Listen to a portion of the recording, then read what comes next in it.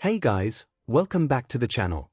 Today, we're starting part 1 of an awesome What If Deku Was All Might's secret son all along story.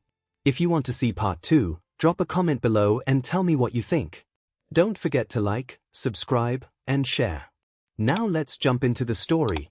The bus shakes and sways as it drives down the road. A handful of teenagers chat with each other, but apart from them, everyone else riding it is quiet, absorbed in their own activities ranging from texting to reading a book to knitting to staring aimlessly out the window.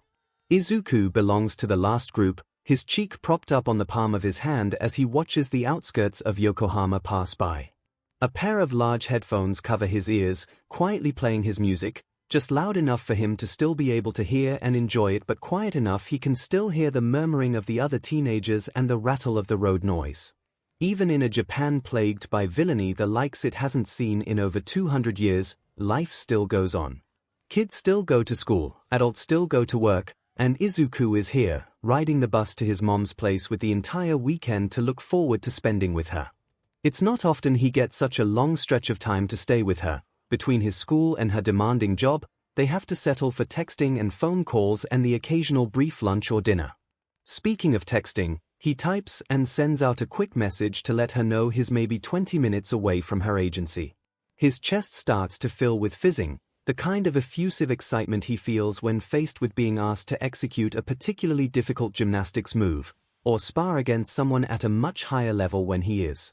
His mom is always a challenge, in her own way, bold and brash and constantly pushing and pulling Izuku to be better in a way that only she really can. It's not like he's being pushed to follow in her footsteps or carry her legacy or anything like that. Hell, no one even really knows she has a kid. Somehow they've managed to keep that under wraps for all 14 years of his life. She challenges him, and he enjoys being challenged. That's all there is to it. His father is just as amazing, don't get him wrong, but his steadier, calmer, the well-controlled campfire to his mom's raging wildfire. A flash of motion in the corner of his eye startles him out of his thoughts, and he lifts his head just in time for the bus to screech to a halt, throwing everyone forward. He smacks into the seat in front of him, the top of the seat digging into his ribs, while his head WHPs forward. It's over in a moment, leaving him groaning and picking himself up off the ground. His headphones had fallen off, but there's no time to grab them, not with an active villain incident happening right in front of their bus. Everybody off, someone yells, almost needlessly, because someone's already throwing up an emergency exit and climbing out. It's a mass exodus, people grabbing their things and evacuating, trying to get as far away from the fight as possible. Some people are slow getting up, though. The old woman who had been reading a book is laying prone on the ground, while the group of teenagers are struggling to help one of their friends hobble off the bus. Seeing the teenagers taking care of themselves, Izuku leaps into the aisle and rushes down to the woman, checking her pulse and breathing. A cut near her hairline oozes blood down the side of her face, but she's breathing and her pulse is steady.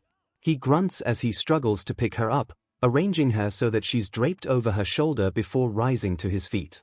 Never has he been more grateful for inheriting some of his mom's physical traits. His powerful legs are all her, although they're just shy of being special enough to be called a quirk. Okay, no time to be irritated about his quirk status again, they're in the middle of an incident. He and his charge are the closest to the villain attack at the moment, probably, but thankfully all the emergency exits are still open. Things are even worse outside the bus. Someone with a dragon-type morphological quirk is thrashing the area while their accomplice, someone with prehensile hair, keeps the responding heroes busy. Some distant part of Izuku perks up at the sight of two top heroes, Ground Zero and Lemillion, fighting villains as exciting as this.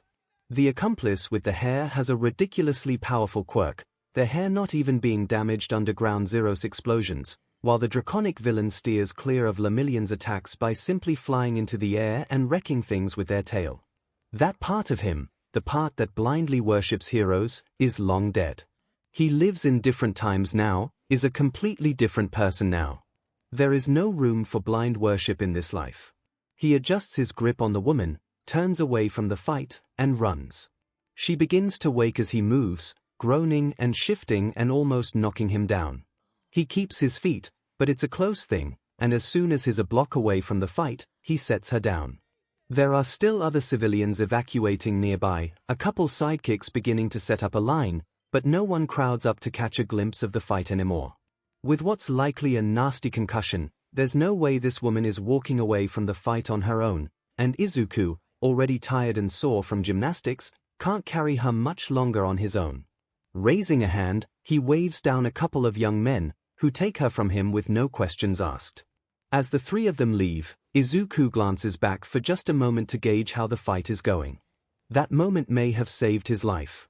𝐼𝐼𝐼𝐼 lands a blow against the draconic villain, sending them flying down and smashing into the ground mere meters from Izuku. They land where he would have been if he had run off the moment he had been intending to, crashing into the asphalt and sending chunks of road flying everywhere. Izuku ducks his head, covering it with his arms, and a moment later, another slam tells him 𝐼𝐼𝐼 has landed. Peeking up from his crossed arms, Izuku watches with wide eyes as 𝐼𝐼𝐼 strides towards the villain. Long gone are the days of showboating and monologuing, but 𝐼𝐼𝐼 still takes his time, a pressure building in the air with every step he takes. Izuku should run. He needs to run. He absolutely should not be just standing here. Watching, his knees and hands shaking. Behind him, from the Ground Zero and Hair villain fight, someone gets slammed into a building, the distinctive boom and crack filling the air. Despite that, Izuku cannot tear his eyes away from the scene in front of him. The sidekicks nearby are scrambling to get civilians out of the vicinity, but Izuku is smack dab in the middle of things, and no one approaches him. Finally regaining control of himself, Izuku turns on the ball of his foot to run, just in time to see something shiny and silver streak by him. The Hair villain, had it been Ground Zero thrown into the building. Their attack is silent, up until the point their hair, sharp like a sword, with all the power of a drill behind it, slams through 𝐼𝐼𝐼's back, piercing skin and muscle and bone, in one side of his abdomen and out the other. Ground Zero's signature explosions approach, but the villain is already pulling their hair out of 𝐼𝐼𝐼's injury and the draconic villain is climbing to their feet and taking off, leaving 𝐼𝐼𝐼 to collapse to the ground. The sidekicks are gone, evacuated with the rest of the block except for Izuku. Ground Zero is busy, fighting two high-level villains. He doesn't think before his changing directions, running for 𝐼𝐼𝐼's prone form. The man is still breathing, strained and gasping, as Izuku draws close. Blue eyes widen as Izuku drops to his knees next and presses his hands to the injury. He applies pressure, 𝐼𝐼𝐼 gritting his teeth and groaning as Izuku leans forward. The hero's BLD is hot and thick on Izuku's fingers, but he keeps pressing. Is he doing the right thing? Is applying pressure the correct thing to do when someone has a through-and-through injury in their gut? Z0's a bit busy right now, here. 𝐼𝐼𝐼 gasps, and Izuku nods. You should probably go, kid. Evacuate. Izuku shakes his head. I can't leave you to die. Every fiber of his being is screaming at him, telling him to stay right here, doing whatever he can for 𝐼𝐼𝐼. In the distance, Ground Zero's explosions grow louder and more frenzied, while around Izuku, the world feels like it's holding its breath.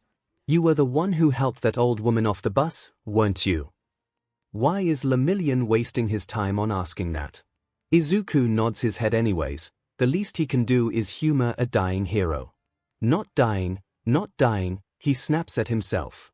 Backup has to be coming, has to be on its way. What's your name? 𝐼𝐼𝐼 is watching him with a gaze that's sharp despite the pain and BLD loss. There's something, considering, in his expression, something that makes Izuku pause for just a moment before responding. Akatani Izuku, he says. Akatani Izuku, 𝐼𝐼𝐼 murmurs, like he's trying out the taste of Izuku's name. After a moment, he smiles, teeth stained with being nice to meet you. I'm Mirio. I have something I need you to keep safe for me, okay? Izuku blinks and tilts his head. What? 𝐼𝐼𝐼 still smiling, though, that tired, almost relieved expression sending fear shooting down Izuku's spine as the man lifts one hand and rests it over Izuku's. I'm sorry I can't explain, 𝐼𝐼𝐼 says, squeezing Izuku's hand once before raising one BLD-covered hand to Izuku's face. He hesitates, before brushing his thumb over Izuku's lips, pushing them apart just far enough for the taste of BLD to fill his mouth. Coppery and strong, 𝐒𝐿 is prevented from spitting it out by 𝐿 hand. Swallow. It's DNA. It's important. Shoving down his disgust, 𝐒𝐿 does as asked. What is it, he whispers, lips sticky with 𝐿 BLD its power. 𝐿 gasps. A quirk. Sir Ken? He can explain it. Go to night okay. Tell him I gave it to you. 𝐒𝐿 needs to lean forward to hear the next words out of 𝐿 mouth. It's called one for all. One for all, he whispers back, and 𝐿 nods. Keep safe, okay. He says, asks, orders, as he closes his eyes. I will, 𝐒𝐿 promises as 𝐿 quits breathing. He pauses, for just a moment, to take in 𝐿's face and the peaceful expression on it before turning and running away. The only witnesses to what just passed are the street cameras and the alley cats. Sequestered away in an almost empty train station, locked in the single-stall gender-neutral toilet, 𝐒𝐿 scrubs at his hands. They're long since clean, but he's scrubbing them red and raw because he can't get the feeling of 𝐿's lifeblood off his skin. Every time he thinks he's done, that he's washed them enough, and turns off the water. It's like he's wearing a pair of gloves, thick and heavy and inescapable. That's ignoring the flecks of russet still left on his lips, dried and flaking off and buried in the little creases in his skin. A dark spot rests at the corner of his mouth, easily confused for a spot of chocolate. But it's 𝐿's BLD. His phone vibrates in his pocket. It's been vibrating almost non-stop for the past 5 minutes, but 𝐒𝐿 can't answer it, too busy trying and failing to wash 𝐿's death off his hands. It reminds him of 4 years ago, when he had finally remembered his own death, and spent hours in the shower, still trying to scrub the memory of sludge and pain and death itself off his skin. That thought is what finally gives him pause, his hands falling still under the stream of water. They sting where his nails have broken skin, and he stares down at them, remembering the red marks he had scored up and down his arms and legs and sides in a desperate attempt to wash away his own memories. The pressure that's been building in his chest finally makes itself known, pushing its way up and out through his mouth in the form of a high-pitched whine. He grips the edge of the sink so hard his knuckles turn white, the ceramic cold underneath his palms. Drawn down towards those hands by a deep and empty pull in his chest, he bends forward, letting his head fall as his shoulders shake with his own repressed sobs. His phone is still buzzing. For just a moment, he stays there, gripping the sink and letting the whine out of his throat before he straightens back of and takes a deep breath. And then another. He counts, a steady and familiar 4-7-8 pattern, until all that's shaking are his hands, and then he turns off the water in the sink. Quiet fills the bathroom as he pulls his phone out of his pocket and answers. Mom. Holy thing, 𝐒𝐿, you are grounded for the rest of your life. We thought you were dead. All his calming exercises were for naught. He curls forward again as the sound of his mom's voice fills his ears, the sobs working their way back up his chest. 𝐒𝐿. Are you? Can you tell me where you are? I'll come get you, okay? It'll be okay, Bun, I can be there in minutes. He chokes out enough words to tell her which station he's at, and that he's in the bathroom. She remains on the line, talking to him the entire time as she makes her way from her agency to 𝐒𝐿's location. Before he knows it, she's knocking hard and fast on the door of the bathroom, and he's hanging up the phone to open the door. There she stands. He has to tilt his head down to look at her, to take in the messy ponytail and the oversized windbreaker and sweatpants she's wearing over her costume, her ears covered by a lumpy and sloppily crocheted red hat. Her eyes, bright red just like his, take him in, and she opens her arms wide. 𝐒𝐿 all but falls into them, collapsing into his mother's embrace. They stand there for a few minutes, blocking the doorway to the single-stall gender-neutral bathroom as she rubs his back and whispers soothing words into his ear. He cries into her shoulder, face buried in her bright windbreaker as he lets everything go, never mind the fact they're in public still. It's not like anyone will really pay any attention to them, not with his mom disguised and him just another nondescript teenager. As soon as 𝐒𝐿 is slightly more composed, his mom is guiding him out of the train station to the car she drove over. He slides down into the passenger seat as she gets into the driver's side, and for the first few moments, neither speaks.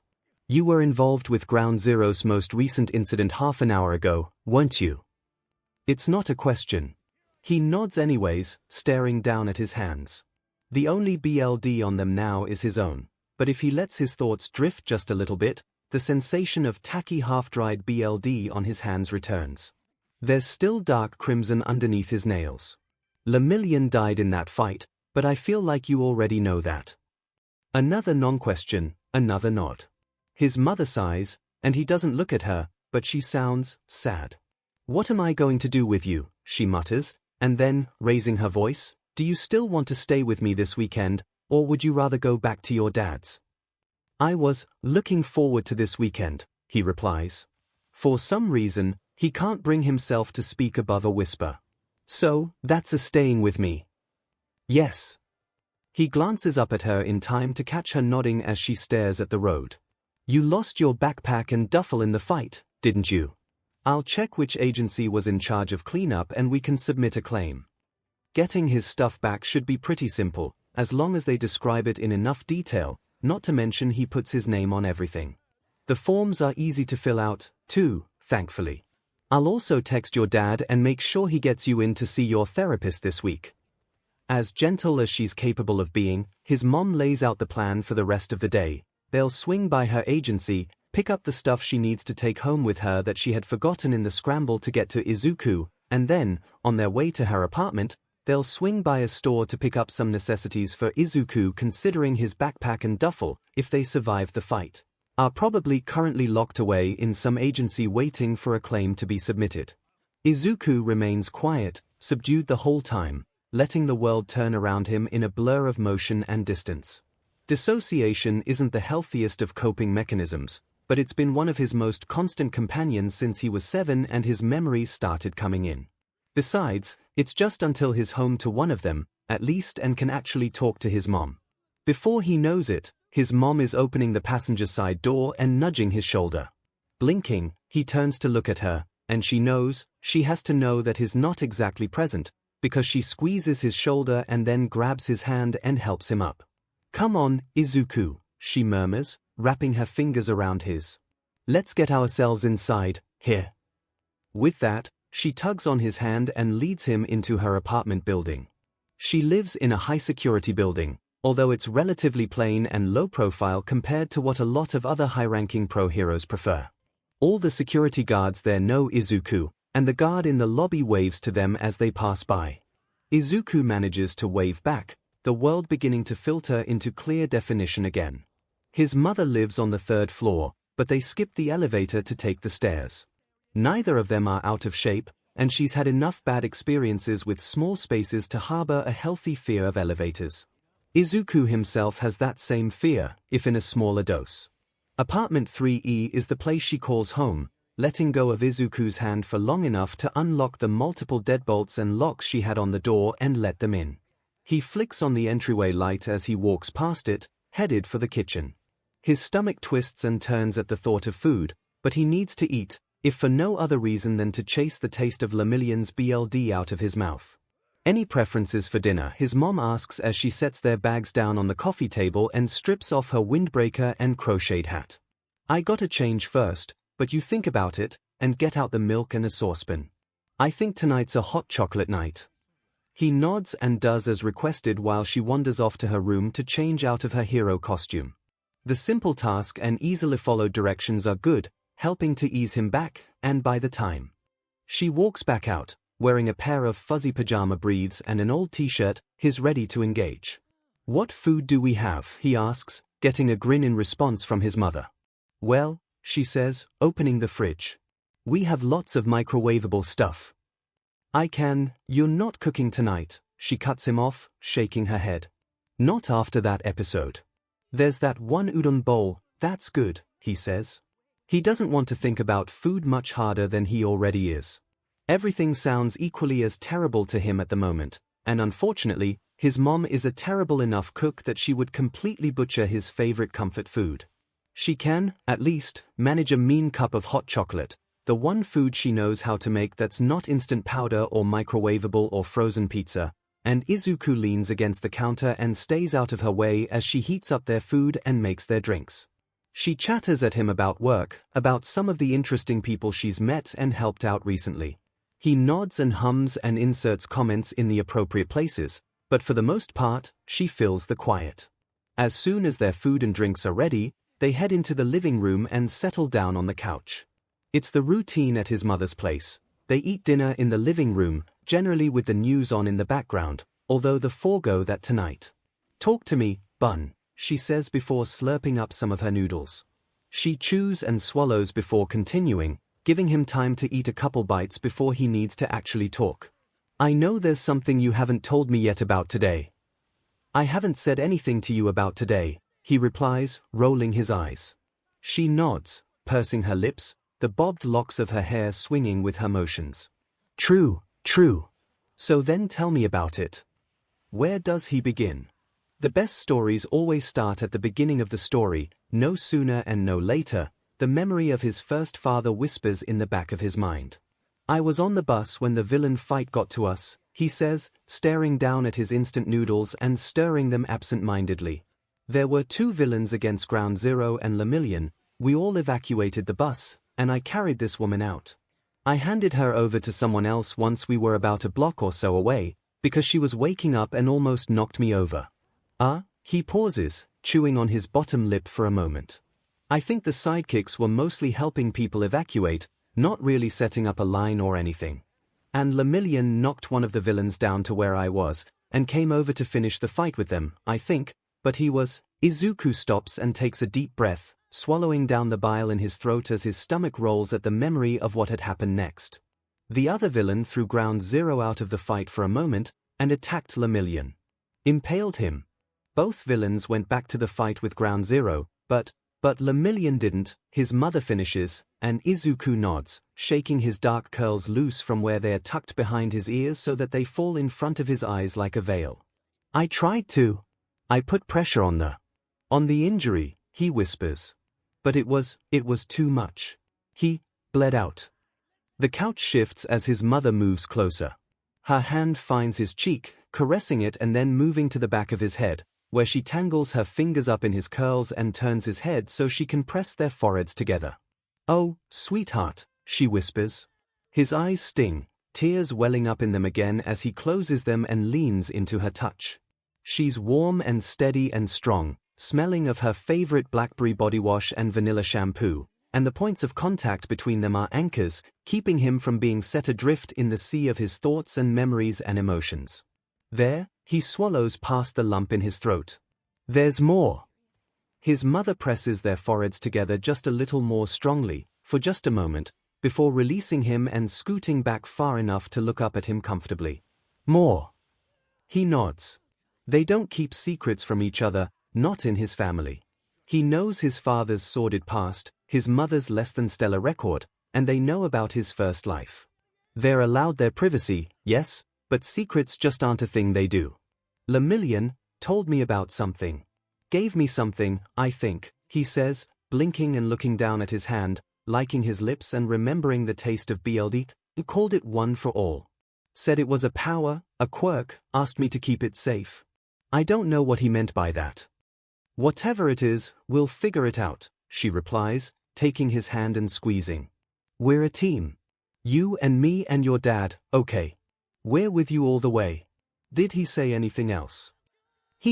Izuku closes his eyes and racks his memory for the words spoken to him by a dying hero.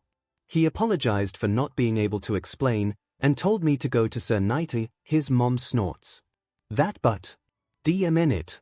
I could go the rest of my life never speaking to him and be happy about it."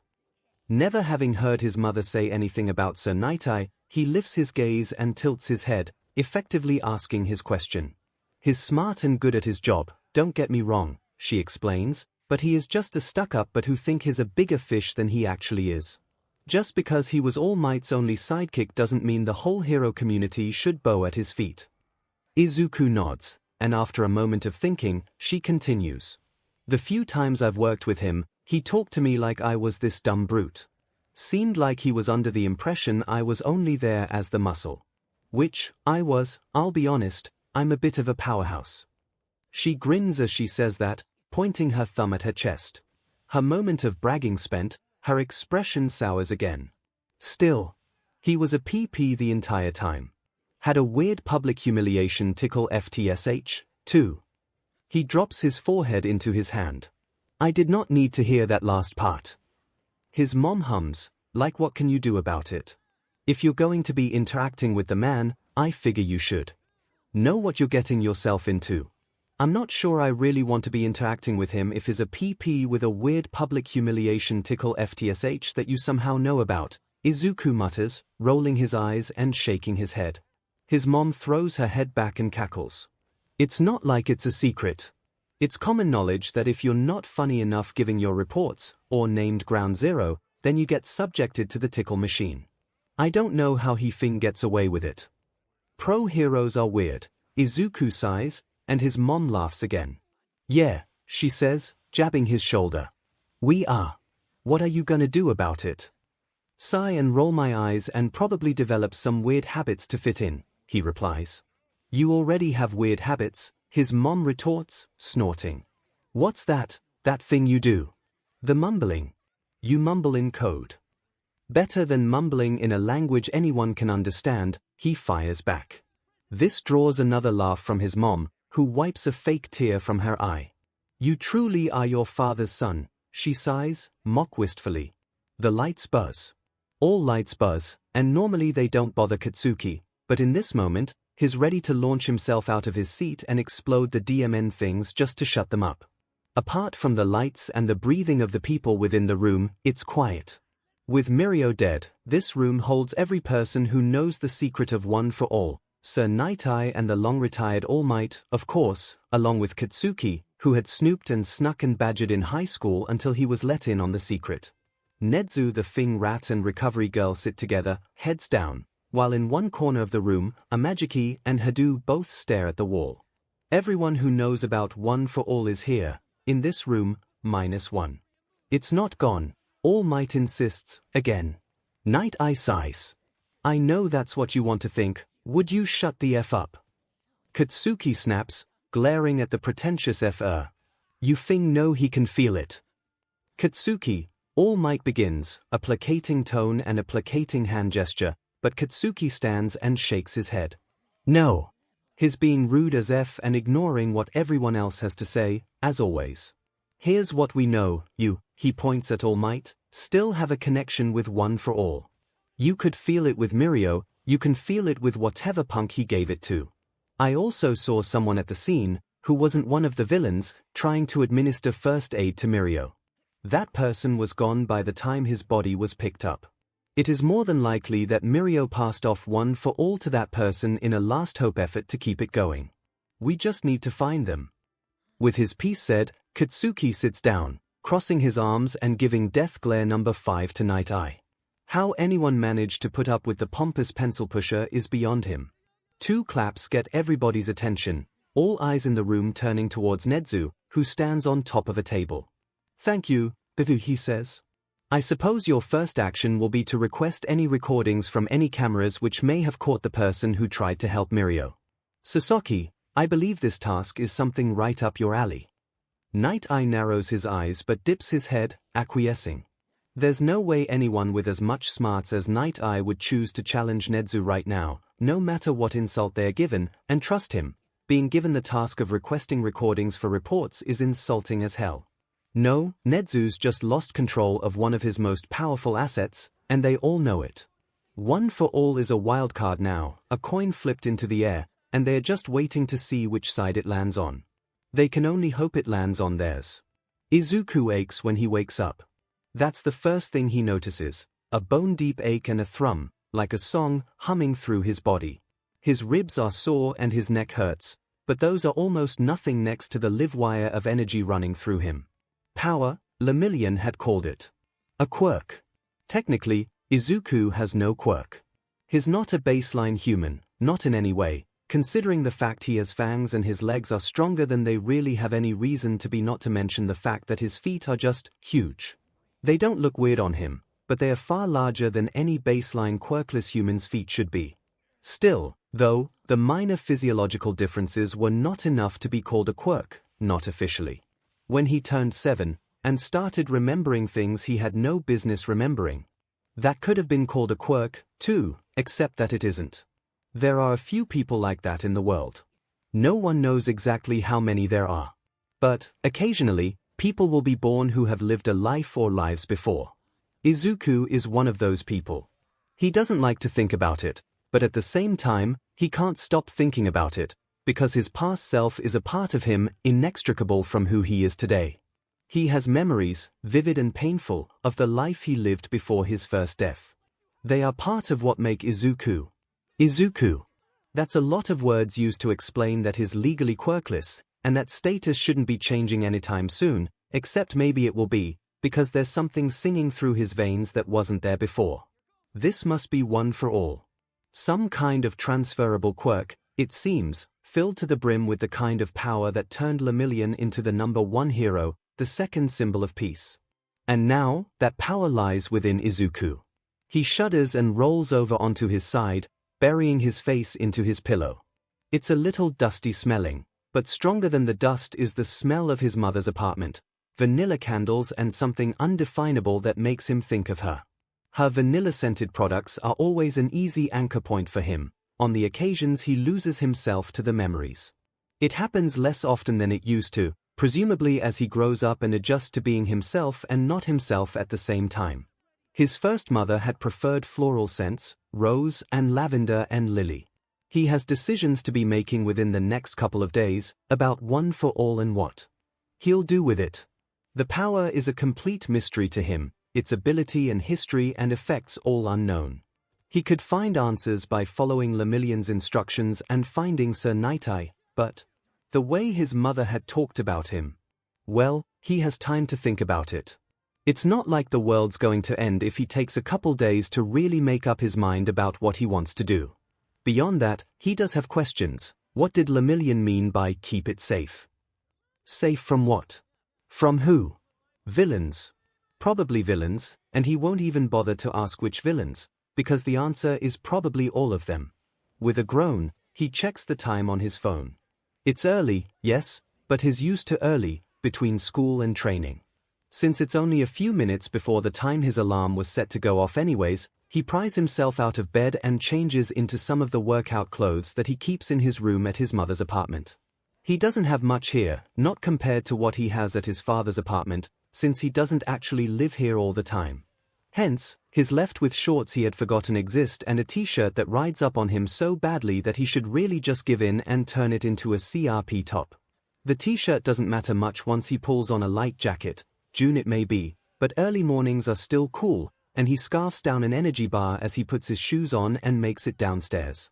He pulls a white hair tie out of the pocket of the jacket and ties back his hair, a few particularly unruly locks falling into his face. Sometimes, he'll look at his hair, and be startled when he sees dark purple instead of forest green. He'll be surprised by his height, or by the sharp points of fangs in his mouth, or he'll catch sight of his reflection and startle at the sight of mischievous red eyes staring back at him out of a face that's too familiar to be a stranger's and too wrong to be his. Being like this is exhausting. He is who he is. His Akatani Izuku, completely and entirely, but a part of him still wakes up and expects to be a Midoriya. There's just no going back, though. There's no way for his past self to you and I. Outside, it's barely dawn, the first rays of sun peeking up over the horizon. The sky is stained lavender, and when he brushes his hand against the waxy leaves of the bushes along the sidewalk, dew, chilly and wet, drips off onto his fingers. The differences between himself and himself go beyond the physical. In this life, he would consider himself a morning person, not just because he's used to being awake early, but because he enjoys it. He enjoys waking before the sun, watching the sun rise, waiting quietly in a world barely beginning to wake. As Midoriya, he had been unquestionably a night owl. As Akatani, he gets cranky and irritated if he's awake past 10. Apparently, that's something he picked up from his mom, because his dad, a bartender, works late hours and likes it. His run doesn't take long, half an hour at the most, just enough to wake him up and get his BLD pumping. He gets back to the apartment to see his mom up and scarfing down her own breakfast, her hair damp from her morning shower still. She's had her bobbed hairstyle for a few years now, and a few years before that it had fallen to her shoulder blades, but Izuku can both remember and has seen pictures of her with hair that falls all the way past her tail, long and shining and so easy for villains to grab hold of. The hair isn't the only thing that's gone since her early days as a hero. She's down one arm, and one of her ears had been torn or cut off about halfway up, leaving her asymmetrical. Despite what some particularly nasty gossip rags like to say, she's still stunning, at least in Izuku's opinion. His dad, sap that he is, and despite the fact that he and Miko are not romantically entangled anymore, likes to say that she's aged like fine wine. She always smacks him on the arm when he pulls a line like that, but still blushes anyways. Izuku showers, and eats a bit more breakfast, before he and his mom head off to hunt down the agency handling yesterday's cleanup.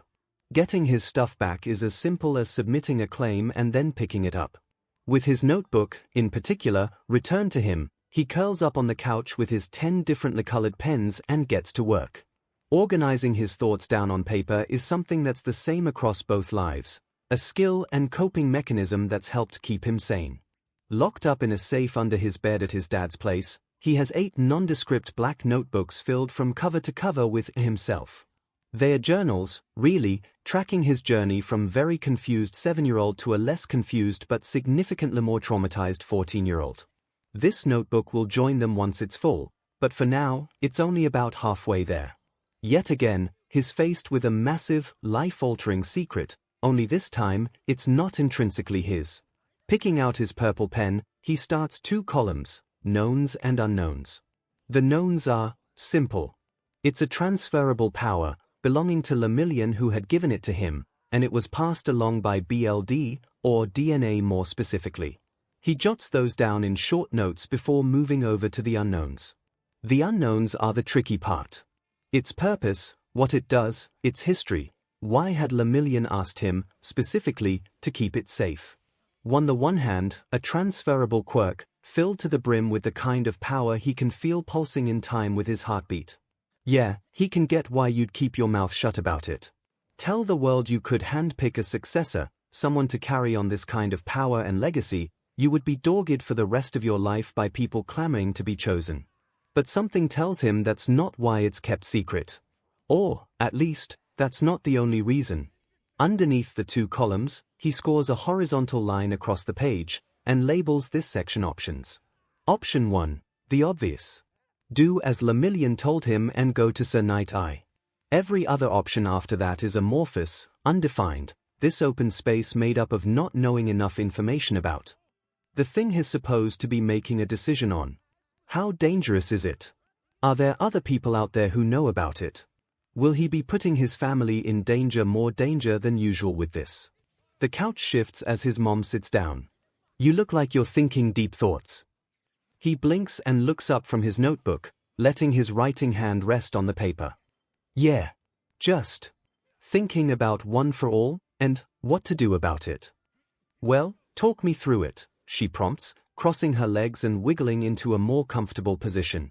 With her hair pulled back into a messy ponytail, head ped and eyes wide, Izuku gets to see a side of Miko that very few people ever do.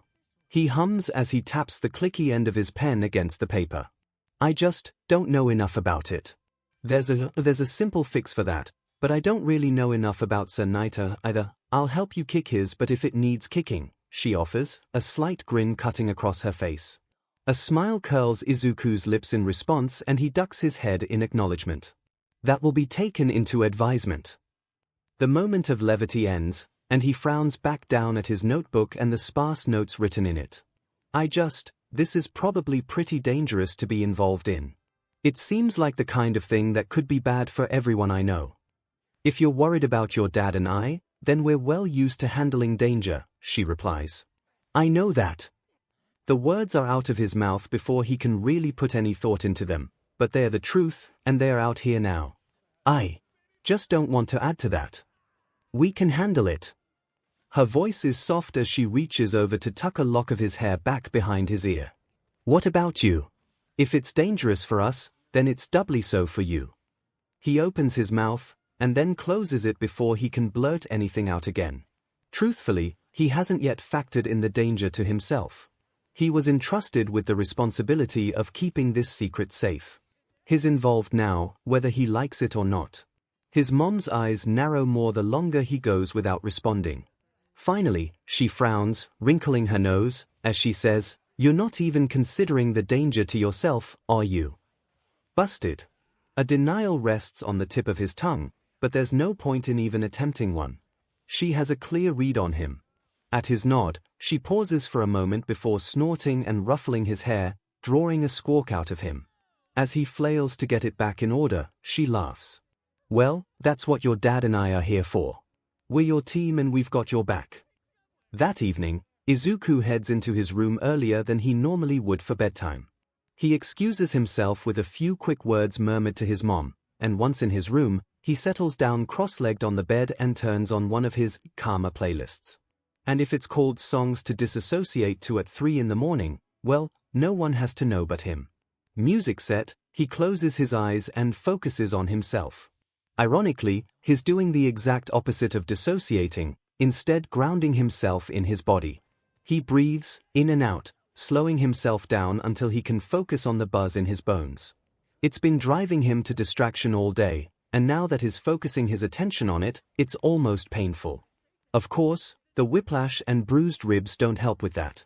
This power, right here in his veins, is the secret he's been given to keep. It may have been a spur-of-the-moment dying kind of decision, but it's his now. He should at least sit with it, for a bit. So he does.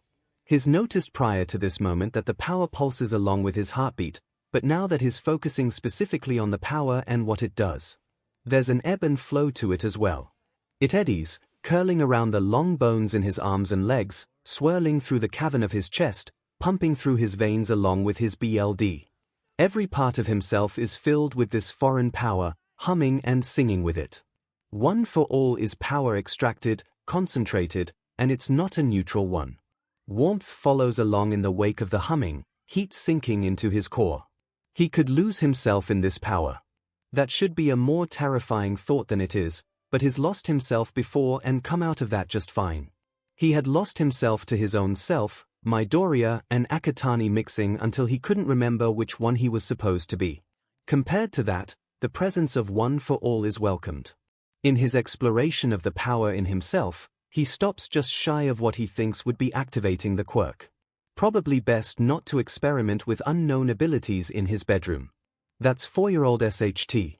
4-year-olds experiment with unknown abilities in their bedroom and activate powers without a second thought as to what they could do.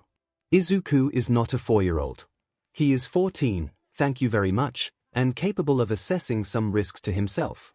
The music in his ears and the song of power in his veins twine and twist around each other, mixing and separating and layering together, complex harmonies on top of harmonies. It raises the hair on his arms and the back of his neck, sends shivers crawling up and down his spine. He breathes in, breathes out, and the outside world falls away. The music he had chosen fades to non-existence, the song of power swelling and overtaking it in a crescendo of swirling, singing nothingness.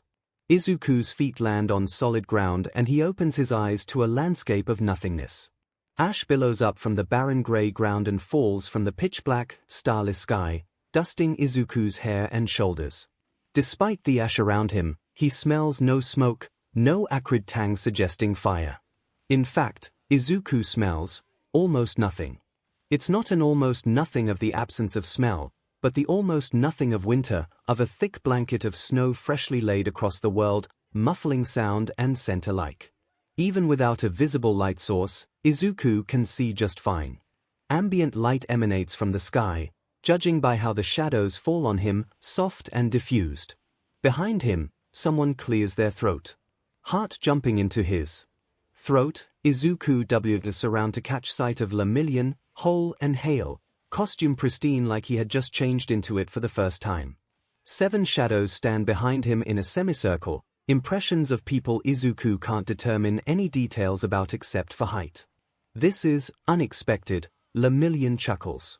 Izuku just blinks, eyes flicking up and down over Lemillion's form. They're almost the same height, if Izuku stands straight up, which he rarely does. Lemillion takes on a conversational tone. You know, I've seen the shades of the past wielders before, but never interacted with them. I asked Mr. Yagi about that, too, and he told me that he had seen them, too, and also never interacted. So I'm the outlier again. Cool, Izuku replies, shoving his hands in the pocket of his hoodie and scuffing one of his bare feet against the ground. Hey! Lemillion grins and puts his hands on his hips. That's okay. It gives us the chance to get to know each other, since, well, we couldn't exactly do that before I passed the quirk to you for obvious reasons. Izuku snorts and rolls his eyes. Yeah, you kind of died on me. It's okay, though. You can tell me more about One for All, I guess. After we get to know each other. Establishing a rapport is important for building trust. You can build trust by telling me about One for All. Izuku cuts in before his brain can catch up to him. Mortified, he takes a step backwards and waves his hands in the air in front of him. Wait, sorry, that was rude. You have a point, you have a point. Lemillion talks over him, laughing. It's okay. Let's see. He puts a finger next to his mouth as if he's thinking hard about what next to say. How about this? Let's get some basic getting to know you stuff out of the way first, and then I'll tell you what you need to know. Does that sound good? Izuku nods. Yeah, that sounds good. Great. I'll go first. I'm 𝐒𝐭𝐚𝐲. You probably already knew that. I graduated from UA High. Let's see here. All the gossip rags they're rising about me having a romantic partner are right but also wrong. I have, Lemillion stops and takes a deep breath. Skyquake, Sun Eater, and I were together. Izuku winces. Great, stumbling right into someone else's death-related personal issues. I'm Akatani Izuku, I'm 14, and, all the gossip rags they're rising about Miko having a secret love child are right. It's me. I'm the secret love child. What? No SHT? Lemillion asks, leaning in towards Izuku. Now that you mention it, I can really see it. The legs and the eyes, here. You know, there were rumors going around a lot of the hero agencies about her having a kid. There are a few people that know, Izuku replies, shrugging. She has lots of enemies, so there are people keeping an eye on me, and everyone at her agency knows me. A thought crosses his mind, and he snorts. It's funny. The one time I am actually caught up in a villain fight, and it has nothing to do with my parents. Go figure. Sorry about that, again. Lemillion's laugh this time is awkward, self-conscious. So, anyways, One for All. Where should I start? What can it do? Who am I keeping it safe from? Izuku has questions, but those are the two most important to ask and get answers for. Well, the quirk itself is a stockpiling power. Mostly, it enhances strength, and whatever the quirk you were born with is. Permeation, my original quirk, initially only affected me, but after, Lemillion frowns, furrows appearing in his brow. How do I explain this? There's a, he makes a motion with his hands, lacing his fingers together. A meshing. Like, One for All accepts you. I think. And it unlocks things. I guess. But that happened, and suddenly, I could spread my permeation ability to other people and objects. It was really weird. Izuku nods, his hands itching for a notebook to write this all down in. He'll have to keep careful track of everything he's told, so he can remember it all later and accurately transfer the information into a maybe a new notebook. One that's coded.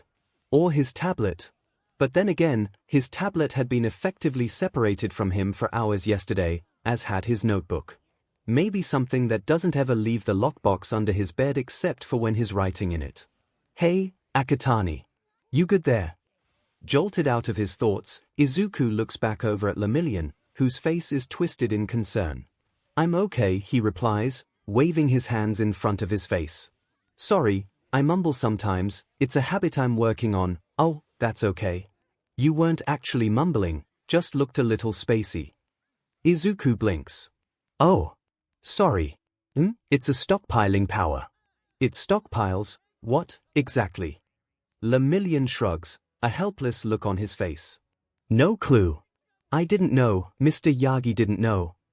He shrugs again. I'm pretty sure it's a mystery. Well, that's just great. Apparently ghosts are part of the stockpile, Izuku suggests, glancing at 𝐼 and the shades behind him. Mr. Yagi said that it carried impressions of the previous users within it. 𝐼 replies, but I feel like a lot more than just an impression. Frowning, Izuku tilts his head as he considers 𝐼 and the shades again. Maybe it stockpiles souls. Life force. Something like that. He shrugs and shakes his head. Ah, well, I'm sure we'll figure it out at some point. You said it can enhance strength. 𝐼 blinks, blank for a moment before his face breaks out into a beaming grin. Oh, yeah. A lot of strength. Echim. He may have been a bit before your time, but I'm sure you know of All Might. A bit before his time, sure. 𝐼 has no idea what Izuku's time is. And of course he knows about, wait. Izuku holds his hands out in front of him. Wait. Are you implying what I think you're implying? 𝐼 tilts his head, the picture of innocence were it not for the twinkle in his eye. That depends on what you think I'm implying. Are you saying, Izuku says, that All Might, often lauded as the greatest hero in Japan's history, had one for all? Wait, no, of course, that makes perfect sense, actually. Considering that he's the original symbol of peace and he's the second symbol, oh, my god, it's all coming together now. Throwing his head back and laughing, 𝐼 draws Izuku out of his semi-frenzied flow of words. Yeah. All Might is the one who gave me this power. He and Sir Night Eye worked together to train me so that I would be ready to take up the mantle, and I'm sure they'll be excited to work with you.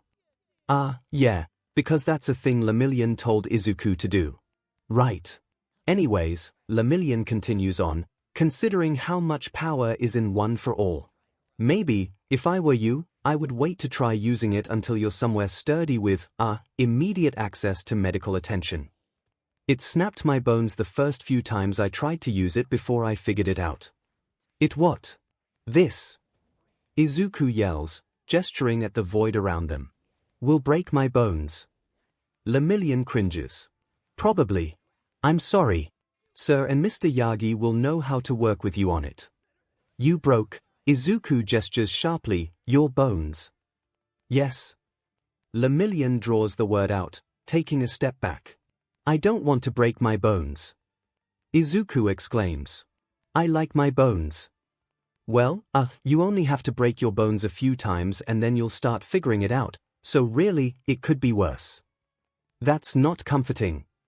Izuku protests. He raises his arms and opens his mouth to continue, but something yanks on him and he opens his eyes. The void is gone, the shades are gone, 𝐼 is gone. And instead, Izuku is sprawled out on his bed, his mother looming over him with wide eyes. You were sparkling, she says. Izuku, you were sparkling. And floating. Floating. Izuku exclaims, narrowly avoiding smacking his mom in the face as he covers his face with his arms. Floating. Floating, his mom confirms. Izuku groans. There was nothing said about floating. Here. What do you mean? He lifts his arms just enough to look up at his mom's confused head tilt. Mom. This quirk. It's haunted. That's all he says before he covers his face back up with his arms and goes back to cursing his luck and thinking about the buzz in his bones, his poor bones. That night, no matter how he tries, he can't reach the same state that allowed him to see that void and talk to Mirio. His dreams are the standard fare, a mixture of his past life and his current life, coming together in a confusing mishmash of green and red. Sunday with his mom involves a long trip to her agency. The general public may not know of his existence, but her staff and sidekicks all do, most of them having at least a passing familiarity with him. It's funny, but he would say he's closer to them than he is to his classmates, who he sees almost daily. Most of their time there is spent alternating between working in his mom's office or working out together down in the agency's gym. She'll spar with him occasionally, too, as do some of the sidekicks, all of them taking great joy out of the spars no matter which way they go. If the sidekick wins, they get the bragging rights of kicking the boss's kid's butt. If they lose, they get their butt kicked by the boss's kid, which is, apparently, an honor on its own. Yeah, Izuku doesn't quite understand it, but it makes them happy, so he smiles and laughs along with them. He's been training for years, at this point, in age-appropriate ways and forms. gymnastics, various martial arts, park hour, first aid, anything and everything he and his mom and his dad can think of that he may need to learn, to give him an edge up the whole learning to be a hero thing.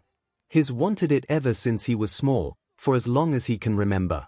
It's a dream, a drive, that's dominated both of his lives.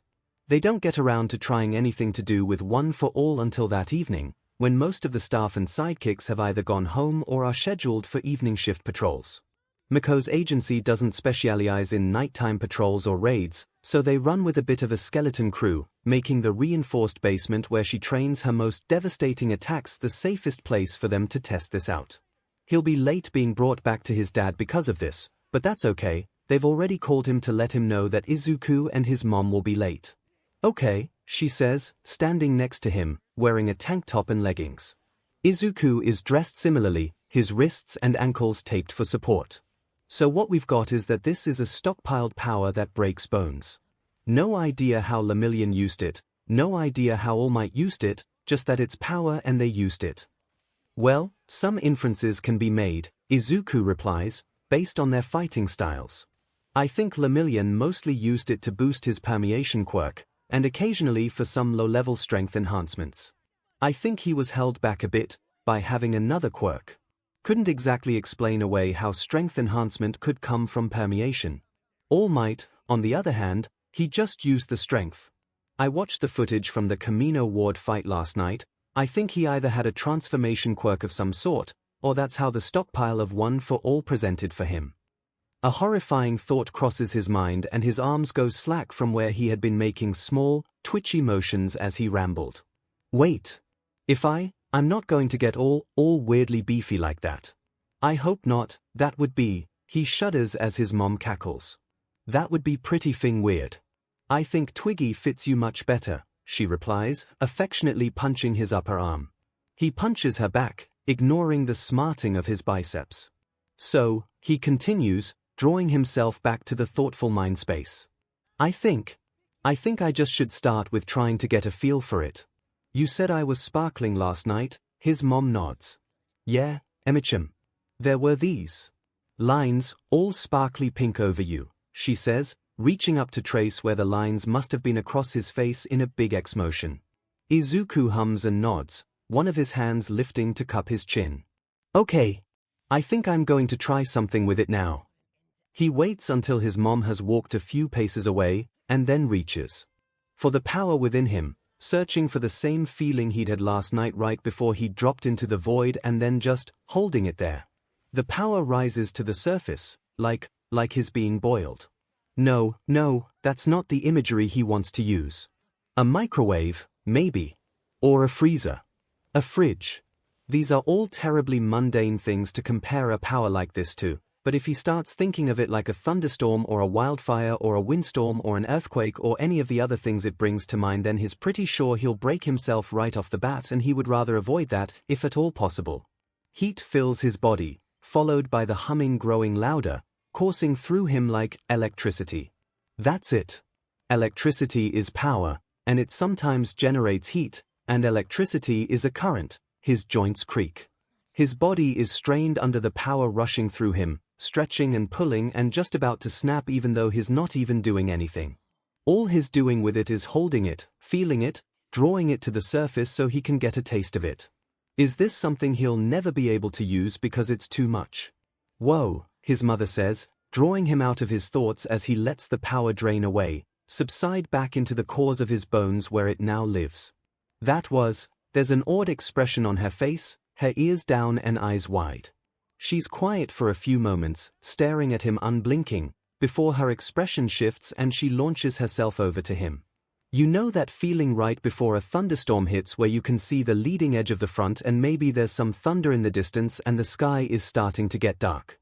Yeah. That's what that was. Izuku's cheeks grow warm and he ducks his head. That's kind of what I was thinking, too, so. What were you feeling? What did you notice? What are your thoughts? His mom prompts, bouncing up and down on the ball of her feet in front of him. Well, I could only summon it so far before it started. He flexes his hand. Hurting. I don't know if I'll be able to actually use it. It just It feels like too much for my body.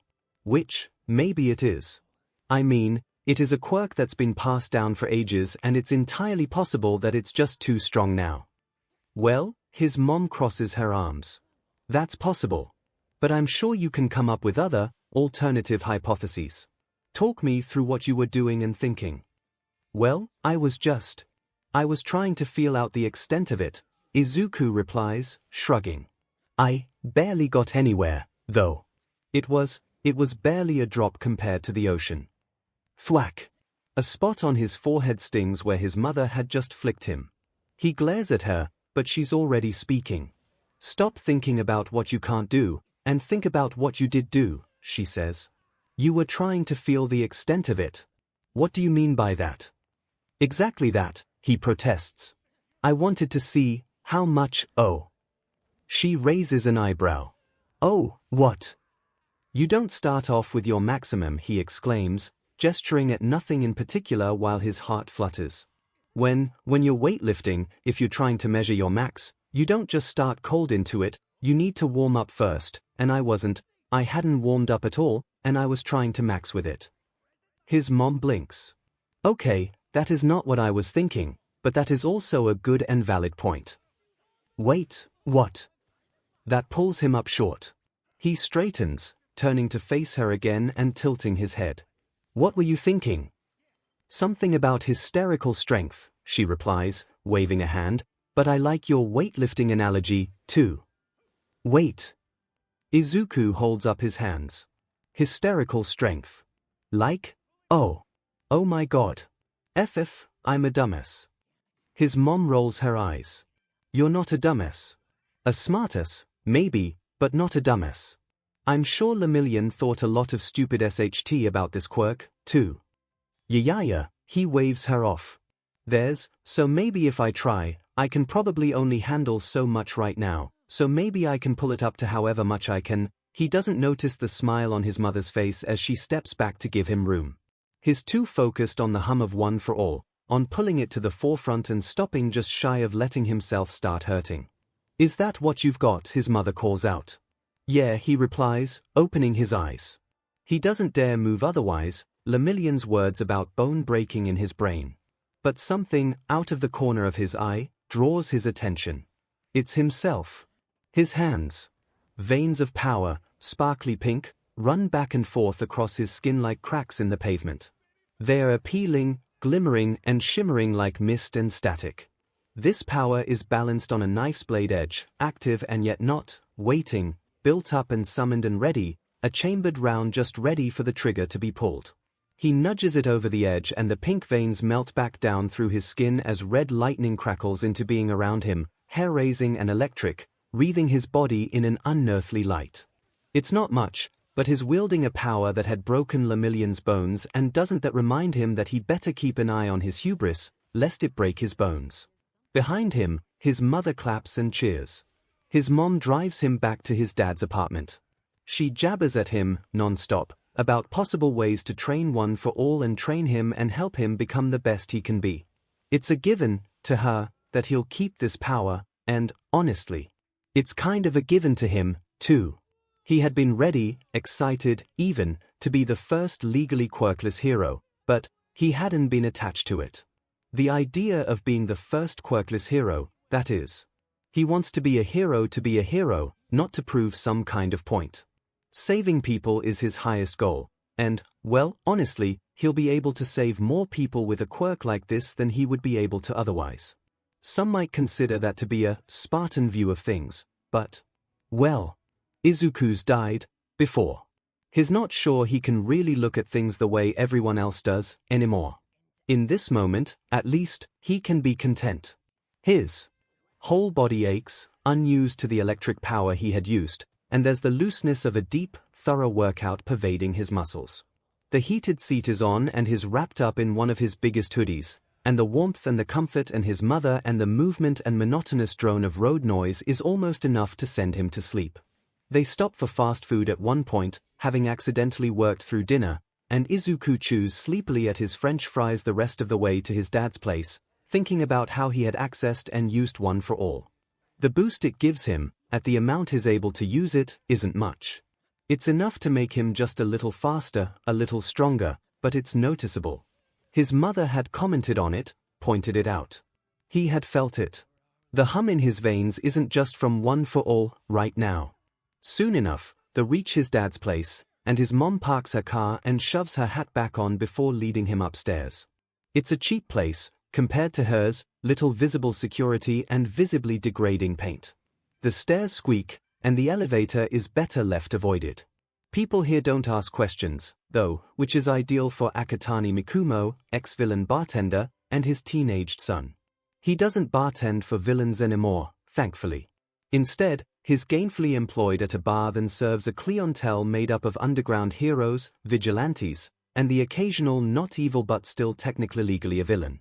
They are villains the same way Akatani Izuku is quirkless, on a technicality. Yeah, that had been quite the story to hear. His father has the night off, almost always has Sunday nights off, especially on weekends that Izuku is staying with his mom, and is waiting for them at the kitchen table, dressed in sweats and a t-shirt and his hair still a mess. Izuku has the same dark curls his father has, although Mikumo's are closer to black than Izuku's. Their hair is about the same length, too, since Izuku's in the middle of growing his out, leaving him looking like a mini Mikumo and being called such by almost everyone who knows his dad. Mikumo is also who he gets the freckles from. They're one of the things that stayed consistent between lives, which is nice, because Izuku likes his freckles. They were one of the few unique things about him when he was Midoriya. You wore our kid out, is the first thing Izuku's dad says when they walk through the door. His mom laughs, while Izuku snorts and rolls his eyes on his way to his room to put his stuff away. That's part of the routine. It gives his parents a few minutes to catch up, lets his mom tells his dad how the weekend went, and it helps make sure that Izuku actually puts his overnight stuff away rather than dropping it into a corner and leaving it to sit there for a week. It takes him 5-10 minutes at most to put everything away, and as soon as it's done, he rejoins his parents in the kitchen/dining room, where his father turns his green-eyed gaze on him and raises an eyebrow. Your mom tells me you have some interesting news from this weekend, he asks. Izuku huffs and flops into a chair. Yeah. Interesting is one word for it. His dad is quiet, listening intently as Izuku tells the whole story, from evacuating the bus to trying out one for all at his mother's agency. At the appropriate moments, he inserts hums and nods and small comments, but doesn't interrupt. Something about the way he pays attention to you, takes in and chews on everything you have to tell him, makes you want to drop your whole life story at his feet. It's what makes him a good bartender, and, in Izuku's opinion, part of what makes him a great father. Well, he says, after Izuku's told him the entire story. That's something. And, well, he's not wrong. Katsuki stomps into Mirio's agency on a Monday morning. Or is it Tamaki and Nejia's agency now? Oh well. Whatever. They'll figure it out at some point. He waves at the receptionist, who waves back, and makes his way up the stairs to Night Eye's office. He'd merged his agency with Mirio's at some point after Mirio had debuted, and Bubble Girl is still here, which honestly astonishes Katsuki. But, well, some people are happy and content staying on as sidekicks forever, apparently. What's up, Effa? He growls as he kicks the door open and steps into Night Eye's space. It's as immaculate as ever, filled to the brim with All Might and Lemillion merch and shelves of books, also about All Might and Lemillion.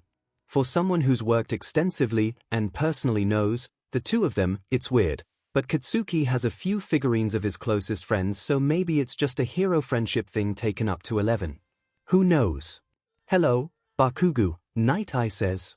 The strain in his voice fills Katsuki with a self-satisfied kind of glee, his least favorite, but is, once again, irritated at his very presence. Any luck with the punk, he asks, stalking over to loom over Night Eye's shoulder and stare at his computer screen. The older man clicks out of whatever he had been working on, leaving Katsuki staring at the retro All Might wallpaper. One of the few official wallpaper images released containing Night Eye. That tracks. I was just about to send you some of the stills from the footage of them, Night Eye replies, in a voice that says he wasn't about to do any such thing. Katsuki raises his eyebrows. Oh. Well. Can I see them? With a drawn-out, long-suffering sigh, Night Eye clicks open one of his windows, and an image of the street that will be haunting Katsuki's nightmares for a good long while fills the screen. It's a funky angle, but it works well enough to show Mirio, lying supine on the ground, someone tall and dark-haired standing a few meters away from him. This is moments after he had been impaled by that Fing hair beach, and Katsuki grits his teeth at the memory of those harrowing minutes.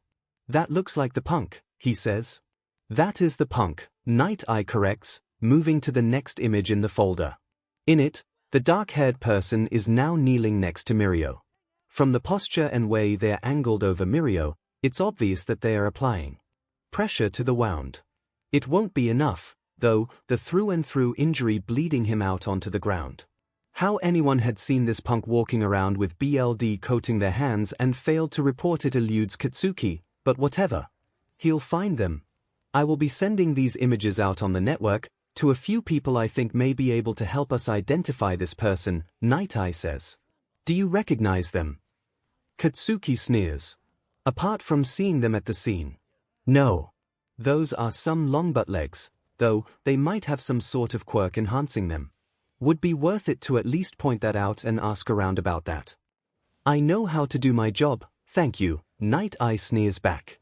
"If that's all, I'll thank you to quit keeping me from my work. You have a job to get to yourself, number one." Hot and sour, rage chews at Katsuki's stomach. "Shut the F up, glory hound," he snaps, whirling around and stalking back out the door. He stalks his way across the building, all the way to the office shared by Tamaki and Nejaya and, formerly, Mirio, where he knocks on the door and calls out a gruff, "It's me." The door opens a moment later, revealing Nejaya, her eyes red and her hair tied back in a high ponytail. "Hey, Katsuki," she says, stepping aside to let him in. There are boxes, half-packed and waiting, sitting on and around Mirio's desk. Tamaki is sniffling quietly as he sets a folder into one of the boxes. Katsuki greets both of them and tugs Nejaya into a quick but firm hug. Neither of them are wearing their hero costumes today, still technically off-duty on grief leave and definitely off of fieldwork for the same reason. "Have you given any more thought to our offer?" Nejaya asks, sitting down at her desk while Katsuki perches on the edge of it. "Their offer, yes. There's a hole in their team, now. Katsuki won't fill it, not perfectly, but he's a powerful combatant and he already works well with them. They're not lacking for power, not at all, but, well, they've been a team of 3 for well over a decade, now. I've been considering it," he says. And he has. It would attach him solidly to every other person in the know about One for All, set him up nicely to work with them, and whoever ends up with the quirk next, assuming that Night Eye's assumption is correct, and the punk who has the quirk now will be willing to give it up.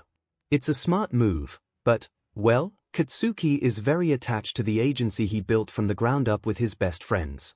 "But I don't think it's for me," he finishes. Nejaya dips her head. "I understand. Thank you for considering it. And thank you for being here." Katsuki grunts and nods his head. "Yeah. If you need any help covering your patrol area, just contact my agency.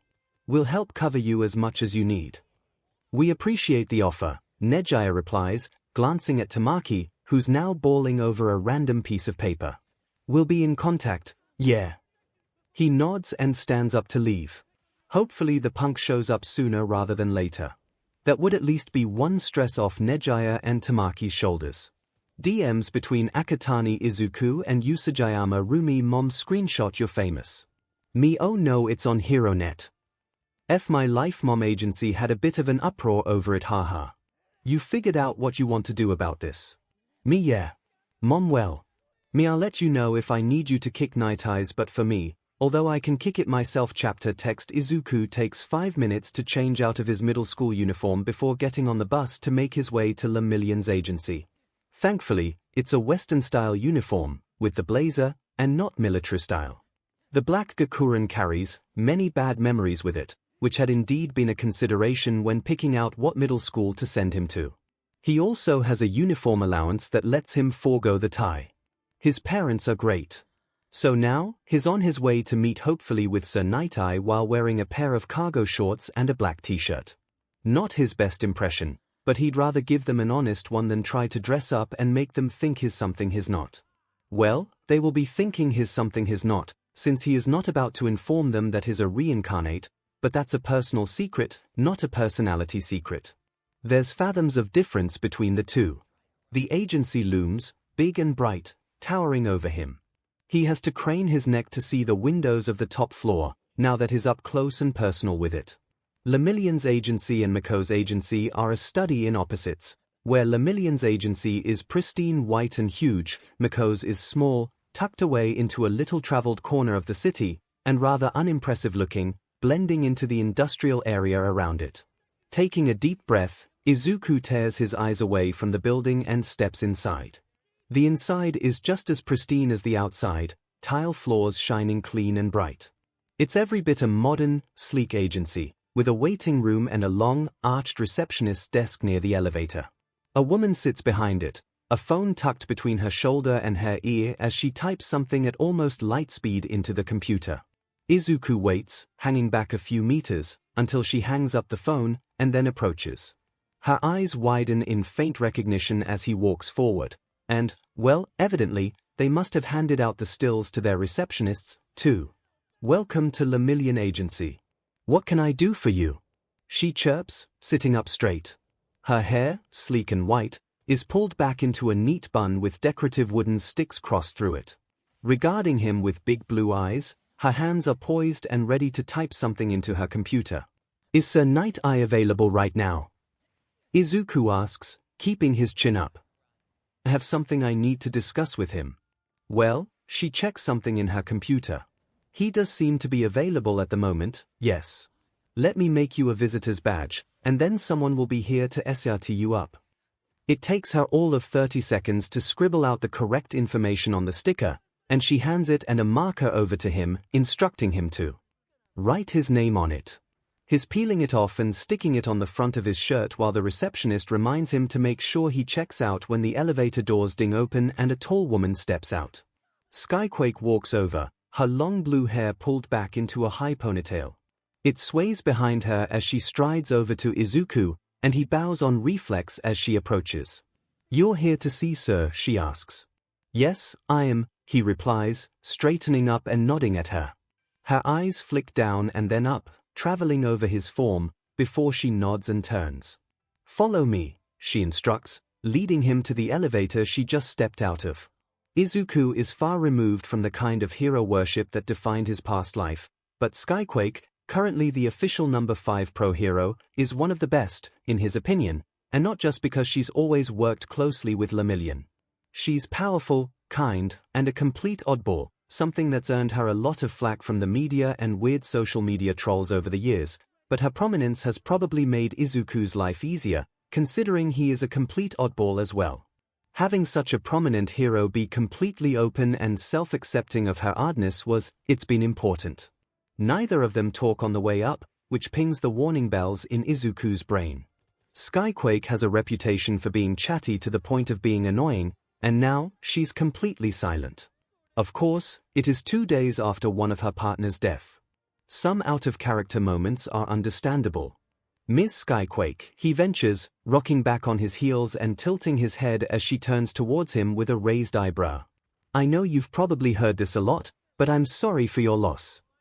He thinks about the 2 brief interactions he's had with 𝐿𝐼𝐴, his friendly and bubbly disposition, the warmth 𝐒𝐿𝐾 had felt talking to him within one for all even as he had been internally freaking out. He was a great person. She blinks at him, surprise flashing across her face. "Thank you, Akatani," she says, and that's all the conversation that passes between them before the elevator doors open and they step out.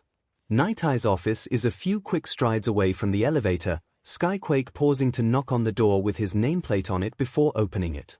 "We have a visitor," she says, beckoning 𝐒𝐿𝐾 into the office and closing the door behind them.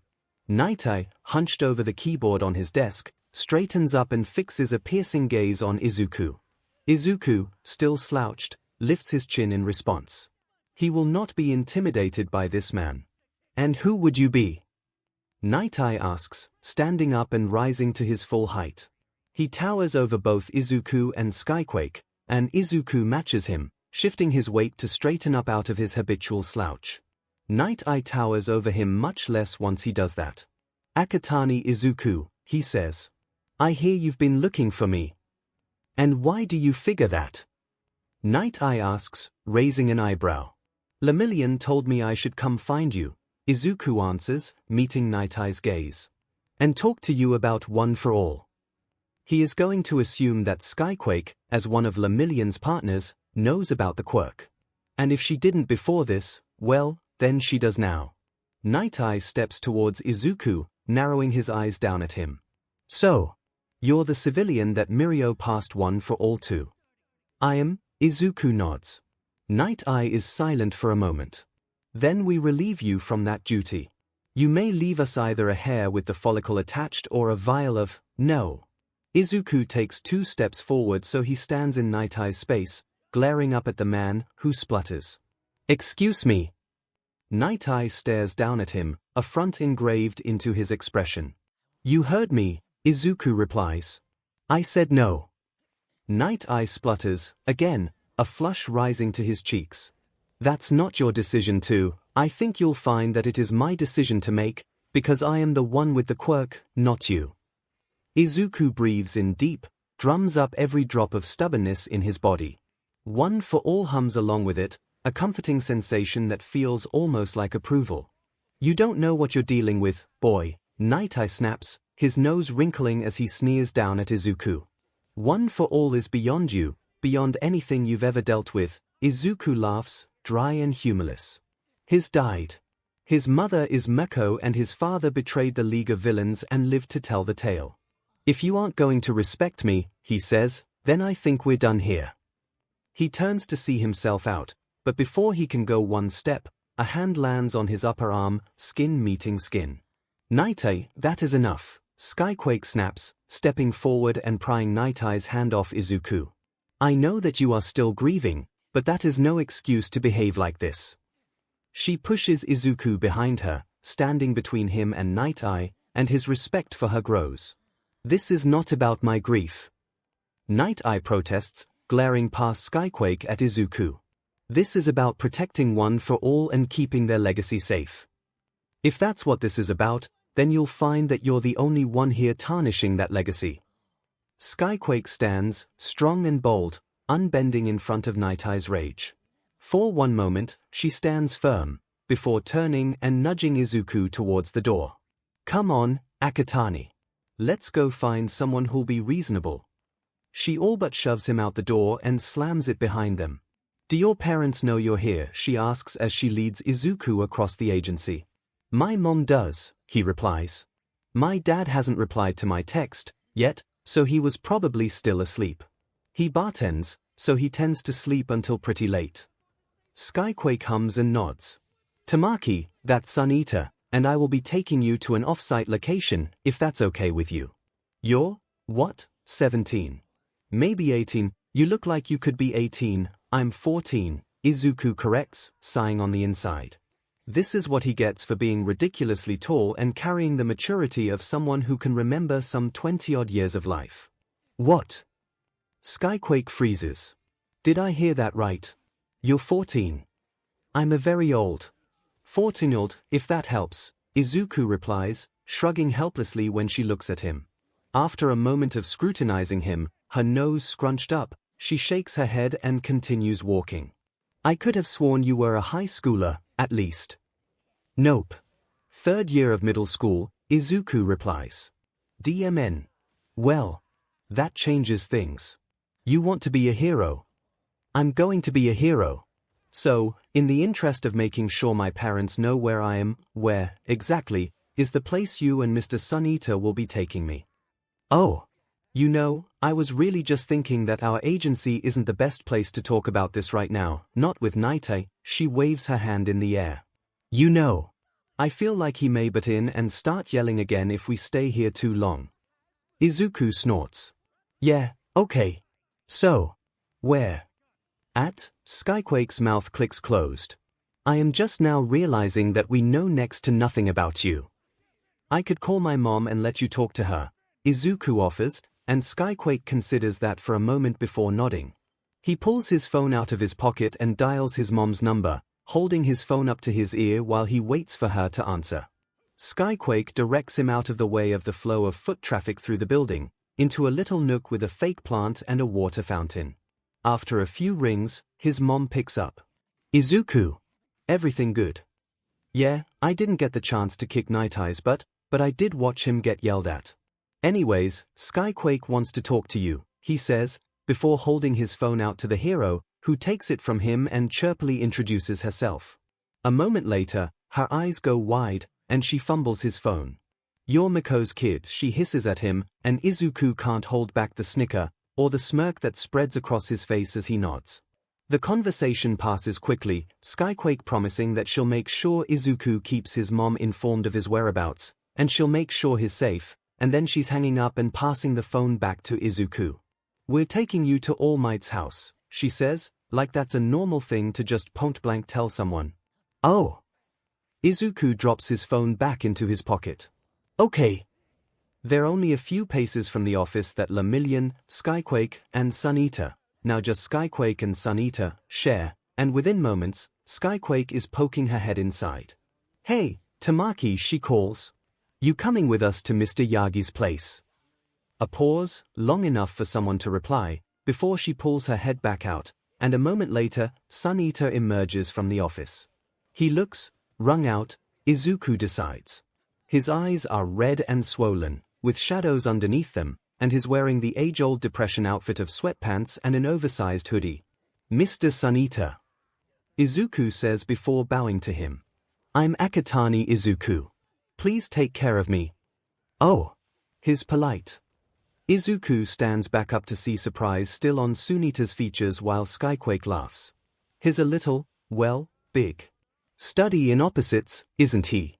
He's polite, but he called Night Eye out, he looks old, but he's actually 14. 𝐶𝐻𝐼𝐵 nods, looking at 𝐒𝐿𝐴𝐾 for a moment before turning towards 𝐤𝐵𝐾. "So, Yep." 𝐤𝐵𝐾 nods. "Come on. Katsuki and the captain said they would meet us there." She turns and starts walking off, but 𝐒𝐿𝐴𝐾, shaken, watches for a moment. When he notices Sunita's gaze, questioning and discerning, land on him, he shakes his head and shakes out his hands before jogging to keep up with 𝐤𝐵𝐾. Maybe it's a different Katsuki. Yeah, no, trying to convince himself of that would be just delusional. Ground Zero and lemillion worked closely together. It's not much of a leap to assume that is the Katsuki she's referring to. Oh well. 𝐒𝐿𝐴𝐾 grits his teeth and steels himself. The least he can do is make a good impression, this time around. When Katsuki had left Nejiya and Tamaki's agency that morning, he hadn't really been expecting their mystery punk to appear that very afternoon. He'd been expecting a few days, at the very least, to hunt down people who may know them and interrogate and all that standard investigative fare that Katsuki leaves to his co-workers. Not that he's not smart enough to do investigations, they just aren't really his thing. Kyuka and Momo are just much better at the whole investigating process than anyone else at their agency. He lets Momo know that he's on his way out before he goes, changing out of his hero costume so that he maybe stands a chance of not intimidating the SHT out of the punk, if the punk ends up being a punk they want to keep. Nejiya and Tamaki's texts seem to imply that he's worth keeping, at least. The train ride from his agency to 𝐒𝐿𝐼gh's house is a quick one, thankfully, and he passes the time by starting SHT with his fangirls from his anonymous Twitter. And isn't that a wild experience, having fangirls and fanboys? It's bittersweet, sometimes, because no matter how many years it's been, he can't help but think of one person who would be excited beyond words by all this. Sometimes, when he's feeling particularly maudlin, he'll daydream about all the possibilities if 𝐒𝐿𝐴𝐾 hadn't vanished. He could have been Katsuki's well-tempered, good-mannered Night Eye, or maybe lightning would have struck, and he would have ended up with one for all. He'll never know, though. He gets off at his stop, alongside a handful of other people. Head down, shoulders hunched, he slinks through the crowd and avoids drawing attention to himself. Having to answer another "what do you plan to do going forward" as the new #1 question is the last thing he wants to do. At least it's easy to cover his hair and slouch and melt into the background of whatever crowd he's in. 𝐒𝐿𝐼ghc lives in an apartment.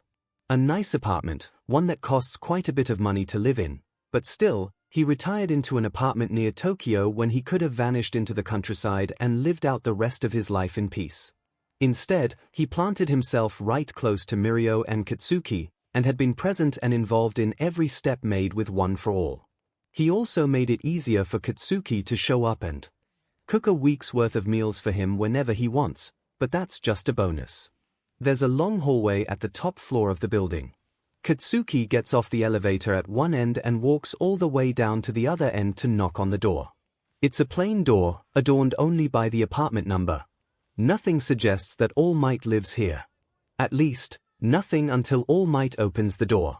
He's old and decrepit, or at least, that's what All Might says about himself. Sure, he has more gray than blonde in his hair, and his wrinkles are a lot deeper than they used to be, and his joints pop and snap more often than they don't, but he's not old and decrepit. He's just old. And always ready to greet Katsuki with a smile. Warm and willing, it pulls at the lines around his mouth, deepens the crow's feet at the corners of his eyes.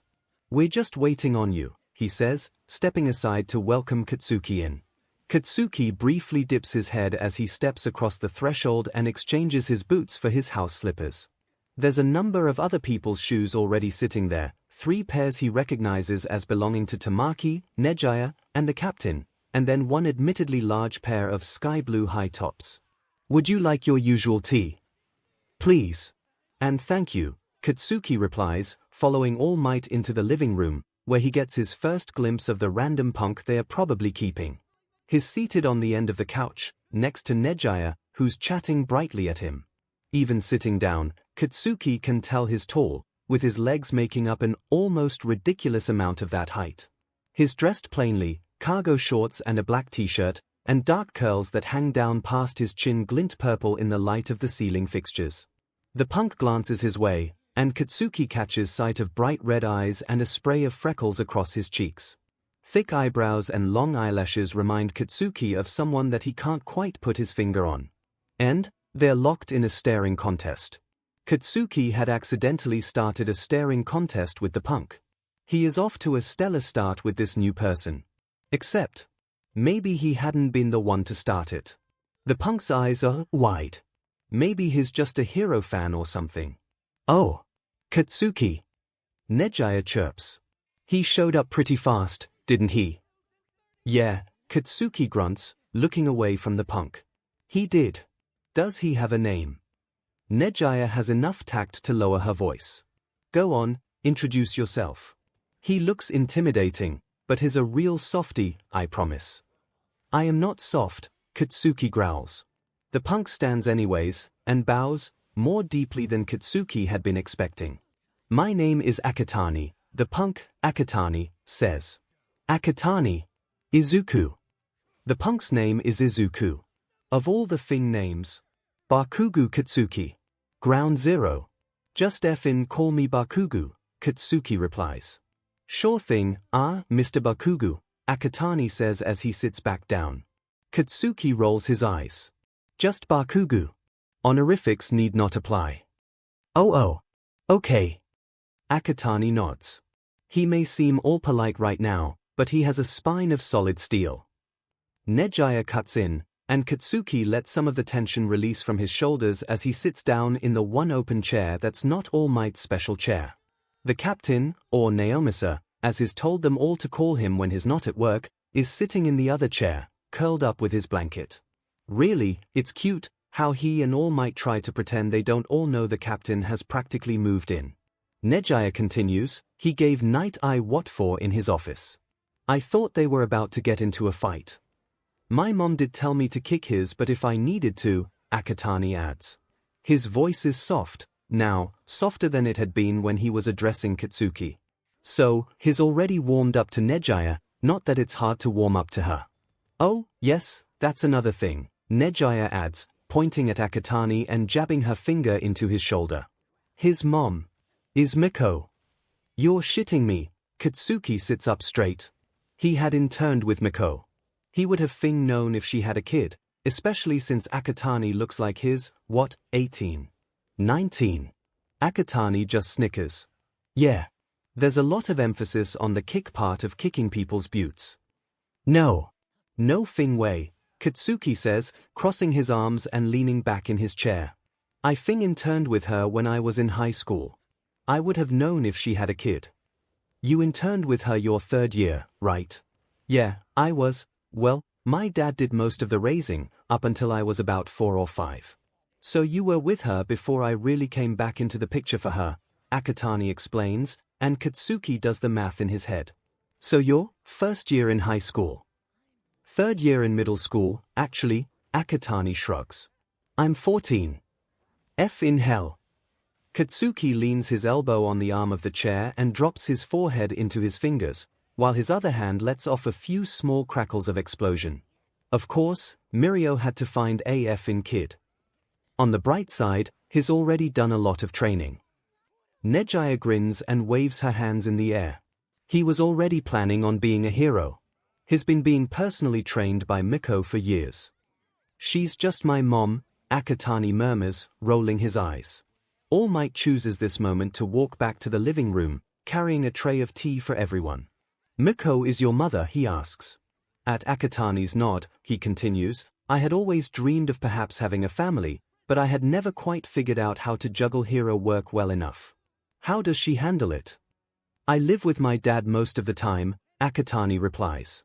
I stay with her when she has weekends off, though, and I'm in and out of her agency a lot. It's not a traditional family structure.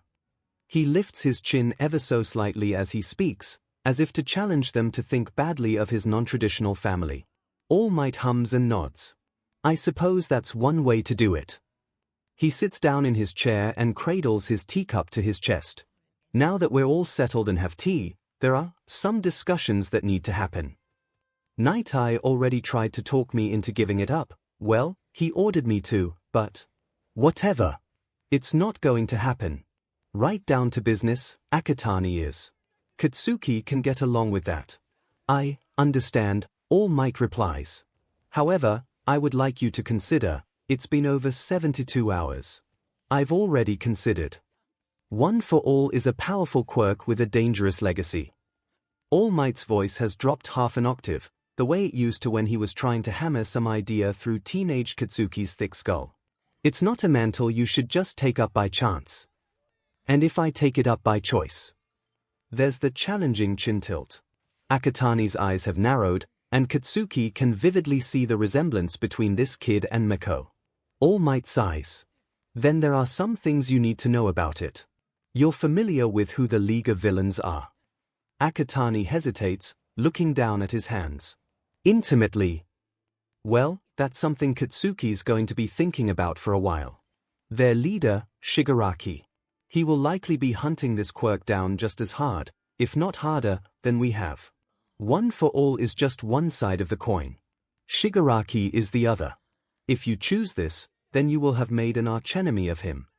The room is quiet after All Might says that, Akatani shifting his feet and staring at his hands.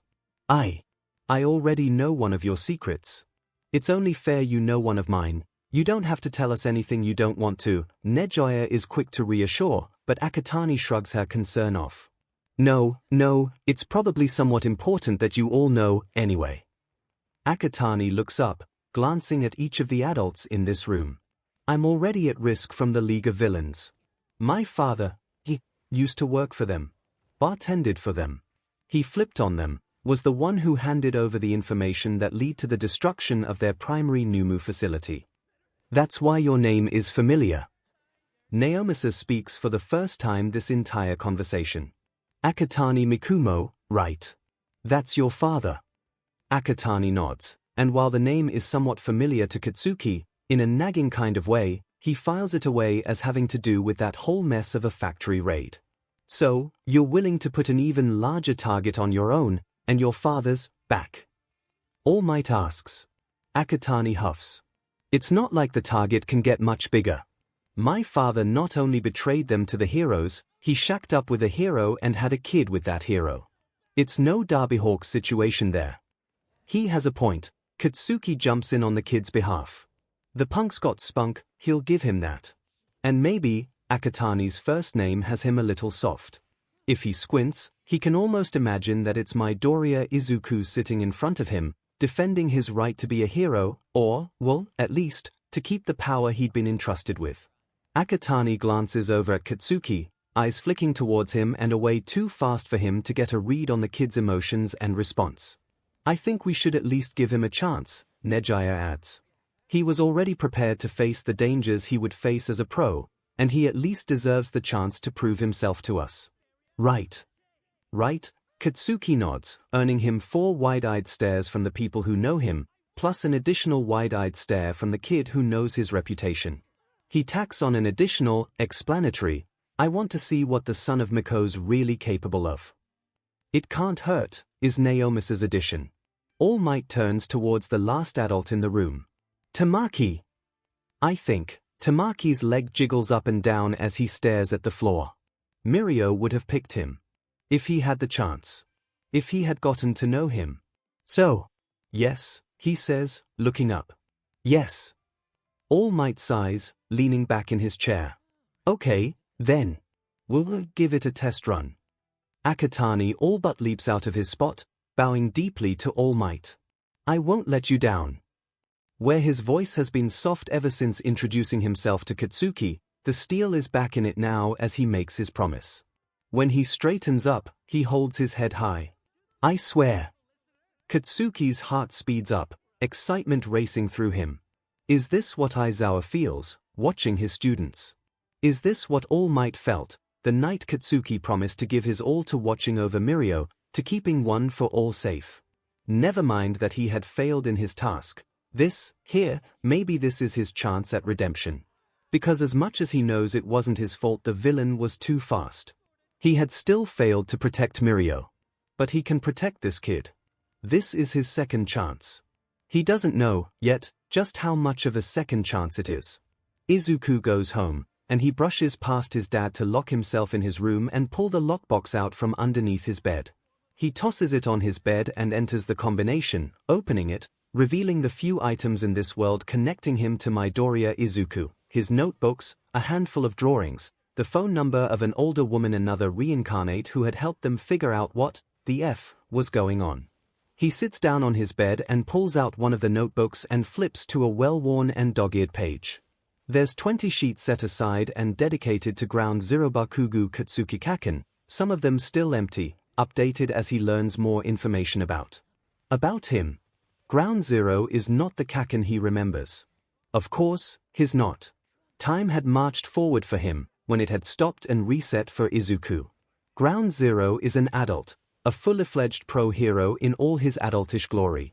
The number 1, now, assuming his position holds when the official rankings are released in November. A small part of Izuku, the part of himself he cordons off and calls Midoriya, wants to cry with joy at seeing Kaken achieve his dream. A much larger, more world-weary part of himself knows that it's no achievement if it's come at the cost of a close co-worker's life. It takes Izuku 10 minutes to fill an entire page with notes on Ground Zero. Actions, expressions, the way he said the things he said, Izuku doesn't miss a bit, the tip of his mechanical pencil scratching away at the paper until it's filled, margins and all, with cramped handwriting. As soon as he's done, he closes it up and puts it away before pulling out the newest-looking notebook. A bookmark rests between the pages at around the 3/4 mark. He slides his fingers between the pages and pulls it open, miraculously avoiding a paper cut this time. Journaling is something that's new to this life. So is therapy, which is why he started journaling in the first place. He doesn't manage to get to it every day, but today is important. A lot happened today. A lot is going to keep happening, probably. Alongside his continuing training with his mother, he'll be training with Ground Zero and All Might, and Skyquake and Sun Eater once their grief leave is over. Something twists in his chest as he thinks about training with Ground Zero. Not as an equal, but as a trainee. They'll never be equals now, will they? I'm going to start training with them soon, his pencil writes. I'll be training with Ground Zero. Kaken.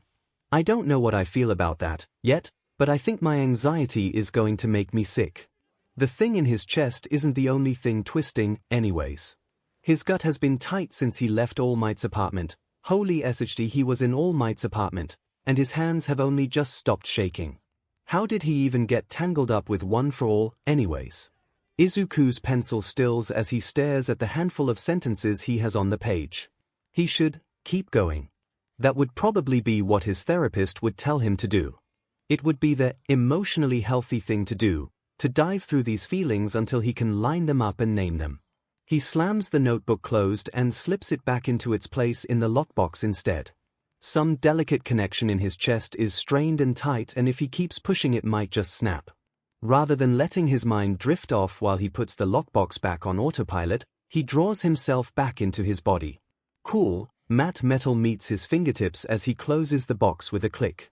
He spins the dials with the numbers on them, listening to them click as he shuffles the combination until it's unrecognizable, the valleys and mesas of the dials biting into the pads of his fingers. He dislodges his blankets as he slides off his bed, the two large, thick blankets falling halfway off as he crouches and slides the lockbox back into place. Once that's done, he tosses the blankets back on and pauses, one hand curled tight in the fuzzy fabric. After a moment of hesitation, he lets go and turns to his desk chair, pulling the soft purple throw blanket from where it was draped over the back. In one smooth motion, he wraps it around his shoulders and holds it closed at his chest before leaving his room. His dad is in the kitchen, putting together some quick dinner before heading off to his shift. He's dressed in his standard work clothes of jeans and a band t-shirt, the black cotton stretched tight across his shoulders. Mikumo is a large man, broad-shouldered and well-muscled. His side of the family is where Izuku gets his height from. And, honestly, Izuku's not small, but his father still somehow dwarfs him. Maybe he just feels small next to his dad because that's his dad, because he's actually approaching his dad's height, but while he has somewhat broad shoulders, he just lacks the sheer size Mikumo has. If his dad wasn't the bartender, he'd be well suited to being the bouncer. Izuku pads into the kitchen, footsteps falling almost silently as he walks. He's always been a toe walker, balancing his weight on the ball of his feet is not quite digitigrade and not completely plantigrade, caught somewhere in the middle, which has always lent itself to quiet steps. His father turns around and startles, almost dropping the frying pan in his hands as he catches sight of Izuku. He recovers fast, the corners of his eyes crinkling as he smiles. "Hey, I was just making some yakisoba," he says. "How did your meeting go?" Izuku shrugs. Ground Zero was there. Was he? His father sets down the pan with the noodles in it and pulls out 2 plates from the cupboard. "What was that like?" "It was." Izuku shifts his weight and leans against the doorframe. "Weird. I don't know." Not what I would expect." His dad pauses while he's piling noodles onto the plates and turns to raise an eyebrow at Izuku. "And what would you expect?" Izuku takes a deep breath through his nose, pauses, and lets it go, tilting his head. His father returns to the yakisoba at hand, setting the pan to the side and grabbing 2 pairs of chopsticks. "I guess. I don't know." He accepts a plate from his dad and follows him to the table, where they both sit down. "I just wasn't expecting him to be so different. He was so calm." "Calm is not a word I normally hear used to describe him," his dad replies. Izuku shrugs. "Calm compared to how I knew him." His dad mutters something that Izuku can't quite catch before responding. "So, tell me how you're feeling." Izuku shrugs again and drops his gaze to his plate. He pokes at his noodles with his chopsticks, swirling them around on his plate, staring at his food instead of responding. "It's okay to not know, I know," Izuku snaps, fingers tightening around his chopsticks. A flicker of heat, a buzz in his veins, and he's not the only thing snapping, red sparks flickering across his fingers as his chopsticks break in half and clatter on the table. For a moment, he just stares at his hand, at the fingers half-curled and the pieces of the chopsticks. His dad is saying something, his words refusing to process at the same time as Izuku is processing what just happened. "Oh. Right. He has a quirk now.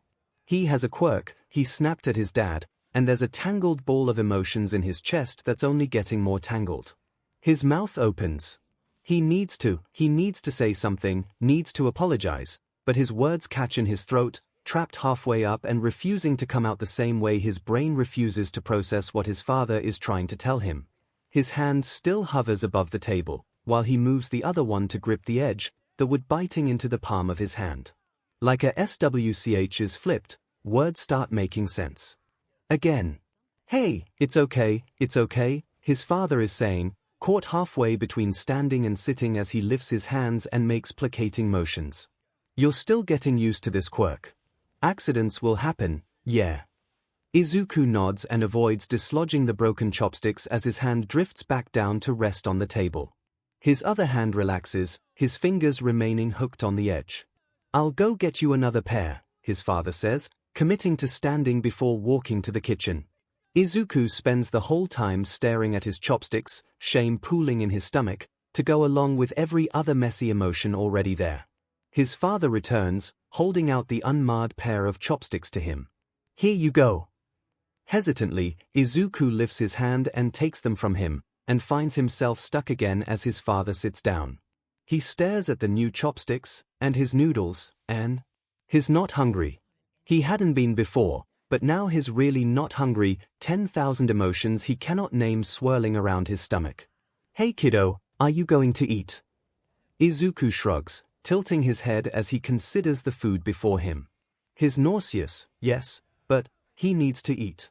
If he doesn't eat now, then his dad will definitely be fretting over him while he's at work, and he might tell 𝐒𝐬𝐽's mom about it, and she will have no compunctions with calling him to verbally kick his butt into eating. Although, his dad might not tell his mom, and skipping one meal isn't a huge deal. He could always eat something lighter instead, if he gets hungry later. He glances up, catching his father's eyes and pausing at the concern writ large on his face.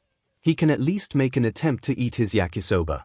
And when some of that concern eases from his father's face, some of the tightness in 𝐒𝐬𝐽's chest releases as well. He doesn't manage to eat all the yakisoba in front of him, but some is better than none, and he carefully sets his chopsticks down on his plate before standing, picking up both his plate and the broken chopsticks before walking to the kitchen. His father's gaze follows him until he's out of sight, and he puts away the rest of his food for later and tosses out the broken chopsticks. His father walks into the kitchen just as 𝐒𝐬𝐽 is tossing the broken chopsticks in the trash, carrying his own empty plate which he washes and sets in the dish drainer to dry. Are you going to be all right on your own tonight? He asks, accompanied by the clink of him setting down the plate. I could call in, no big deal. And it really wouldn't be a big deal. His boss and co-workers all understand that he's a single father with one hell of a fed-up kid. It's tempting, really, to shake his head, keep his father home tonight, but he nods. It will be a rough night, probably, but he can handle it on his own. There's no need to pull his father away from his job. Are you sure? No, he's really not, but he nods again. He straightens his back and squares his shoulders and lifts his chin, just enough to convince himself that he's not going to fall apart any moment now. Okay. His father capitulates, breath loud as he exhales in one big huff. Come here. He takes a couple steps forward, opening his arms, and 𝐒𝐬𝐽 doesn't hesitate to close the distance, all but running into his father and wrapping his arms around his torso. Mikumo's arms settle heavy around 𝐒𝐬𝐽's shoulders, gentle as he holds him tight to his chest. The woody scent of his father's cologne hits his nose as 𝐒𝐬𝐽 buries his face in his shoulder, tears welling up hot in his eyes. One hand rubs up and down his back, 𝐒𝐬𝐽's skin tingling under its warmth as his father presses his lips to the top of 𝐒𝐬𝐽's head. I love you, he murmurs, voice rumbling in his chest. 𝐒𝐬𝐽's arms tighten, just a hair, as he tries to melt into his dad, and he nods. His words won't cooperate, so he can't respond that way, and instead he taps his fingers against his dad's back. There's no pattern to them, no Morse code or anything like that, but love taps have been the standard between them for as long as 𝐒𝐬𝐽's gone non-verbal. They embrace in the kitchen for about a minute and a half, if 𝐒𝐬𝐽 had to guess, melting into each other until his dad gives one final squeeze and drops his arm. He takes a step back, and 𝐒𝐽 takes a step back, and they look at each other, several seconds passing before Mikumo speaks. I'm just a call away if you need anything, he says. His eyes bore into 𝐒𝐽, like he's searching for something specific. Seriously. Please call if you need me. 𝐒𝐽 nods, and that satisfies his dad enough that he nods too. Okay. I'll be off, then. Don't forget to do your homework. 𝐒𝐽 huffs and rolls his eyes but nods anyway. And make sure you don't stay up late. And drink some water. This time, Izuku makes a shooing motion with his hand as he nods. His dad chuckles and shakes his head. All right, I get the message. I'll stop hovering. A few minutes later, his dad is gone, on his way to work, and Izuku is left alone, blanket wrapped around his shoulders. The first thing he does is turn on some music. Quiet homes are the worst. School is an exercise in patience for Izuku. Much of the information covered is made up of things he learned in his previous life, and his retention of it is uncanny. Class time is whittled away while he reads printouts is slipped into his schoolbooks and pretends to take notes on the lecture material. Printouts are made of anything he finds interesting to research, from physics to foreign languages to biology and chemistry. Much of it is related to his long-standing special interest in quirks and quirk sciences, but occasionally he'll find himself chasing rabbits and learning about the geology of the Pacific Northwest or horse color genetics. Of course, his standard learning isn't neglected just because he's bored in school. He takes practice exams for high schools even though he's planning on going an apprenticeship route rather than going through high school, makes sure that he does all the assignments and passes all the tests for his classes, and even takes a handful of online classes at the high school level, just to make sure that all his education will be covered by the time he gets to his apprenticeship and he can focus wholly on that. The only factors breaking up the monotony of school are the people around him. His classmates? Well, there is a chasm between Izuku and his classmates. He keeps his head down, tries not to be too weird, and attempts to be nice. He doesn't always succeed at niceties, considering who he was raised by in this life, at least, but he doesn't go out of his way to be rude or start fights. Fights find him, instead. One of the most glaring differences between his first life and this life is in the way that he's alone. Midoriya had been alone because he had been weak, hated for his quirklessness. Akatani is alone because he's scary. He's tall and strong, his hair is dark and messy and falls in his face, his canines are just a bit too long to be normal, and he has red eyes. Some of those things are normal in this day and age. He's far from the only student in his class who has fangs or red eyes. If he were to make his best guess and he has about why he's alone, then it would have something to do with the fact he's a reincarnate. He remembers having friends as a child, before the memories started coming in, and then. The thing is, he can't blame them. His high maintenance. His parents had struggled to deal with him when that was all happening, so of course a whole bunch of grade schoolers would have struggled to put up with him. Some had tried to stick it out. He has fond memories of a girl who had held his hand to ground him from the so-called hallucinations, but then the rumors started circling, and the name-calling had started, and few people wanted to be friends with the crazy kid. Even after enrolling him in a middle school where no one knew him from before, he's still just too different.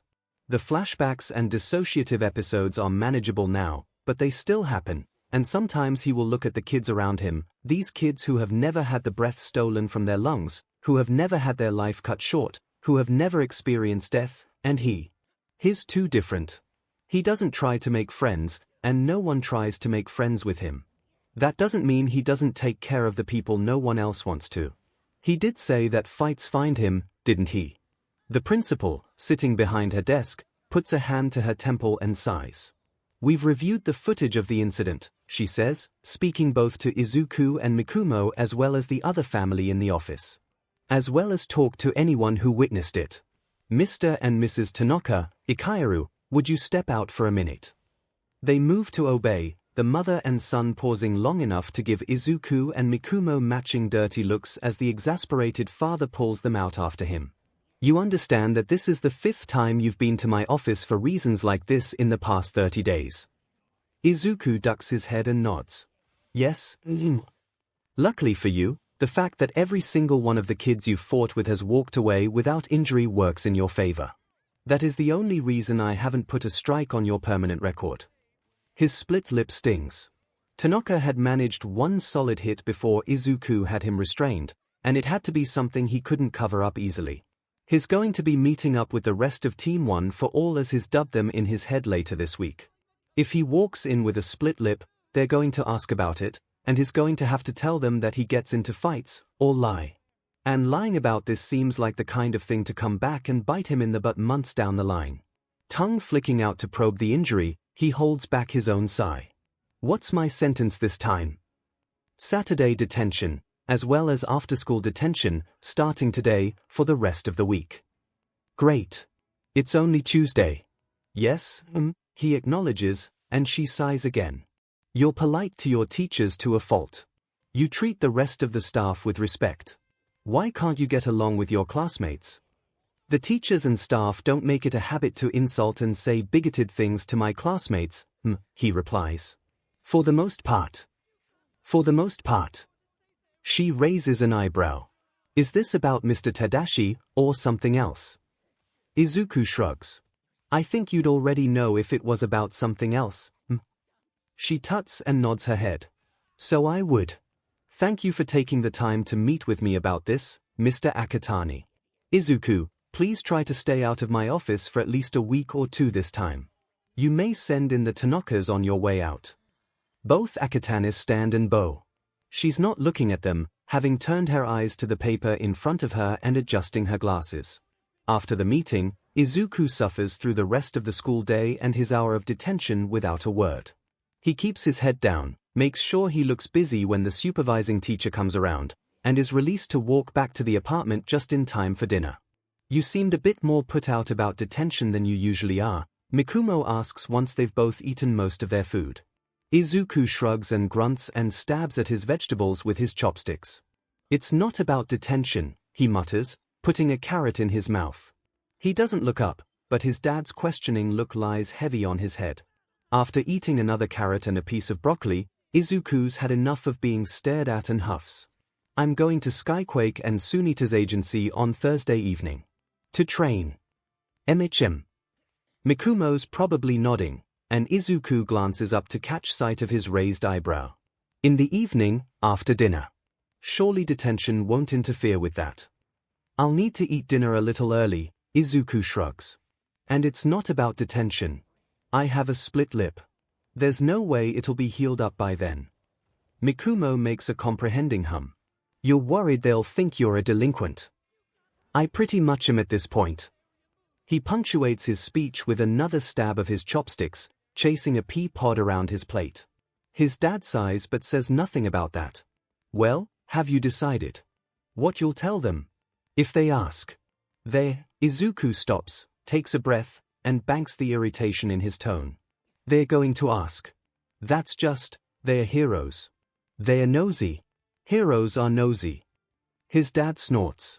Yeah, they are. So, what are you gonna tell them? Izuku shrugs. Well, I can either tell them that I get into fights at school, or I tell them to shove off. I don't want to lie to them, so you could just say that you got punched and leave out the context. That's called lying by omission. Izuku rolls his eyes. I already do that enough. His dad hums, considering. You know, you could tell them why you get into fights at school. All you do is step in between bullies and their victims.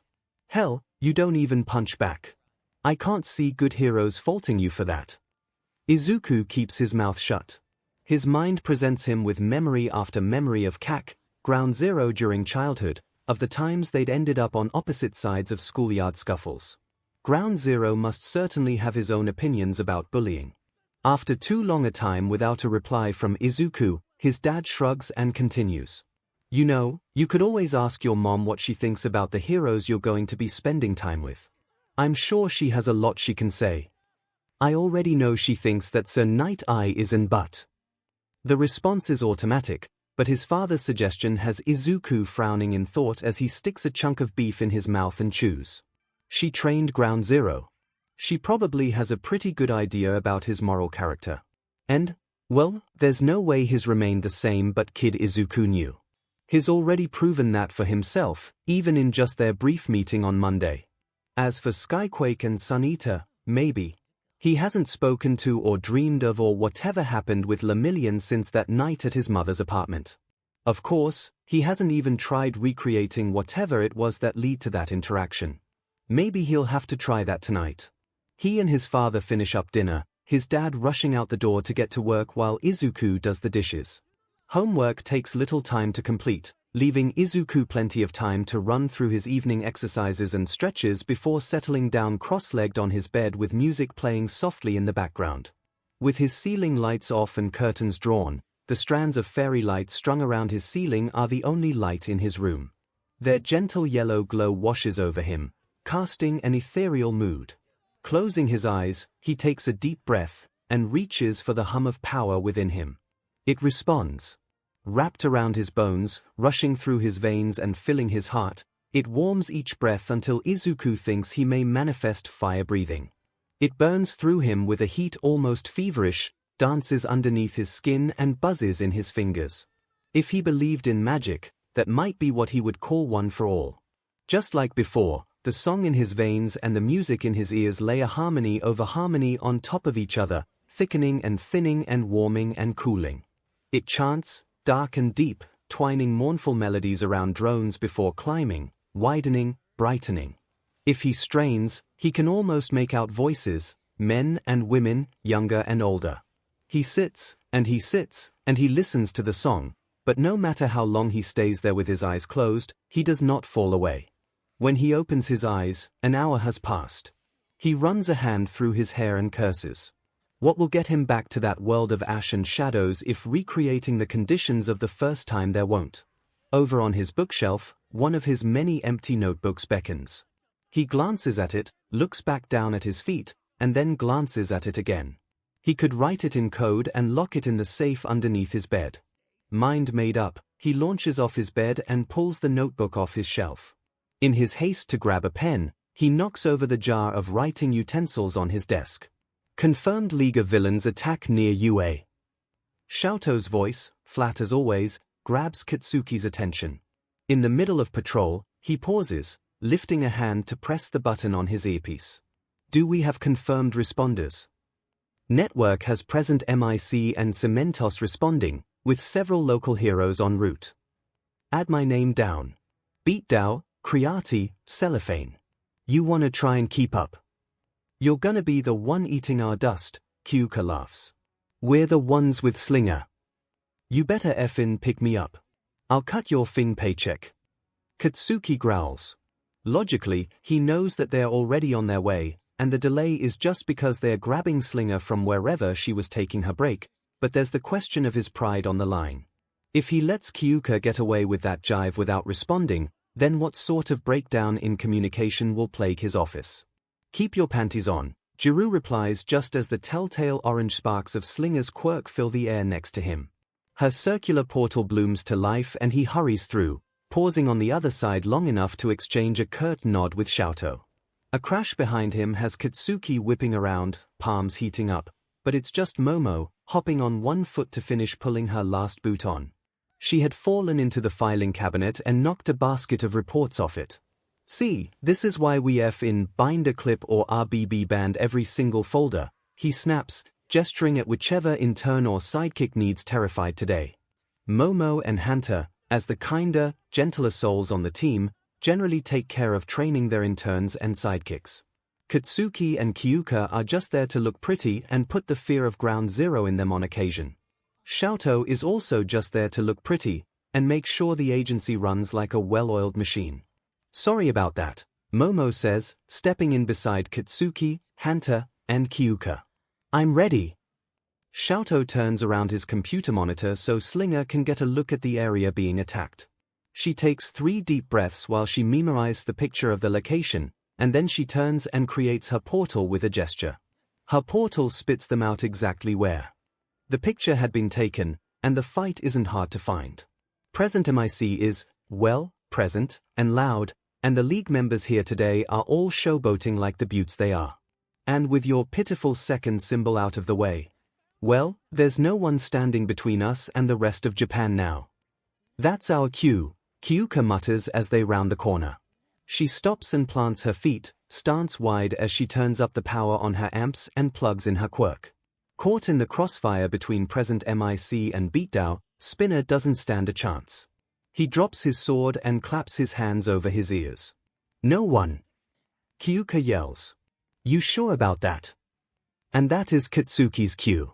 For all he harangues his colleagues and the villains for showboating. When the good chances come, it's fun as hell. Plastering the ground zero grin on his face and blasting into the air, he takes a quick once-over of the fight. Shigaraki isn't even here, which is both good and bad. Good, because they will be 10,000 times easier to handle without him, and bad, because where the hell is he? In his place is one of his many lieutenants. This effer just won't die, will he? Katsuki growls into his earpiece as he dive bombs Dabi. Would have thought he'd be falling apart by now. Goddamn, Hanta replies, swinging by to assist the local heroes with Creati. Well, hey there, 2.0. Dabi calls, grinning as he flings fire at Katsuki. Didn't know that little Ole me would be dragging out the #1 ascendant. 𝐒𝐻T and die. Katsuki snaps, flipping around midair and firing an explosion at Dabi's back. The thing is, Dabi is not a tough opponent. He's easy for Katsuki to outthink and outmaneuver. His powerful quirk. His brother was better at his fire half in high school than Dabi is while he's in his late 30s. No. The problem is the other half of the set he comes in. 𝐒𝐻𝐻 comes with his own overpowering quirk, and the smarts and battle sense to back it up. Even worse. He's more than happy playing backup for Dabi. Fire and ice were overwhelming in Sh2O. In Dabi and 𝐒𝐻𝐻. They are devastating. Katsuki keeps sharp, his eyes darting around the battlefield as he entertains Dabi. A gout of flame singes the tips of his bangs, and he grimaces and turns his full attention back to the fire user, ice cracks. Katsuki's reflexive blastoff is the only thing that saves his life as a glacier fills the space where he just was. I think we've been here long enough to make our point, don't you? 𝐒𝐻𝐻's voice is just loud enough for Katsuki to catch it. Dabi cackles. Nah. Wanna see if I can bag a second #1. Wouldn't that be sweet, 𝐒𝐻𝐻 replies. I'll keep the riffraff busy for you. He turns, the temperature dropping as his walls of ice fill the sky. A column of flame cuts off Katsuki's high escape route and he drops altitude with a curse. This is going to be closer than he wants it to be. Izuku wakes up to headlines declaring Ground Zero injured in League of Villains attack, those words blared out across every news site and newsfeed. His stomach drops, but he takes a deep breath and scrolls down to his mother's contact. Have you heard anything about GZ's condition? It takes her a few minutes to reply, in which time he's gotten up and changed into his running clothes. He's not even badly hurt LMAO. Newspapers are just sensationalizing. Be careful on runs and walking to and from school, okay? He sends back a quick affirmative and sets off on his run with a sigh of relief. He is always careful. Growing up with the parents, he has taught him to keep his eyes and ears open, and maybe there's a part of him that's always glancing over his shoulder for the villain behind him. This morning he's extra careful, playing his music quiet, marking every stranger he comes across and tracking every hiding spot in his mind. As he runs, he contemplates escape routes and contingencies, wonders how One for All could help him if he got ambushed. Most 14-year-olds don't think like he does, he knows. If they are aware of the danger lurking in the world, they are aware of it in distant ways, from the news or heard secondhand from family members. They are lucky. Innocence is a gift to be treasured. Shaking his head clear of those thoughts, Izuku glances over his shoulder one last time before walking back into his apartment building. Early as it is, only a few people are out and about, other early morning runners and cooks and service people heading into their jobs. Back in his apartment, he showers off and makes himself breakfast. His dad is still asleep, and will be for a while yet, waking up at some point when Izuku's at school. School. He sighs. Detention. DM it. At least he has gymnastics to look forward to after it. Thursday rolls around, and Izuku spends all day buzzing with anticipation. He doodles in his notebook, leg jittering up and down, and he restlessly shifts around in his seat until the girl sitting behind him hisses at him to calm down. He manages that, for a few minutes, before the hum of energy in him becomes too much and the leg starts bouncing again. That energy is only enhanced by the live wire of One for All beneath his skin. If he thought his fidgeting was bad before, it's 10 times worse now, fueled by his own anxiety and the quirk he's been granted. He's sure the girl sitting behind him is ready to commit murder with her pencil. Physical education is a welcome reprieve from the doldrums of the classroom. It's as useless for training as it always is, but it gives him the chance to get up and move. As an additional plus, it seems to be the only time he's wanted and actively sought out by his peers, given that he is absolutely killer at dodgeball. Aside from the brief high point of PE class, time drags on and on, each class blurring into the next, until the school day is over and it's time for him to go to detention. He brings his homework and makes an attempt to work on it, but without being able to put on his music or any sort of background noise, it's pointless. Every time another student shifts, or coughs, or there's a noise in the hallway, he twitches. It's too quiet in the room, except for when it's not, and it's not even a true quiet. The hum of fluorescent lights, the breathing of the students around him. When the hour is up, he's the first one out the door, swinging his backpack on and taking off at a run as soon as he's outside.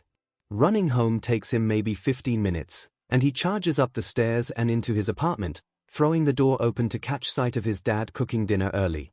How was school? Boring, Izuku replies, all but running to his room to throw his backpack down on the bed and get changed. He has time, and still has to eat, but the school uniform is stiff and itchy and it's a relief to shuck it off and pull on his soft t-shirt and yoga breathes. He'll tape his wrists and ankles when he gets to the agency. Pulling his gym bag out of the closet, he double-checks that he has everything in it he needs. It hasn't moved since he got back on Sunday evening, but the routine movements help soothe him, the anxious flutter in his brain subsiding into checklists and packing. Assured that everything is in the right spot, he leaves his gym bag on his bed and heads back out to the kitchen, setting the table as his dad finishes up dinner. They eat together, and then Izuku is pulling his hair back into a ponytail, running to his room to grab his gym bag, and then running out the door to catch the train over to Lemillion's agency. He checks the news while he rides, headphones on as he watches video of the League of Villains vs. Ground Agency fight from the night before. Happening near UA, in an achingly familiar part of Musutafu, Izuku watches Darby crow about the death of Lemillion. But, he mutters to himself. He's not even the one who killed him. Still, it's telling, the way they gloat over Lemillion's death. He had been wondering whether they actually knew if One for All had been passed on before he had died. Evidently, they don't know. They would be tearing apart Japan searching for him, if they knew, not bragging about Lemillion's death and the fragility of hero society. Izuku puts his phone away as he approaches his stop, standing and stepping out the doors as soon as they open. The streets are busy, this time of night, people going out to eat or socialize or heading home from work. He blends right in, keeping his head down as he weaves through the crowd. Several blocks away from the train station, he finds the agency, as shining pristine as it had been the last time he had been there. Skyquake is waiting for him when he enters, bouncing up and down on the ball of her feet as she chats with the receptionist. "Ah, there you are," she waves, checking the time on her phone. 15 minutes early. "So we'll like that. We have some paperwork to take care of, too." "Paperwork?" he asks, following her into the elevator. "Yeah. Nothing boring. We just want to get you set up with your own ID card so you can come and go without an SCRT. Moving pretty quick, don't you think?" He tilts his head, looking over at her. "I mean, you just met me a few days ago." "Yeah, well, it's not an all-access ID." Skyquake shrugs. "I'll just get you to the training area." He nods as the elevator comes to a stop. She strides out the doors, waving at a sidekick who's waiting to enter, and Izuku follows her, glancing around. This is a new part of the agency, one he's not seen yet, although it's similar in appearance to the rest of it. "Hello, Mrs. Watanabe." Skyquake knocks on a door and opens it, revealing an office crammed with filing drawers and papers. One corner of it is clear, a camera set up, evidently for taking ID pictures, and Izuku mentally thanks Skyquake for making sure this is being done before he gets all gross and sweaty. "Hedu." The old woman, sitting behind a desk in the other corner of the room, stands as they enter. "This the one for the ID?" "Yes." Skyquake nods.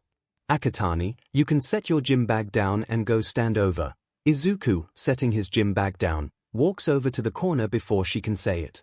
"I kind of assumed this was the corner for taking ID pictures," he explains, reaching up to twist a lock of hair around his index finger. Not all of them can be pulled back up into his ponytail, just enough to get it out of his face, leaving some curls out to be twirled.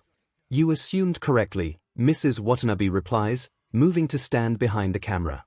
"Smile." It helps you look like you're not about to murder someone in your ID.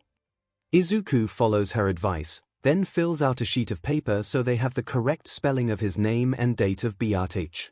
Within minutes, a shiny new ID is spat out of a printer, the ink on it still warm. Slipping the ID into his gym bag, he follows 𝐒𝐽𝐽 out of Mrs. Watanabe's office. So, I'm going to show you where the training area is now, and if you don't remember next time, I'll make sure to give you my number so you can text me and I can come find you. He nods, paying special attention to the room numbers and landmarks as they walk. They get back onto the elevator, and this time, 𝐒𝐽𝐽 slides a panel back, revealing a pair of hidden buttons labeled SB1 and SB2. Those are our training areas, she says, holding up her ID card to a scanner. You'll scan your card, and then press the correct button, and it'll take you down. She presses the button for SB2, demonstrating. We'll be in the deep basement until we're relatively sure you won't be blowing out any walls. I don't think I can blow out any walls yet, without also blowing up myself, Izuku replies. 𝐒𝐽𝐽, to his surprise, throws her head back and laughs. That sounds about right. We requested 𝐂𝐵 come in to be on standby, just in case. I don't think that will be necessary, Izuku mutters, wincing. Disconcertingly, 𝐒𝐽𝐽 just laughs again. She's awfully blasé for someone who thinks she's about to watch a 14-year-old break his own bones because they're too wimpy to contain the power housed within them. What a surprise he'll have for all of them, though. With a ding, the elevator comes to a stop, and they step out into chilly subterranean air. They're in a 12x12 box, benches bolted to the concrete walls, and a couple gym bags already there. A steel door sits directly opposite the elevator. Can I tape my wrists and ankles here? He asks, setting down his gym bag. 𝐒𝐽𝐽 nods. When you're done, just come through the door. Bring a water bottle, she says, opening said door and vanishing through it. Izuku works quick, winding pre-wrap and then tape around his most vulnerable joints with practiced motions. Once finished, he pulls out his water bottle and kicks his gym bag under a bench before stepping through the door. The room on the other side is massive, the size of an indoor gymnasium or ice rink, with high ceilings to match. Harsh white floodlights fill the room with brightness, and 5 people are standing together, waiting for him: 𝐒𝐽𝐽, All Might, Ground Zero, Night Eye, and an unknown woman with blue hair he guesses must be 𝐂𝐵. There he is. 𝐒𝐽𝐽 calls. Behind her, Night Eye's eyes narrow.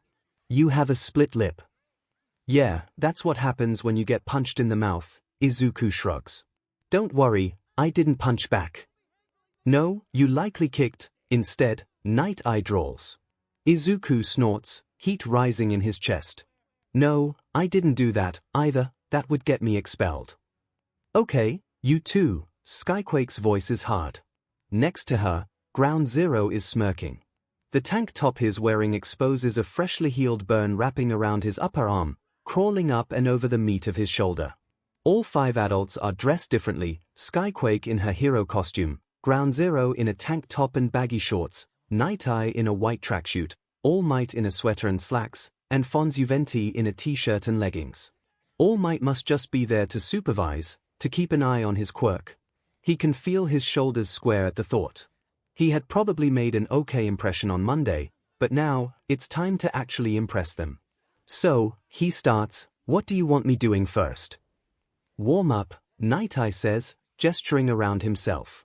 You have the whole gym. Good thing for you I already know how to warm up properly, he mutters, setting his water bottle down next to the wall. One of the adults sighs, and Izuku turns to see Ground Zero with his arms crossed, glaring at Night Eye. The point here is, Ground Zero growls, for us to get an idea of where you're at and what you're already capable of. We need to know what we're working with. Okay, Izuku nods. Warming up on his own, the 5 adults watching him he hates it. He can feel their eyes on him the entire time, evaluating, judging, and that's what they're supposed to be doing right now, but it feels like school, like the eyes of all his classmates are on him once more, looking him over and finding him unworthy. Thankfully, it lasts less than 10 minutes, and he crosses his arms as he stands before the panel. Well, he does know how to warm up properly, 𝐂𝐵 points out. Doubt that Miko would have let him not, Ground Zero replies. He glances at the other adults, and something passes unsaid between him and Skyquake. Next will be an evaluation of your fighting skills, Night Eye says. At some point, he had pulled out a tablet and started recording notes. You and Ground Zero will spar, sans quirks. Oh, great. Just what he's always wanted to do, spar Kaken. He's going to wipe the floor with Izuku, no. Stop. He takes a deep breath, and on the exhale, shoves those thoughts to the side. This is Ground Zero. This is a fully adult pro hero, not the schoolyard bully he used to know. Besides that, Izuku can hold his own. He regularly wins spars against his mother's sidekicks, none of whom are slouches in the fighting department. Hey, Space Cadet. You with us? Yanked out of his thoughts, he whips his head around to look at Skyquake, who's smiling at him. Yeah, sorry, he replies. What are the rules of the spar? Night Eye sniffs.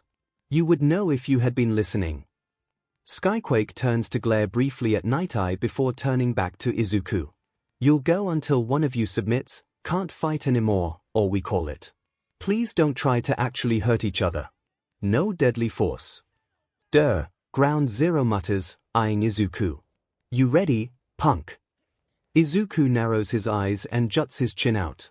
Born ready. Skyquake escorts the two of them over to an end of the gym where the floor is covered in mats.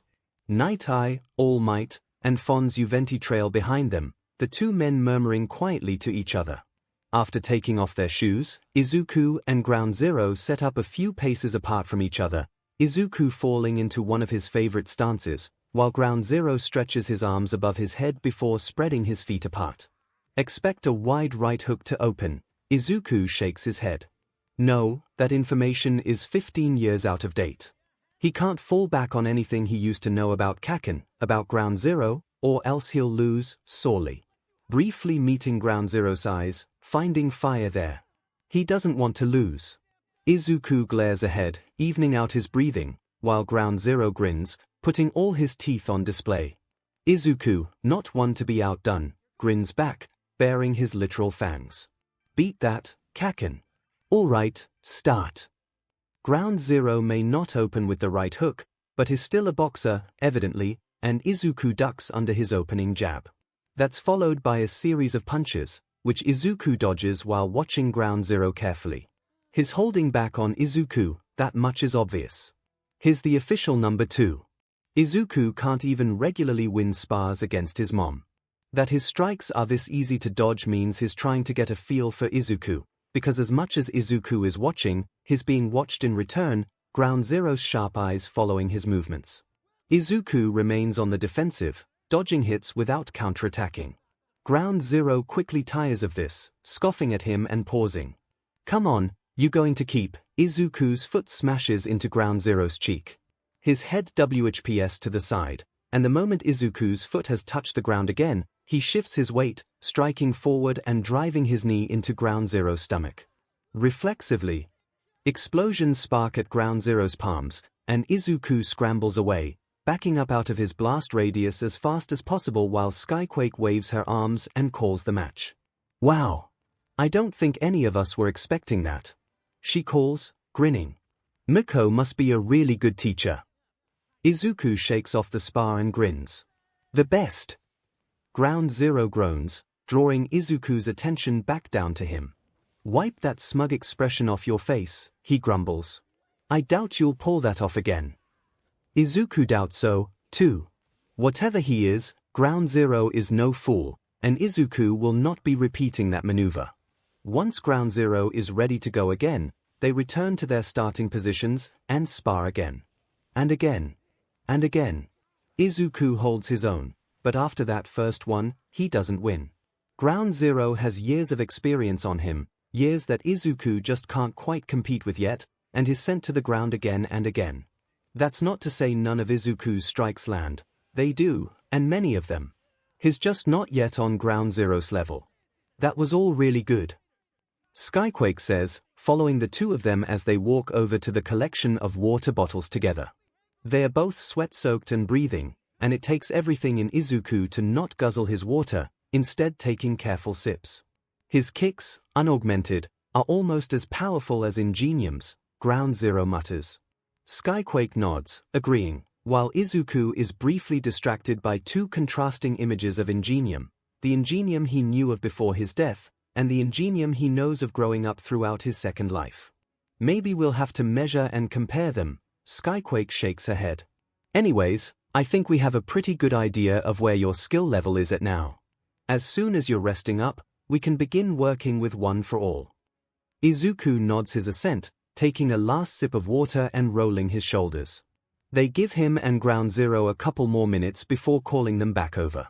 This time, Ground Zero joins the rest of the adults, and the moment he does, the hair on the back of Izuku's neck begins prickling.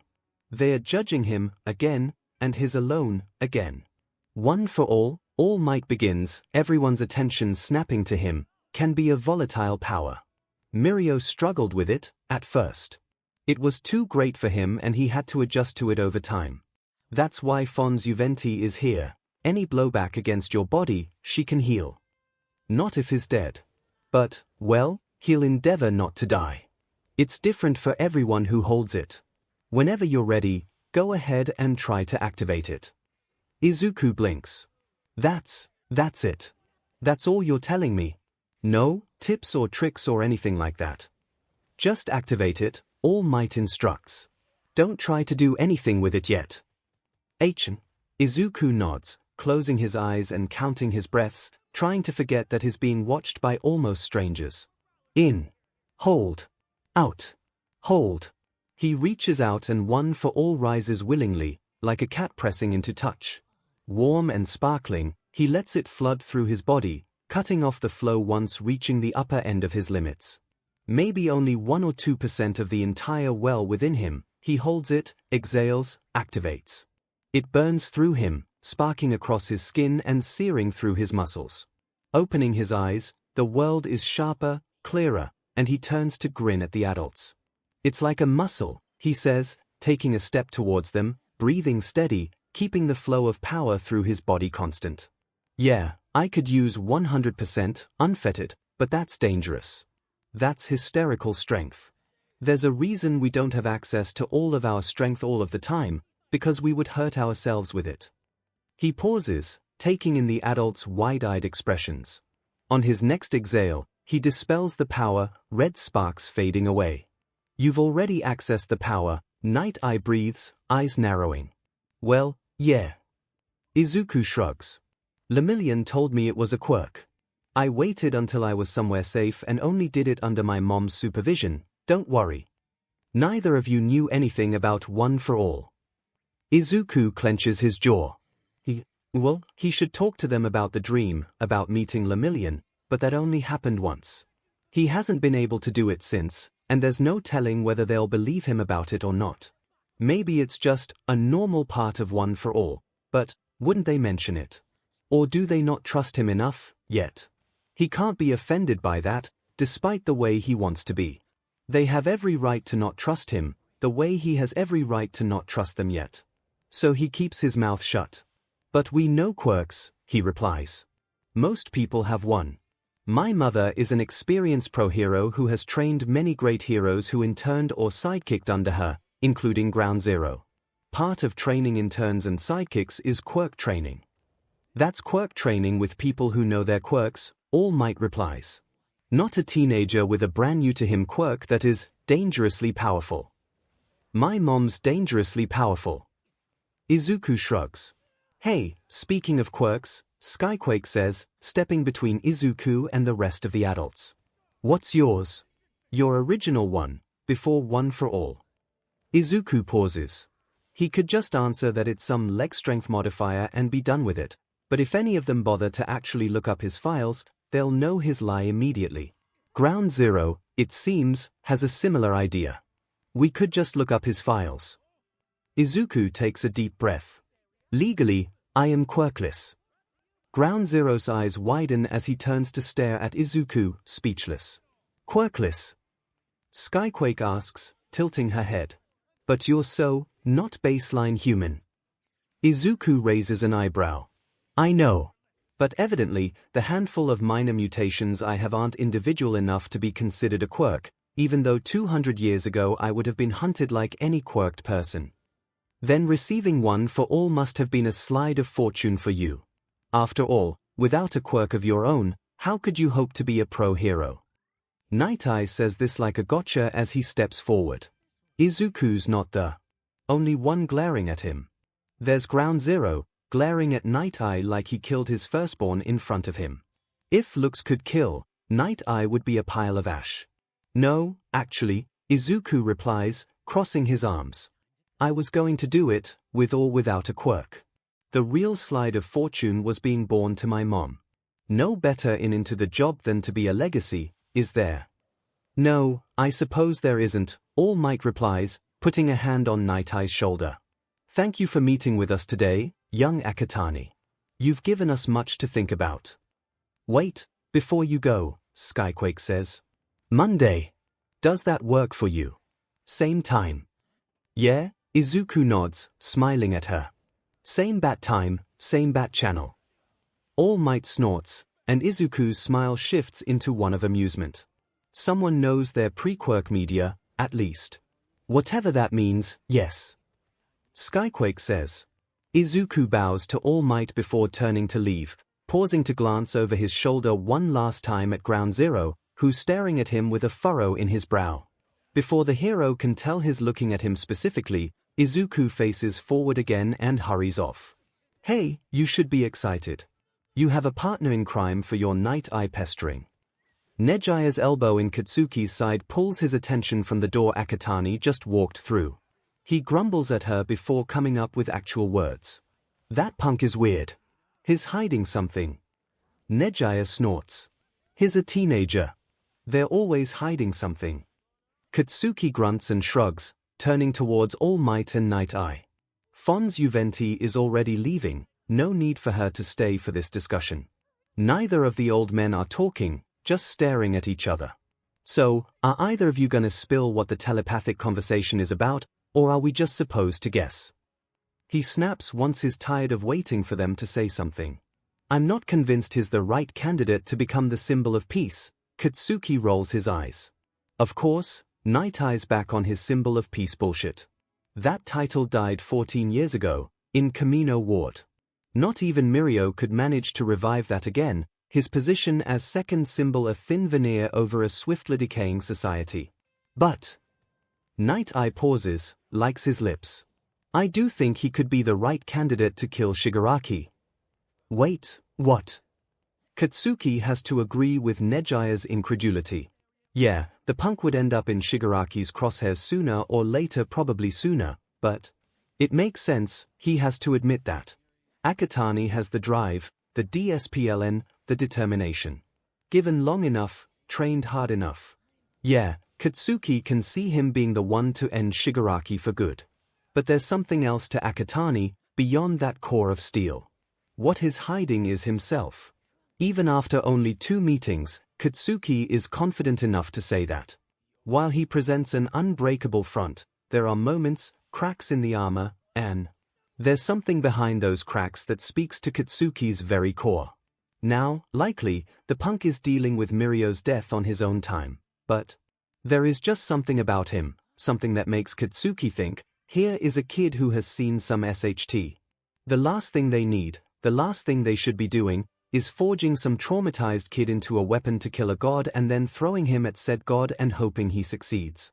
Could they even call themselves heroes, if they did that? We're not training this kid to be a weapon, he growls, interrupting whatever argument had broken out between Night Eye and Skyquake while he was lost in thought.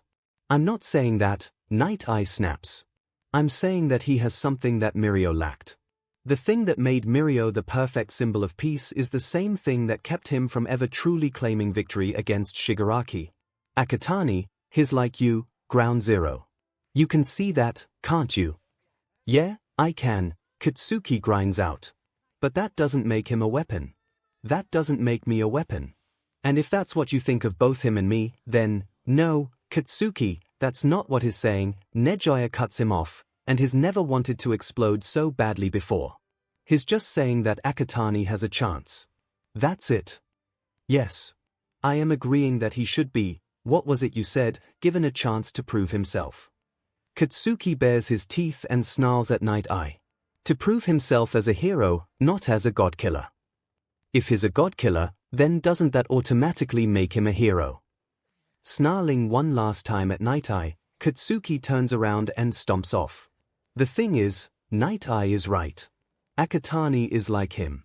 Driven, determined, disciplined. The same virtues that gave Katsuki the potential to be a hero are the same things giving Akutami the potential to be one.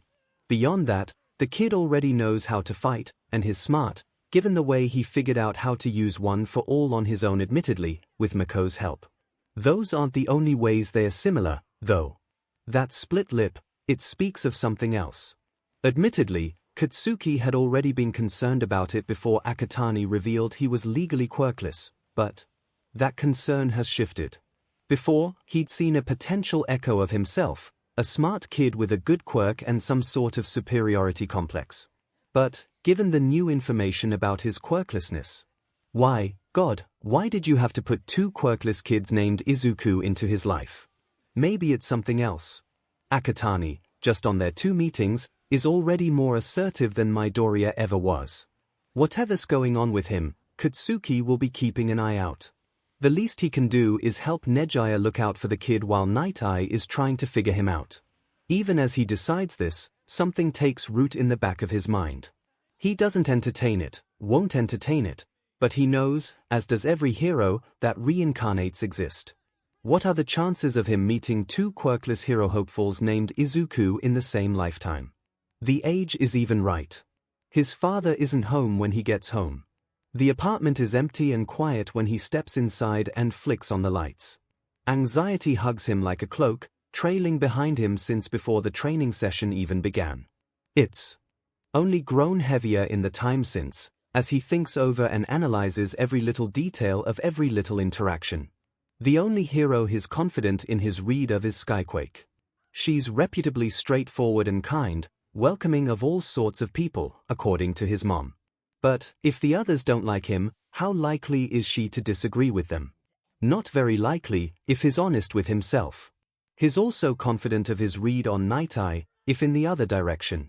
The man is a bit of an but, no doubt about it, and Izuku can't bring himself to regret sassing back at him. He definitely would have been too awed to sass back in his past life, too hung up on hero worship and all might worship, but, well, there's many differences between his 2 moms and the way he's been raised in each life. And his mom, in this life, has given him a healthy dose of being able to be rude to people who are assholes to him. The more confusing heroes are All Might and Ground Zero. All Might is just, almost unreadable. Maybe that will change, with time, but for now, all Izuku can get off him is a general kindness and the distinct sense that he and Night Eye are something. Maybe not romantic partners, but there's a history there that Izuku's not going to touch with a 10-foot pole. Ground Zero, on the other hand, is perfectly readable, he just confuses the hell out of Izuku. Some things are familiar, like his competitiveness, the eagerness with which he went into the spar. Many of his harsher edges have been tempered with age, sanded down into something that's not going to hurt everyone who comes near. Other things throw Izuku for a loop. Night Eye's words ring in his head without a quirk. How could you hope to be a pro-hero without a quirk? How could you hope to be? But so too does Ground Zero's reaction to them stick just as strongly. He had glared at Night Eye with the kind of intensity reserved for someone who has just said something that slanders a close friend or family member, but, well, it's possible Ground Zero may know and care about quirkless people. It's a possibility. There's surely no way that glare was aimed at Night Eye because of Izuku, a kid he hated who died 15 years ago. That thought, that Ground Zero may know more quirkless people, may have quirkless people in his life other than Izuku, strikes up a flame in him. If Ground Zero has grown up that much. No, he needs confirmation first. How does he go about figuring out who Ground Zero might know that's quirkless? Well, he could ask his mom. She might know. Then again, she would ask why he's curious, and she might kick his butt if she finds out that he's obsessively worrying over his past life too much again. Not that she tries to act like his past life doesn't exist, or that she tries to tell him he should ignore it. She's just seen what happens when he gets too preoccupied with it, too caught up in second-guessing everything he did that he almost forgets he has a life now. That hasn't happened in a while, but you never know when a relapse is going to come around. But this is current life stuff now, isn't it? Ground zero is, currently, in his life. It's important to know and be able to guess how he might react to things, and to figure out why he had reacted to Nightie's statement the way he did. Maybe it's because he has trauma. Izuku wants to laugh at the thought, but it's possible. He did tell Izuku to go kill himself, and then Izuku died, he went missing, but everyone called it a suicide. Oh, God, he's been pacing back and forth aimlessly in the kitchen for the past 15 minutes, stewing over this stuff. The least he could do is go stew over it in his room and maybe write about it in one of his notebooks. Yeah, he'll do that. He picks his gym bag up from where he had set it down as he came in the door and retreats to his room, where he sets down his bag, pulls out a notebook, and sits down cross-legged on his bed, pen in hand. First problem to solve. Does Ground Zero know any quirkless people, and how does he find out whether or not he does? Katsuki is not ashamed to admit that he has friends, now, and quite a few of them. He still keeps in touch with all the surviving members of his high school class, not to mention the handful of them he started an agency with. Amazingly, he even has work friends, other heroes he's met through working missions together and occasionally goes out for drinks with. Today, somehow, all 4 of his closest friends at the agency have managed to take their breaks at the same time as him. Or, well, not somehow, they're all plotting something. Maybe planning to hound him for information on where the hell he was last night, because normally, the only nights he's away from the agency are date nights, which is tonight, yes, his favorite night of the week, and the occasional drinking nights with said aforementioned work friends. His schedule will be changing, though, because now, on Mondays and Thursdays, he'll be away in the evenings, trying to help train the next holder of One for All. Not that any of his friends know that's specifically what he's doing. So, Katsuki, Kyuka drawls, dropping into a seat next to him, Momo stealing the spot on his other side, bracketing him between the 2 women. If he wasn't gay, it would be kind of hot, because Kyuka's using that sultry tone of voice that can get her everything she wants out of informants, but he's very gay, and he's known her for well on 15 years at this point, so he's immune. Where were you last night? Doing a favor for Nejiya, he grunts, falling back on the cover lie they had worked out between them. She's got this kid she wants help training. He's a stubborn little kind of how I was, so she thought I'd know how to deal with him. Hunter, who sits across the table from them, throws back his head and laughs. Have the 2 of you tried to kill each other yet? Somehow, no, and it really was a close call. His cheek still smarts from the surprise kick that little BSTD had managed to land. It's not fair that the kid is already taller than him, what the hell, he's Miko's kid, and Miko is Fing tiny, he must get all that height from his dad. He have anything to do with that? Kyuka asks, and he doesn't need to look to know that she's pointing at the bruise on his cheek, covered in makeup as it is. He had come into work without it covered up, mistakenly thinking that it was minor and they wouldn't notice, but of course, they noticed, and immediately began giving him SHT for it. He got 1 lucky hit in. Katsuki growls back, glaring at her. Xiaoto, the 5th member of their circle, looks up from his food. Is this going to be a regular thing? I'll have to rearrange patrol schedules if it is Mondays and Thursdays. Katsuki nods. For the foreseeable future. Xiaoto nods and types something down in his phone. That's a big favor, Momo says, and yeah, it is. The favor line is pushing it a bit, but he has a trump card in his pocket. Well, yeah, but one of her partners just Fing died, he replies. What's it to me to spend a few hours a week helping her train this kid? Hell, she might even let us Fing borrow him down the line. Momo raises her eyebrows. You sound impressed. This must be a skilled kid. An intern. From which high school? Katsuki snorts. He's a middle schooler. Hunter spits out his coffee. A middle schooler landed a hit on you. Yeah, well, he's already a pretty Fing highly trained middle schooler, so shut up about it, Katsuki snaps back. His mom knows Nejiya, signed the paperwork and stuff. He might be hoping for a recommendation slot at one of the schools or something. You don't actually know? Kyuka asks, and Katsuki shakes his head. Not relevant. Kid's just here to get training. I'm there to help him with that. That's fair, Momo says. So, looks like we may be seeing another intern a couple years down the line. Yeah, maybe. Katsuki drains the rest of his coffee and stands up. Also, this goes without saying, but I don't want to be the next hot gossip. Maybe keep quiet about the fact I'm getting involved with helping 𝐒𝐲𝐻 train some kid. Knowing your luck, the gossip would be that 𝐒𝐲𝐻 is falling into your open arms, romancing her next number one after the death of her boyfriend. Shut the F up, Todoroki. No. Katsuki slams the door to the break room on his way out.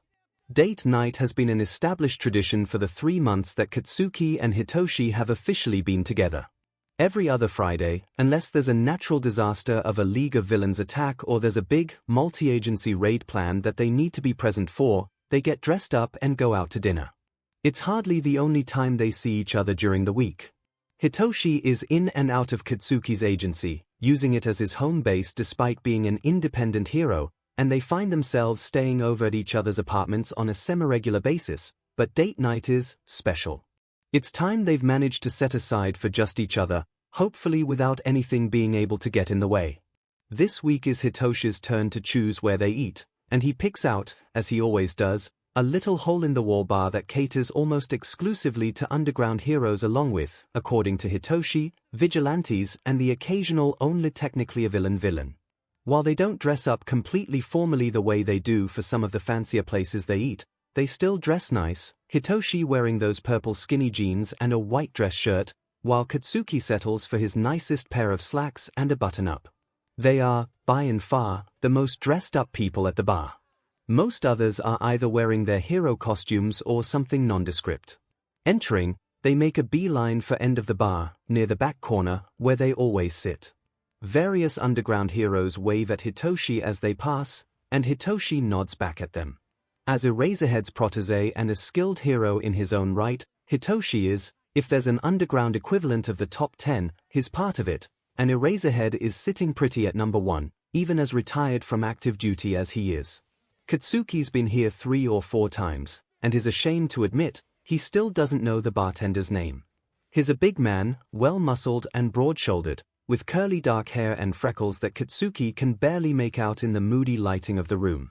He takes their orders, and while neither of them drink, the girl who makes the food here, or at least, the girl who's working here on Friday nights, is astonishingly good at getting just the right balance between spiciness and the flavor of the food that Katsuki has been content returning here each time it's Hitoshi's turn to pick. The bartender makes small talk with them for a few moments before he gets called over by the woman on the other end of the bar. She's vaguely familiar, in the way many heroes are to Katsuki when he doesn't know them personally but has seen them around. Or she may be a vigilante. That's a possibility, at this bar. Their first order of business, after ordering food, is catching up. It's been a busy week for both of them, Hitoshi in the middle of a case against a persistent trafficking ring and Katsuki dealing with Mirio's death and the Akatani kid and everything that comes with those things, which means they haven't seen much of each other. It's especially heinous because last week was supposed to be date night week, until Mirio up and Fing died on them half an hour or so before Katsuki was scheduled to get off work. And how have you been holding up? Hitoshi asks, after filling Katsuki in on all the relevant details of his trafficking ring case that is allowed to tell Katsuki anyways. Katsuki shrugs. Hitoshi is definitely asking him how he's holding up with Mirio's death, and it would be nice if people would shut up about the whole number 1 thing, he growls. How the F did Endeavor manage it? And All Might didn't even die, he just Fing retired. You could always ask him, Hitoshi drawls, and Katsuki GGS. F no. I ain't asking that BS if. I think I'd rather go hunt down Hawks or Genist and ask them about it than talk to him. I think you're probably already doing better at managing it than Endeavor did, anyways. Well, Hitoshi's not wrong about that. The SHT that comes out of Xiaoto's mouth about that when he's drunk. That is a low Fing bar, and I know you know it. Hitoshi snorts. Yeah. He pauses, tilts his head and lifts his chin as he peers at Katsuki. How are you really doing? And don't dodge the question, this time. Katsuki huffs. Fing hell. He can't get anything past Hitoshi, which plays a huge part in why he likes him, honestly. It's Fing rough. You know that. But it's safe to say I'm handling it better than Nejiya and Tamaki, that's for Fing sure. Hitoshi hums. Well, I'm sorry I couldn't be a bit more present this week. Katsuki rolls his eyes. You've been busy with that case. I get it. And you've answered every text and returned every phone call, so I think we're good. The tension in Hitoshi's shoulders is only noticeable in retrospect, once they've relaxed, lowering a few centimeters. This case should be wrapping up sometime in the next week, though, so I'll hopefully have a bit more time. It's Katsuki's turn to peer at Hitoshi, eyes narrowed. Come stay at my place when it's closed. It's both an offer and a command. An offer, because Hitoshi can say no. And a command, because if it's phrased any other way, then he knows that the man in front of him will figure out how to talk himself out of accepting because God forbid he impose on Katsuki, he might just finally wear out his welcome. Yeah, that last bit is sarcasm, there's no way Hitoshi is wearing out his welcome. Thank you, Hitoshi accepts. Katsuki nods, satisfied for now that he'll be able to take care of him after the case wraps up. Human trafficking cases, after all, are never a joy to deal with. Katsuki's only worked a few of them, and he still has nightmares from them. Their food arrives, and conversation turns to more pleasant topics. Hitoshi talks about the student he's thinking of mentoring after she graduates. Katsuki tells him about a few of the office shenanigans Hitoshi missed because of the case, such as Hanta taping Momo to the couch when she tried to work through her break.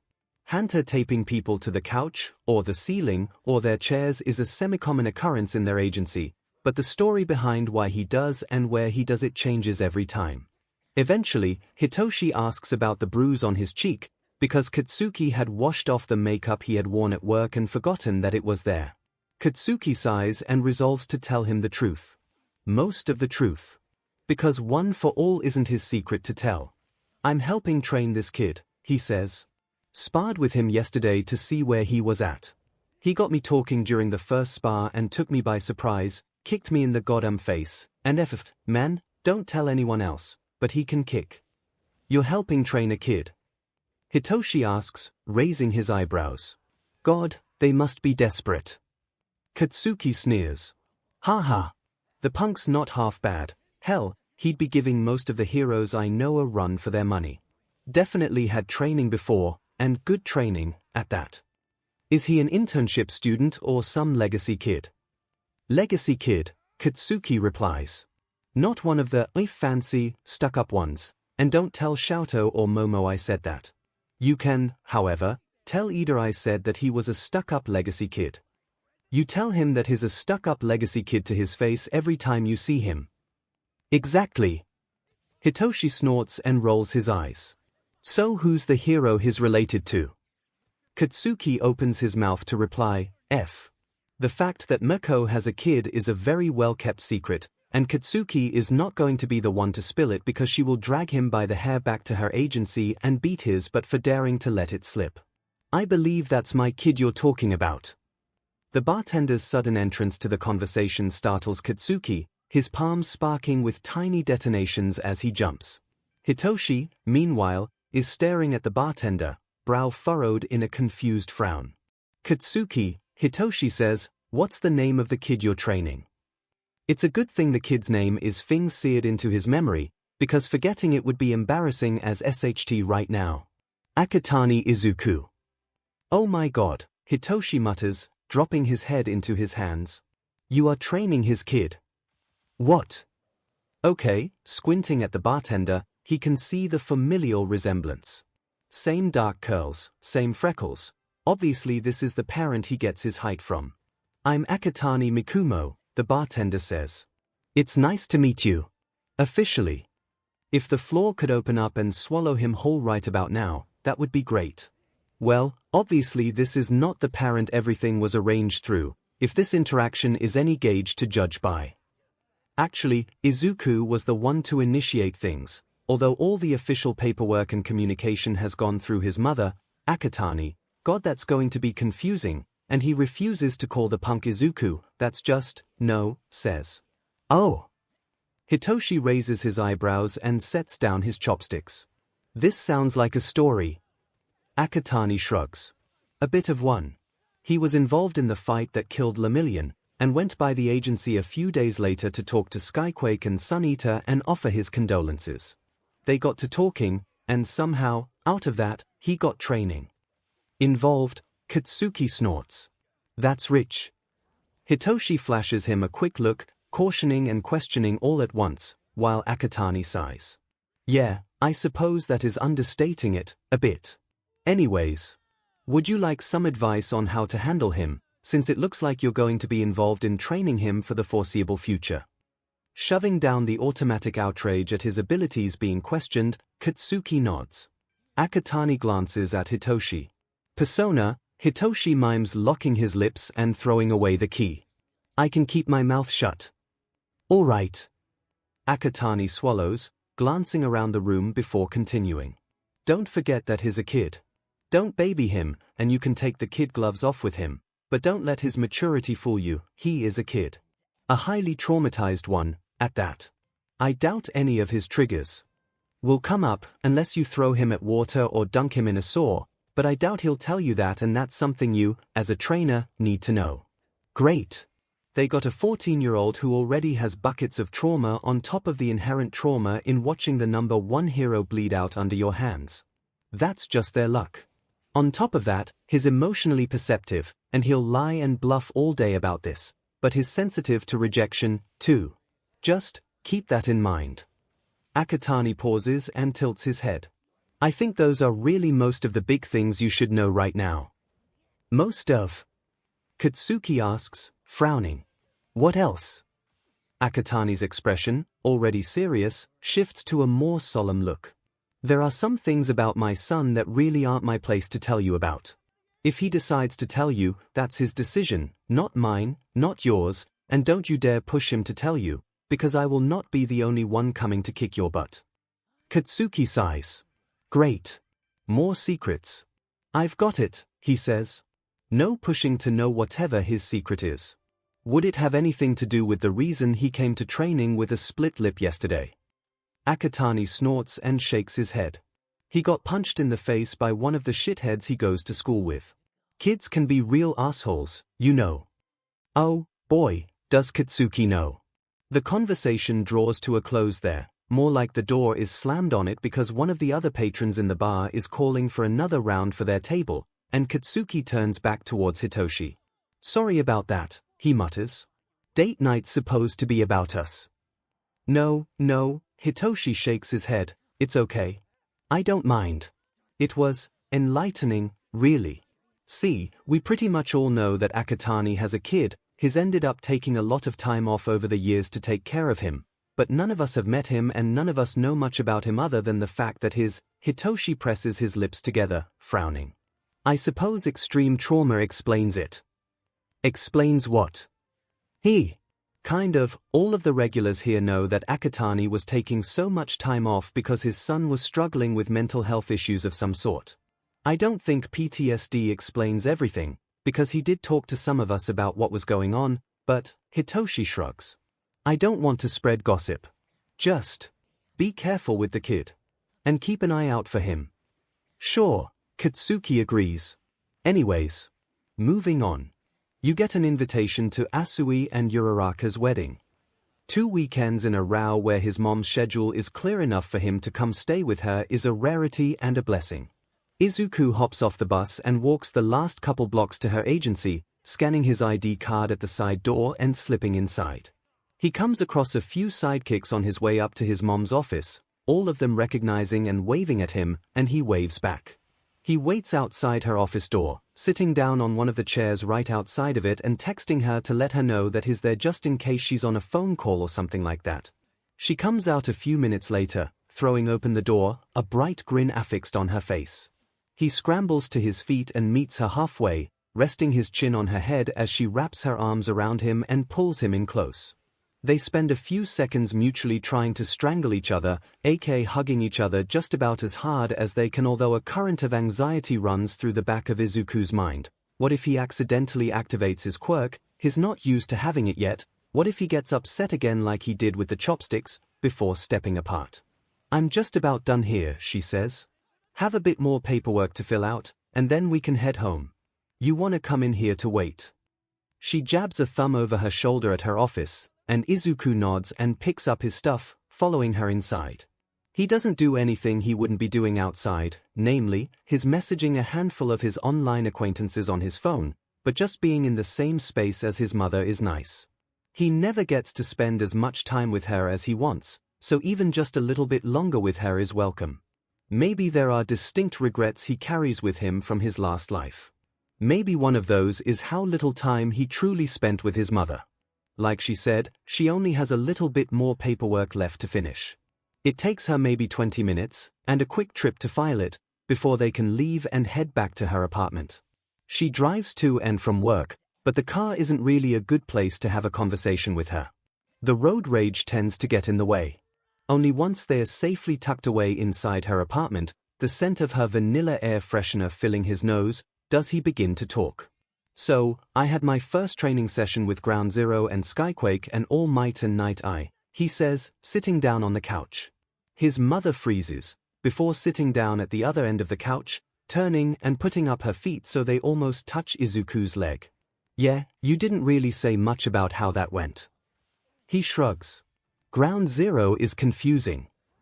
I don't know, he's pretty straightforward to me, his mother counters, and Izuku glowers at her. He's nothing like I expect him to be.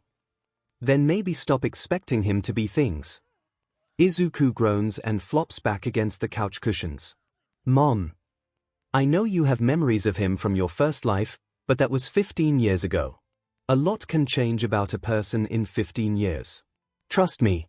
Sometimes, I barely even recognize myself.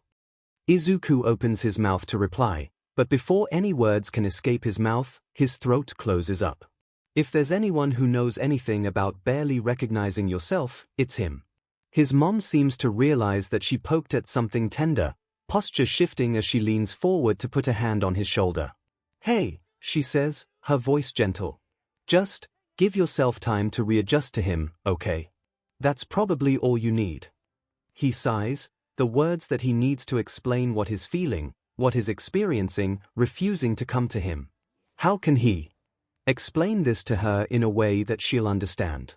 How to explain this to anyone in a way they'll understand? It's not just that 𝐔𝐬𝐽 is different. It's not just that Izuku is different, although that's definitely part of it. It's just, the words won't come, and he can't figure out how to make them, so he just leans into his mother's touch and lets her be right, for now. Maybe it's time to dig out that contact number he has locked away under his bed. Rarely, for Izuku, a week passes without any incident at school. Yeah, he got in a minor verbal snit with that one girl who likes to make fun of the few kids in their class with mutant quirks, and he almost got into a fight after school on Wednesday, but the other kid backed down and they went their separate ways without Izuku getting punched in the face. Overall, a stellar week for him. Outside of school, he spends his evenings at home, sitting cross-legged on the floor, practicing summoning and dispelling One for All, pulling it to the surface of his skin until it fills him with its boundless heat, red lightning sparkling to life around him. He sits there, and releases it, sighing out his breath as the lightning fades away. Sometimes, he'll stand, and walk around the apartment, taking his time to just exist with the quirk, to settle in and adjust to it. He still doesn't dream of Lemillion or the ash-filled void. At home, he practices until he can activate One for All with nary a thought. He practices until activating it is as natural as breathing. His trainers notice the change on Thursday. Most often, he spars against 𝐔𝐬𝐽 and 𝐔𝐻𝐾, and the two of them are quick to pick up on small details. Wow! 𝐔𝐻𝐾 waves her hand to call a pause in the spar between Izuku and 𝐔𝐬𝐽. You're already so much quicker at activating One for All. Thanks. Izuku tucks a stray curl behind his ear and glances over at Night Eye and All Might, who, as always, linger off to the side, observing, rarely commentating. I've been practicing with it at home. Practicing? You been breaking walls in your apartment or something? Izuku turns to face 𝐔𝐬𝐽. Just activating and deactivating it. Nothing strenuous. Nothing that will break my bones, or anything else. Seriously, he is very careful with his bones. He has no idea how he or his parents would explain One for All injuries to the hospital. 𝐒𝐭𝐴 and 𝐔𝐬𝐴 are quiet for a moment before 𝐔𝐬𝐴 speaks up. Why your bones, in specific? His teeth click as he snaps his jaw shut. Oh, he shouldn't have mentioned that. He never told them about seeing Lemillion in a weird quirk vision. Come on, Izuku, think. What's an excuse that could work? Ah. He crafts his excuse in starts and stops. It feels like it could. If I'm not careful. 𝐔𝐬𝐴 raises an eyebrow. It feels like it could break your bones. Yeah. It's like, I can activate it, but only a little bit, because if I use any more than that bit, I'll lose control and it'll be too much and I'll probably face some backlash. It's a very hot power. Hot, like, physically. And I feel it in my bones. Everything starts rattling when I push the percentage too high. Everything starts rattling. 𝐒𝐭𝐴 asks, stepping closer, her head tilted. Like, how? Literally. Not, literally. Izuku shakes his head. Just, metaphysically. My bones rattle metaphysically. 𝐔𝐬𝐴 snorts. Your bones rattle, metaphysically. Oh, shut up, Katsuki, 𝐒𝐭𝐴 laughs, poking 𝐔𝐬𝐴's forehead. He scowls at her and crosses his arms but does not retaliate. You weren't there at the beginning, but Mirio's bones kept basically exploding from the inside out because he couldn't figure out how to use it. That is a much more visceral image than the one Lemillion had given Izuku. Holy SHT 𝐒𝐭𝐴 continues, turning towards Izuku and grinning at him. Honestly, I'm super impressed that you were able to figure out how to regulate it so quickly. Heat rises to his cheeks. My mom helped. Did you know why Lemillion was, exploding his bones? He kept just focusing all of the power into one limb at a time. That was always too much power in too little of a volume, so, kerblooey. 𝐒𝐭𝐴 puffs out her cheeks and makes a plosive noise, miming an explosion with her hands. Oh! Izuku perks up. His original quirk was permeation, right? An emitter quirk. So he would probably be used to using it on parts of his body. The quirks people are born with tend to help inform the way they view the world, so it makes sense that he was making that mistake. That's probably how he was used to using his natural quirk, so it was second nature to use his gifted quirk that way too. Now, on the other hand, my mom's quirk, you know what my mom's quirk is, I don't have to explain it to you, but since she has a full-body mutation quirk, she thinks about how to use her quirk differently than people with emitter quirks or transformation quirks tend to. And so, some of that carried over to me, and, she was there the first time I activated it. He trails off, feeling the eyes of everyone else in the room on him. All Might and Night Eye had even walked over from their seclusion at one point during his ramble. He stands ramrod straight, lifting his chin slightly and meeting Night Eye's eyes for a moment before turning back to 𝐒𝐭𝐴 and 𝐔𝐬𝐴. That was just a long-winded way of saying it makes sense. He excuses himself, shrugging. That was really insightful, actually. 𝐒𝐭𝐴 bounces over to him and reaches up to ruffle his hair. When he shies away, she redirects her hand to strike a pose with her fist in the air so smoothly that, for a second, his left questioning whether she really was intending to touch him. It sounds like you've put a lot of thought into this. I know quirks. He shrugs, leaning away from her exuberance. She takes a step back, and immediately, his shoulders drop, although his stomach turns. Why can't he just be normal about casual touch? Shoving the self-recrimination aside, he continues speaking. It's not that difficult an inference to make if you've done much study on quirk theory. You've studied quirk theory? Night Eye asks, and Izuku nods. It's a lifelong special interest. So lifelong it's followed him across 2 lives. Even before his memories began coming in, he had been obsessed with quirks, with learning about them and dissecting them and breaking down how they do and don't work. His parents had nurtured that, his mother arranging for him to occasionally meet up with her agency's in-house quirk analyst. Night Eye narrows his eyes, subjecting Izuku to his scrutiny once again.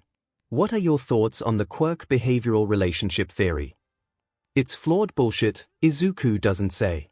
It has some valid points, but overall, socialization probably has more impact on people's behavior than their quirks do. Quirks play a part, yeah, but it's the environment around them that plays the biggest role in how they develop. At least, that's what I've noticed. That sharp gaze lingers on him for a few moments before Night Eye glances over at All Might, who blinks and shrugs in response to whatever silent question has been asked.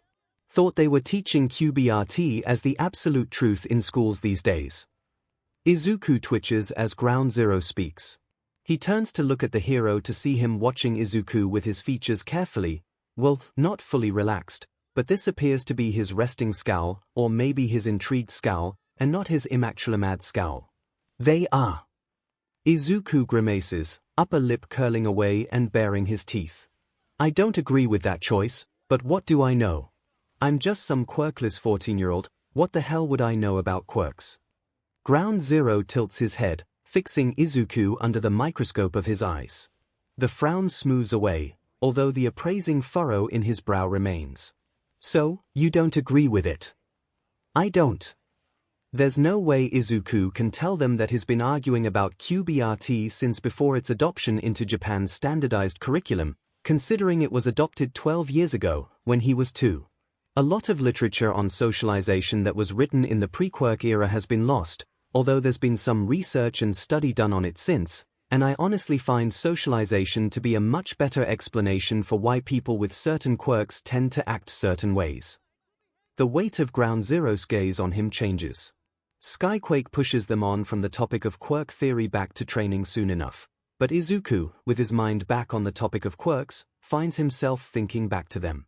If ever there were evidence of QBRT's validity, it would be Ground Zero, but he can't bring himself to believe that. The oldest memories of his first life, his first childhood, are fuzzy, but the few things he remembers of Ground Zero as a child are, well, they're concerning, to say the least. Prickling and tingling, the fine hairs on the back of Izuku's neck stand on end as Night Eye watches him closer than he had during the entire training session prior to the tangent about quirk theory. It's a good thing there's barely half an hour left. He does his best to avoid working himself into an anxiety attack, focusing on Ground Zero and Skyquake's instruction, but even that doesn't help as much as it should.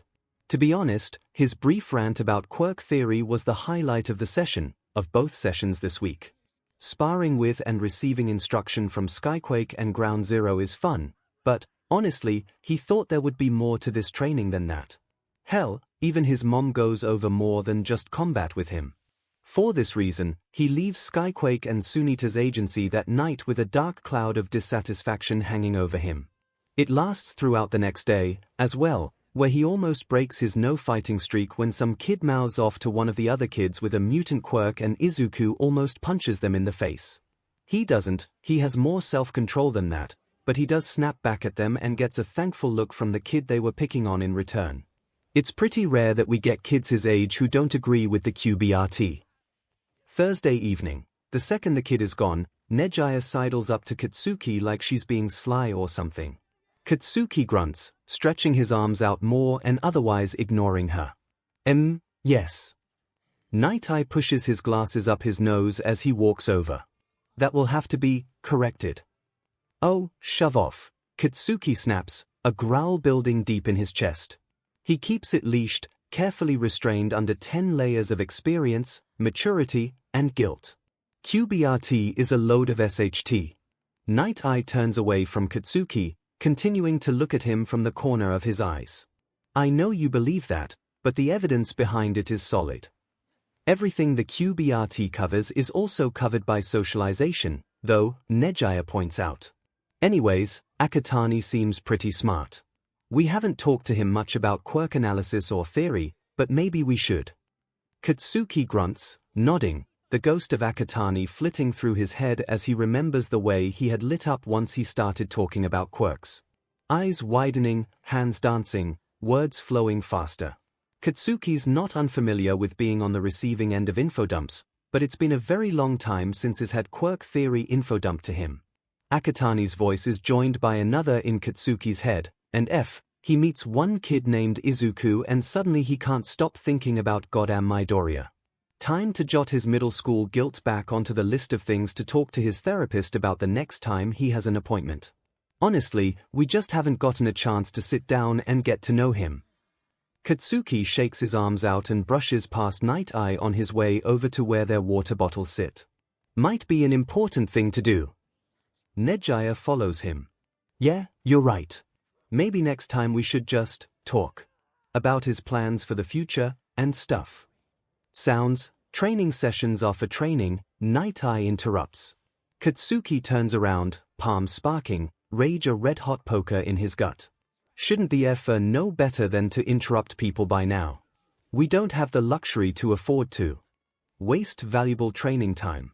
The league is, like hell that's a waste. 𝐒𝐽𝐽's hand on Katsuki's arm stops him from striding toward Night Eye, but he still hunches forward and bares his teeth. This is the kid with F in one for all. You saying that finding out what he wants to do with it is a waste? I was saying, the league is emboldened with Mirio's death. The sooner we can have his successor trained and ready, the better. Night Eye. 𝐒𝐽𝐽 speaks up before Katsuki can respond, her voice loud and level. I believe we've already had this conversation. Yes, we will train Akatani as quickly and thoroughly as we can, but combat isn't the only important aspect of training to take into consideration. 𝐒𝐽𝐽 and Night Eye continue bickering for a few more minutes while Katsuki finishes stretching out and getting ready to go home, and is more than willing to leave them to it.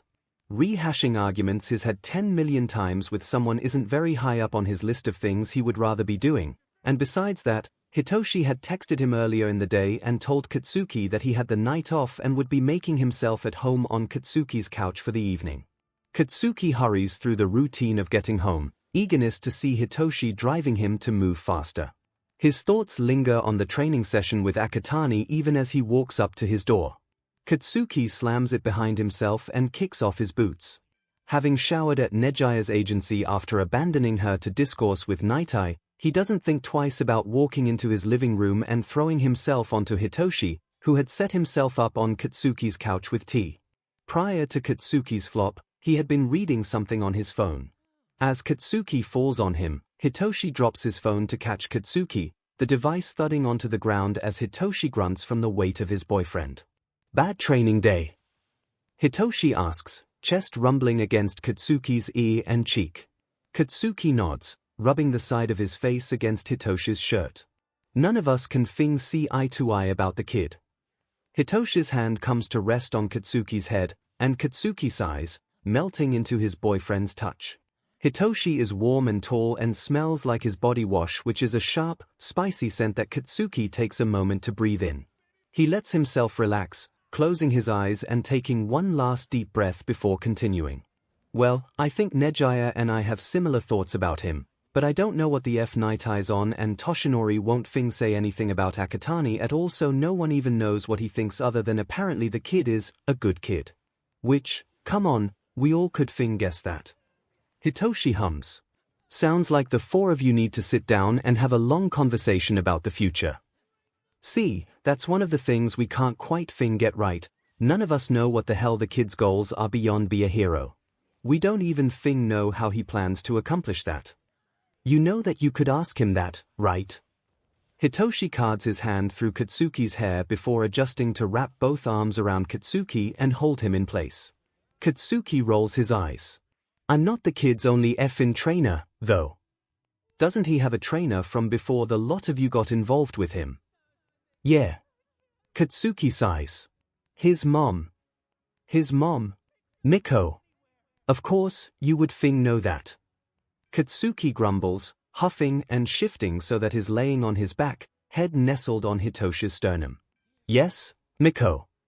You interned with her. Couldn't you ask her about him?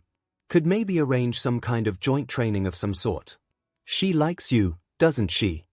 Sure seems that way, Katsuki agrees, nodding. That isn't a terrible idea. This sure is an unorthodox way to train a hero, though.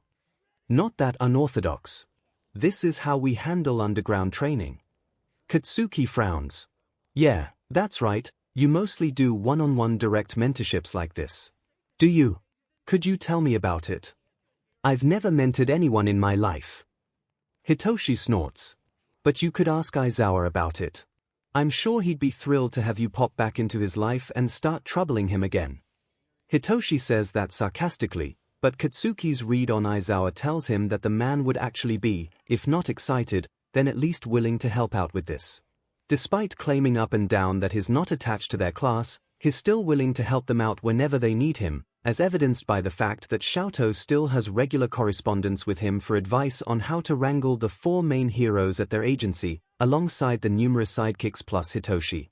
Yeah, I might give him a call or something, then, Katsuki replies, sighing. Tomorrow, though. I've had enough Fing mentorship talk for tonight. Tell me about that goddamn robbery bust from yesterday. Hitoshi smacks his lips. Well, this guy with a Fing gigantification quirk, God, why are there so many of those, had broken the window. Friday morning, Katsuki writes an email and leaves it in his drafts for an hour before cursing up a storm and hitting the send button as he's leaving for a meeting. The commission representative sent to their agency to brief them on recent league movements is as boring as always, and Katsuki pays just enough attention to them to nod and hum in the right spots. Momo takes the notes for the rest of the agency, anyways, and Hitoshi and 𝐿𝐿's information is always more accurate and carries more depth than these briefings anyways. As one of the members of Aizawa's Hell class, which had been one of the league's targets throughout their years of high school, Katsuki is required to attend these monthly briefings and has been since he graduated. He hates it. The commission sends different representatives to each Hell class student's agency, and it's a monthly ritual to beach in the group chat together afterwards. Hitoshi attends with Katsuki's agency, which means he's hiding in the corner of the room with his head down and arms crossed. They seem to be the first up for this torture this month, although, according to Ida, his agency is also being briefed today, and then Tsuyu and Okiko are scheduled for early next week. It's inconvenient and inefficient and, at least, according to many members of their class, the commission does this on purpose. None of their class popped out after 3 years at UA as perfectly formed little commission drones. As a matter of fact, they popped out already broken and worn out, but half of that is the league's fault, which means the commission. Well, the commission may not be able to level legal action against them just because they are not saying and doing exactly what they want the class to say and do, but they can do their best to make the class hate them even more than they already do. Katsuki, Kyuka, Momo, 𝐿𝐿, Hitoshi, and Hanta slump their way out of the meeting room an hour and a half later, saving their grumbling and dirty looks for Katsuki's office, where his 5 extras all plop themselves down on the floor or on his desk or, in Momo the sole logical one's case, the guest chair. Katsuki rolls his eyes as he brushes past them to his own chair. At least none of them have the audacity to steal his chair anymore, although Hanta better clean up that Fing hammock, he swears to F.O. Hey, 𝐒𝐿𝐿 emailed you. Get out of my Fing space. Katsuki shoves 𝐿𝐿's face away, pushing the other man off his desk in the process for good measure. 𝐿𝐿, the overdramatic beach, MMMS and lays on the floor. Kyuka points at 𝐿𝐿. Look what you've done. You've killed him. Good riddance. Katsuki sneers before opening and scanning the email from 𝐒𝐿. I just had a question to ask her about the kid I've been helping train. Keep your noses out of it. Or. Kyuka pouts. So we're not getting an agency child. We already have Katsuki, Momo replies, and 𝐿𝐿 barks out a laugh as he pulls himself up off the floor with the edge of Katsuki's desk. Katsuki snorts and rolls his eyes. Remind me why I put up with UFOs. Because you love us. Hanta grins. Careful not to let that get out. He has a reputation. Hitoshi doesn't look up from his phone as he says that. I need to go now, someone's asking for my help on something. Terrible briefing, as always, please don't invite me back. Too bad, you're stuck with us, Kyuka shoots back, elbowing him as he walks by. Hitoshi sticks his tongue out before walking out the door, closing it behind him. They're quiet for a few minutes while Katsuki composes a reply to 𝐒𝐿 and sends it.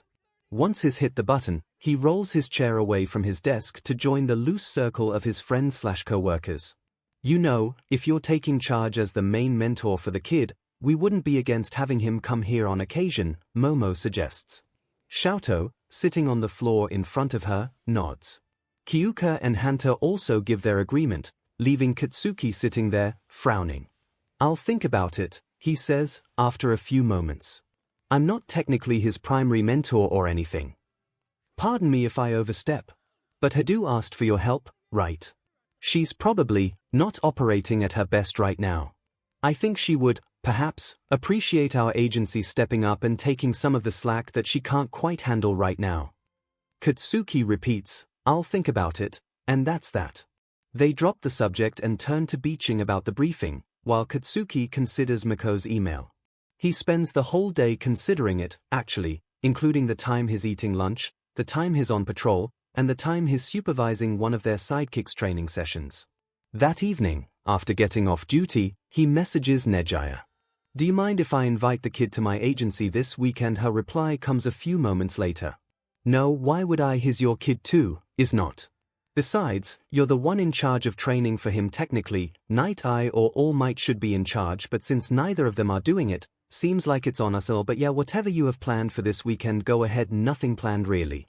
Just emailed his mom about a few things and she mentioned he doesn't have anything going on this weekend, so I figured why not 𝐒𝐿. I get it. I'm not feeling possessive of him or anything else, and I think he likes both of us fine. What are your thoughts for this weekend?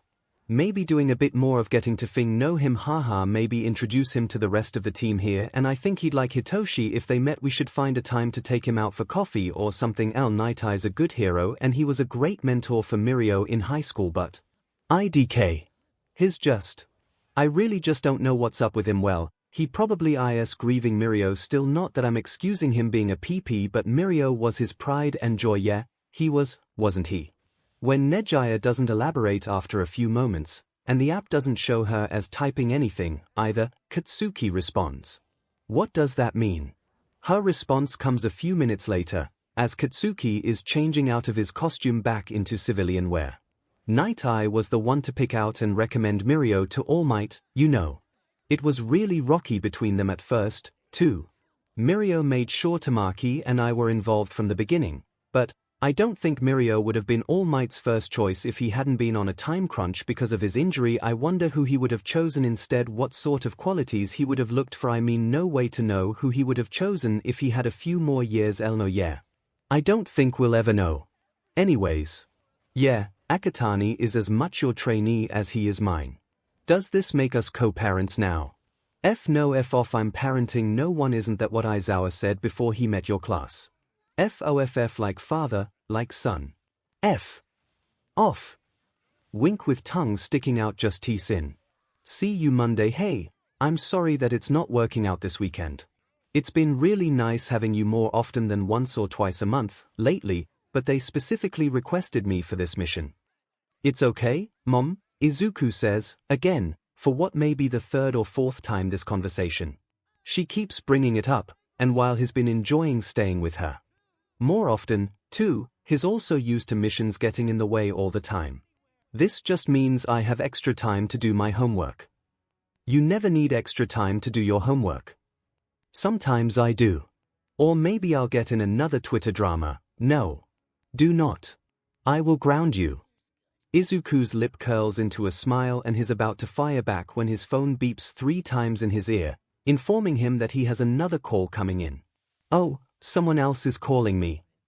Which is odd, because the only people who call him are his mom and dad. Although it could be Skyquake, maybe. He checks the number. It's not Skyquake. When he had exchanged contact information with the 2 pros who would be handling the bulk of his one for all training, he was not expecting Ground Zero to ever want to contact him. But yet, here he is, his phone displaying Ground Zero's contact information. It's Ground Zero. Oh, I have the feeling you're going to want to pick that up. Or, I hate it when you know things I don't. I know a lot of things you don't. Yeah. Love you. Love you too.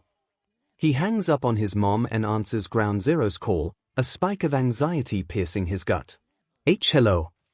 Or, great, starting with a stutter right out of the gate.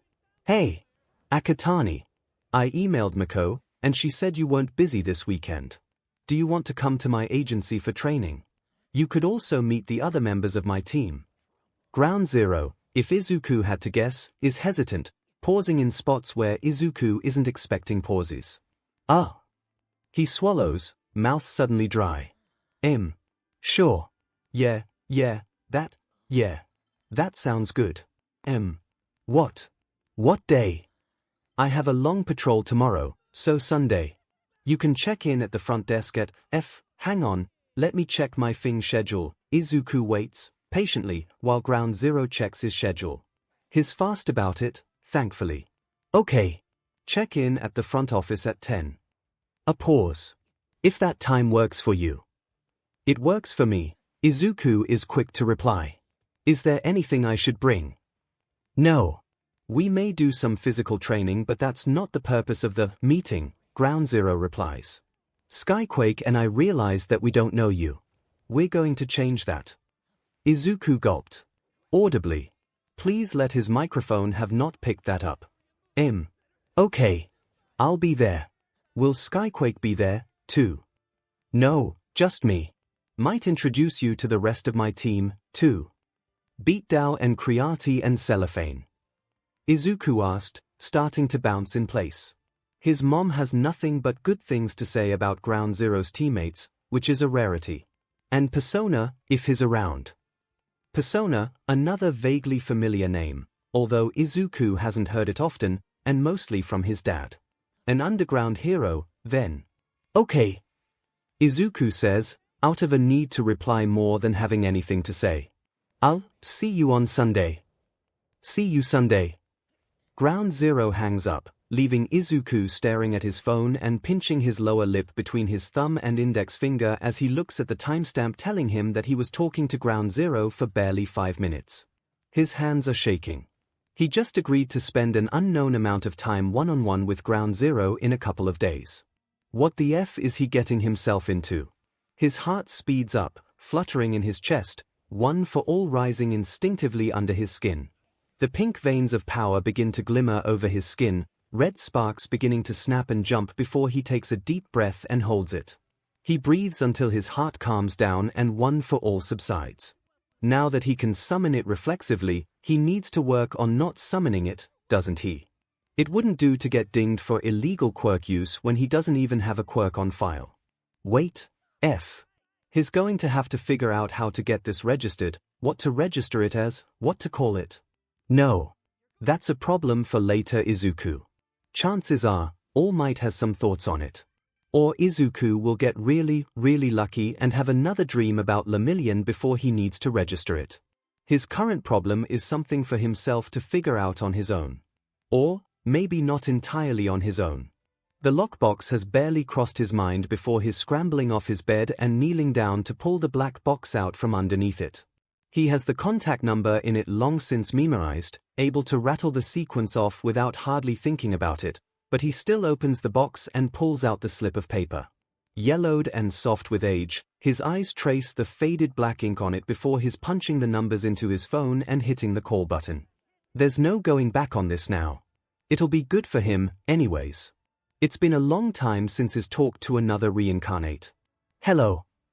The voice on the other end of the line is soft and questioning. Izuku's breath catches in his throat. Hey. It's me. It's Izuku. Oh. Kitten. It's been a while since I've heard from you or your family. How are you? Are you all doing well? You're 14, now, right? So things should be starting to settle down for you memory-wise, right?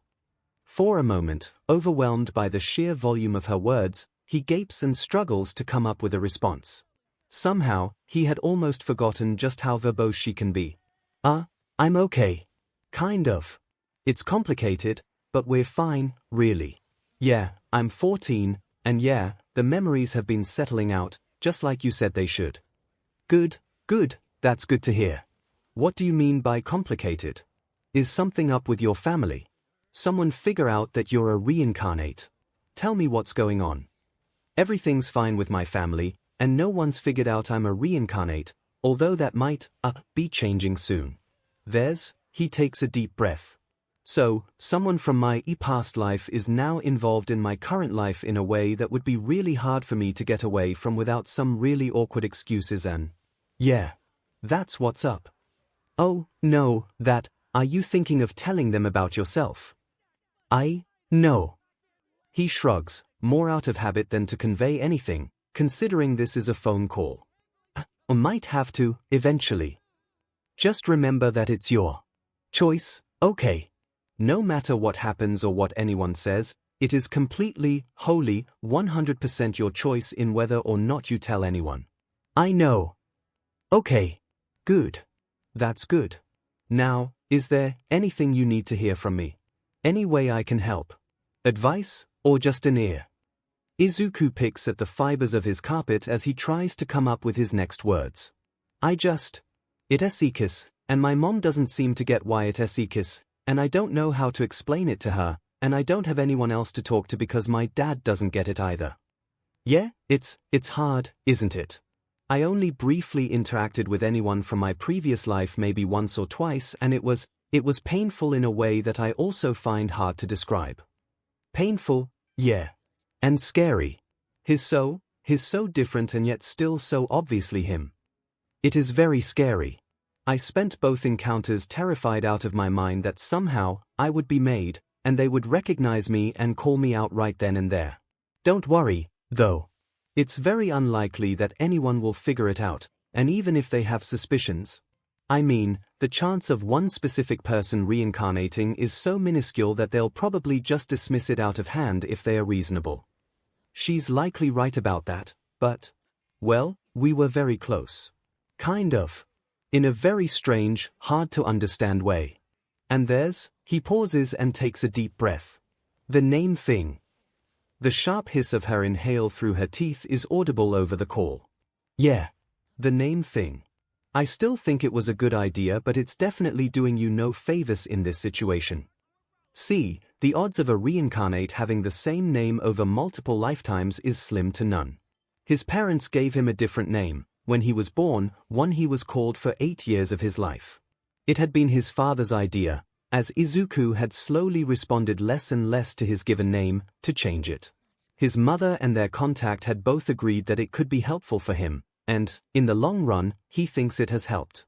He sees other reincarnates talk, anonymously, online about experiencing a great divide between their identities, and while there are some parts of himself that he cordons off and hides in the corner under the name Midoriya, overall, maybe he has fewer identity issues than some other reincarnates. Yeah, he trails off, unsure what to say next. I don't know how to explain to her why this is so hard. Well, why don't you try explaining it to me? In specific words. You can practice out what you're going to say to her with me. That sounds like something my therapist would say. Well, I've had my fair share of therapy over the years, so maybe I'm just parroting some of the stuff I've learned. Anyways. Go for it. I'm listening. Izuku takes a deep breath, pausing to gather his thoughts before speaking. It's just, he's changed so much. But, so have I. But it's not. It's not like how it is when you go away for a few years and then come back, you know. He doesn't even know I'm the same person. And I don't know how I could even begin to tell him. He probably thinks I killed myself, because that's what everyone said I did. And it's complicated. It's all so complicated, but his jaw snaps closed as a thought comes to him. I'm sad. I think. I'm sad. He got to grow up and do amazing things, and I didn't. I wasn't there. And now there's no chance that I'll ever be able to stand as his equal. As a peer. A sob jackes his body and tears its way through his next words, breaking them apart until he can barely speak them. I'm a kid. He's an adult, now. And here I am, sitting through middle school again. The other end of the line is quiet, Izuku's words hanging in the space between them until she sighs. Her voice is solemn and measured, slow when compared to her normal rapid-fire pace of speech. Yes, that's one of the worst parts of all of this, isn't it? Even for anyone who does choose to pursue connections with their past life relationships. Those relationships will never be the same. There's silence between them again as a tear traces a trail of heat down Izuku's cheek. More follow afterwards, his breath freezing in his chest. These things you've told me. I think, if you told your mom what you told me, she'll get it. At least, somewhat. It's a kind of grief that I hope she never knows, but if you frame it as grief, I think she'll understand a little bit better. He swallows to choke down the lump in his throat. Yeah. The next time I see her, I'll talk to her about this. Okay. Good. That's good. Tell me how it goes, yeah. Yeah, he agrees. And, Tomoko. Thanks. He can hear her smile in her voice. Of course. Anytime, kitten. And I mean it. I love hearing from you. Why yeah. The lump is back in his throat. I'll do my best to keep that in mind. Thank you again, and, good night. Good night, Izuku. Hanging up is always awkward and strange with people he doesn't have a routine with, but he manages it, hitting the end call button without having to wait for her to hang up first. Her number and the timestamp blink at him from the screen of his phone before going dark. Despite the tears still falling down his face, there's a weight gone, a sense of relief that fills him. There were no solutions to be found for this situation, but just talking about his feelings to someone who gets it. It helps in so many ways. Why doesn't he just talk to her more often? He shakes his head. No use beating himself up for that. He's gotten what he needed, so with gentle hands, he puts the slip of paper with Tomoko's number on it back in the lockbox and closes the lid with a click, spinning the dials to random numbers before sliding the whole thing back into place under his bed. On Saturday, he spends the morning working first on homework and then reading a perhaps not purchased PDF online about some recent quirk study. It's yet another piece debunking the QBRT, not that more studies saying the same thing seems to help sway public opinion more than the best-written sensationalist pieces do. Since his father has Saturday and Sunday off, they spend the afternoon together, going for a short hike in what daylight is left before cooking dinner together. Izuku stays up later than he maybe should have, watching a couple episodes of his dad's favorite drama with him. This has him waking up on Sunday morning a little more tired than he normally would be, and it takes him a little longer than normal to wake up and get moving. Thankfully, his morning run always does a great job at getting his brain going, so by the time he's done with that, he's ready to face the day. More specifically, he's ready to face ground zero. After taking a quick shower to rinse off the sweat from his run, he dresses simply in a pair of loose shorts and a tank top. The early July heat will be intense this afternoon, which he dresses for, but the morning is still cool, so he pulls on a light jacket. Double-checking to make sure his phone is fully charged and he has his debit card and a handful of cash enough to catch a train home if, say, his debit card quits working, he's almost ready to go. Even though his dad already knows where he's going to be for the day, he still scribbles out a quick note and leaves it on the table for when his dad wakes up. With that taken care of, he's finally ready to go, so he puts on his shoes and heads out the door. It's a substantial train ride to reach Ground Zero's agency. It's further away than Lemillion's, but closer than his mother's, which puts it at a solid awkward middle ground of feasible to visit more than once a week, but the trip is too long to go every other day. Not that he's thinking that he'll be making the trip that often, but it's just a thought he has. Maybe it's a possibility in the future if he gets invited back. He won't count on it, though. When he gets off the train, he has a 10-minute walk to make it the rest of the way to ground agency. The building it's housed in is a brick office building, presumably reinforced underneath the facade. Sprawled vertically across the side of the building in a bold black and orange are the katakana and kanji declaring the name of the agency. Ground Zero's team went old school with the look of their building, something that provokes a swell of nostalgia within Izuku. These were the kind of hero agencies that populated Japan during his first childhood, with their names emblazoned across them. They had fearlessly declared "I am here," just like their number one of the time. All that started changing after All Might's retirement. Smaller, less well-known and well-funded agencies began removing their names from the buildings when they began being targeted by both villains and malcontent vandals. Eventually, even most of the well-known top heroes removed their names from the agency buildings. Except for Ground Zero. That's so Kaken. Of course, Ground Zero would refuse to remove his name from the building. In many ways, he is still the person Izuku knew. Taking a deep breath, he closes the space remaining between himself and the agency in front of him. With 5 minutes to spare before their 10 o'clock meeting time, he passes through the heavy front door and into a cozy-looking waiting room. Just like the outside, the inside has eschewed the facade of modern heroics.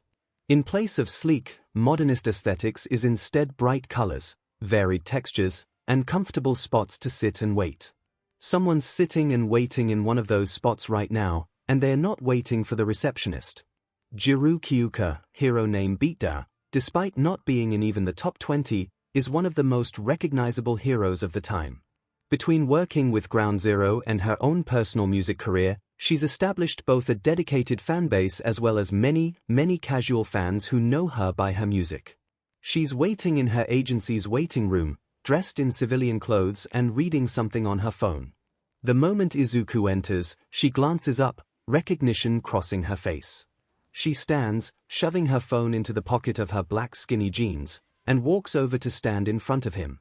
Izuku is quite a bit taller than her, and she's even wearing thick-soled boots that raise her almost 10 centimeters higher. "Hey, you're the kid Zero's been training," she says. "I asked Skyquake to send me a picture of you so I'd know what you look like. I'm curious, what in the goddamn did you do to impress him?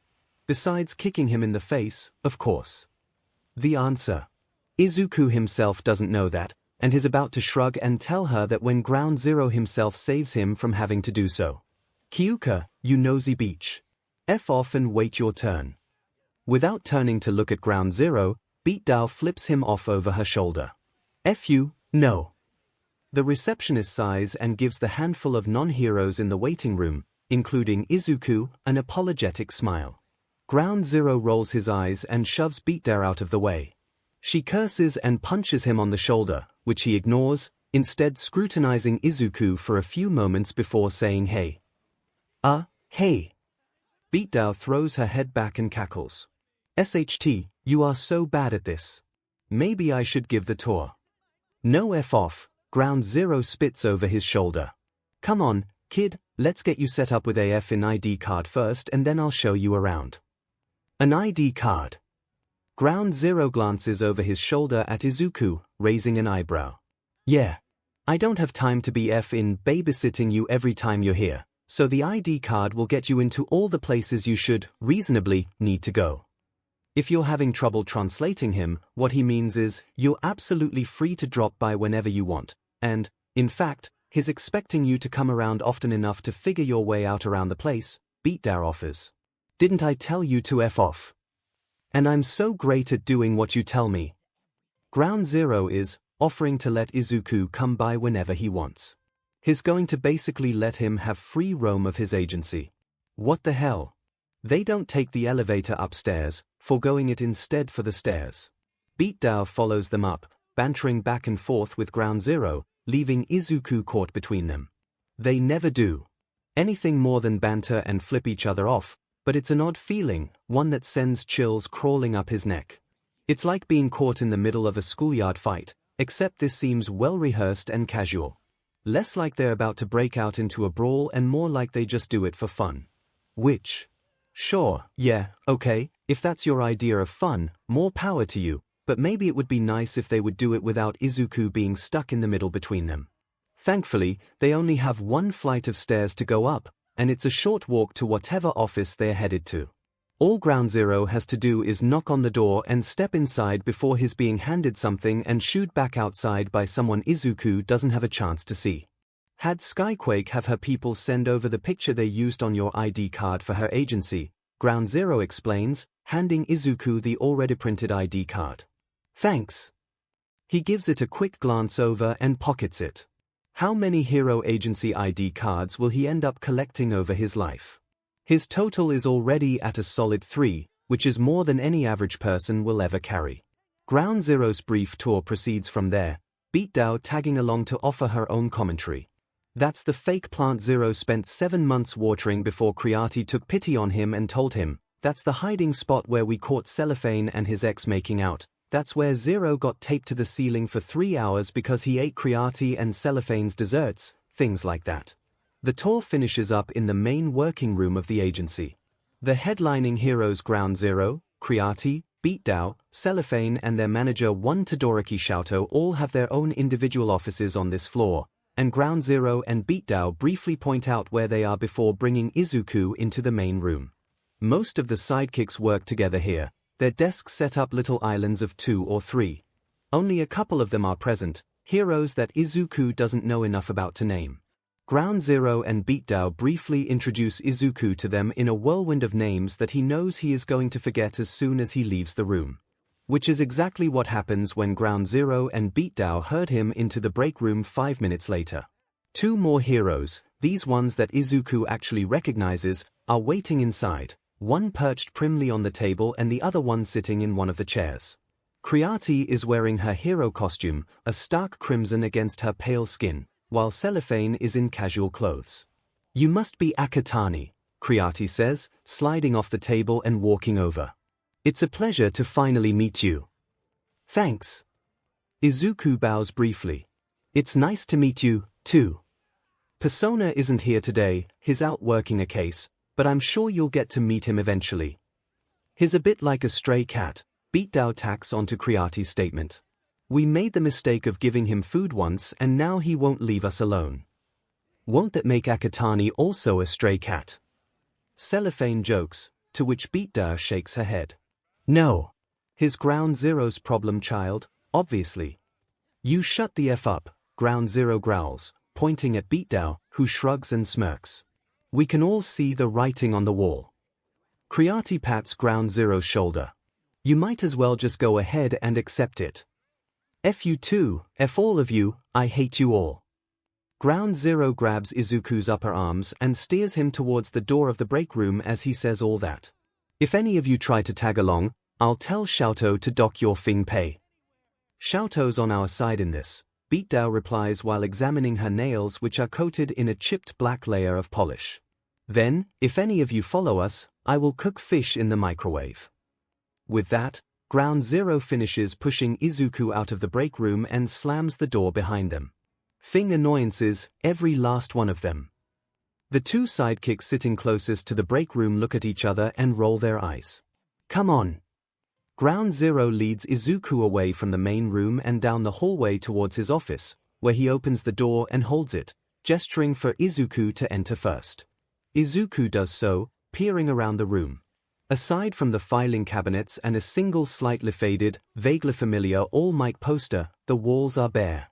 The desk holds both Ground Zero's desktop computer, laptop, and various stacks of paperwork, with few personal effects. Those few effects are a couple photo frames and one Crimson Riot figurine. Ground Zero closes the office door behind himself, stepping past Izuku to sit down in his chair. Izuku sits down in one of the chairs across the desk from Ground Zero and sticks his hands in his hoodie pocket, where he laces his fingers together.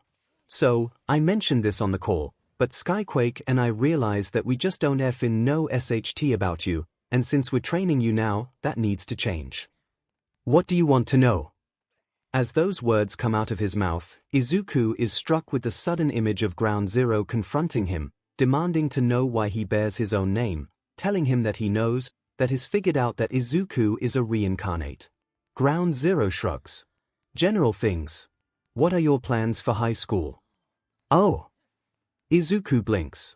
That's a better outcome than the visions his brain had presented him with, at least. "I'm not actually planning on attending high school. My mom has agreed to let me directly train under her in preparation for the career, rather than me attending a heroics-focused school." "Oh." Ground Zero raises his eyebrows. "What led to that decision?" "I don't get along with my peers." He never has. He never figured it out in his first life, and still hasn't figured it out in this one. Ground Zero scoffs. "That's not a good reason to skip high school. There's more reasons behind the decision, just not any that I particularly feel like sharing right now." He lifts his chin, fixing his eyes on Ground Zero's eyebrows at the same time Ground Zero stares back at him. He's expecting a fight, but Ground Zero just shrugs. "All right. So, high school's out of the picture. Any other heroes you would be interested in learning from besides Mako?" "Deadshot," is his immediate reply. "Especially now that I have one for all. He has incredibly precise control over his quirk. I could learn a lot from him." "Deadshot's good." Ground Zero nods.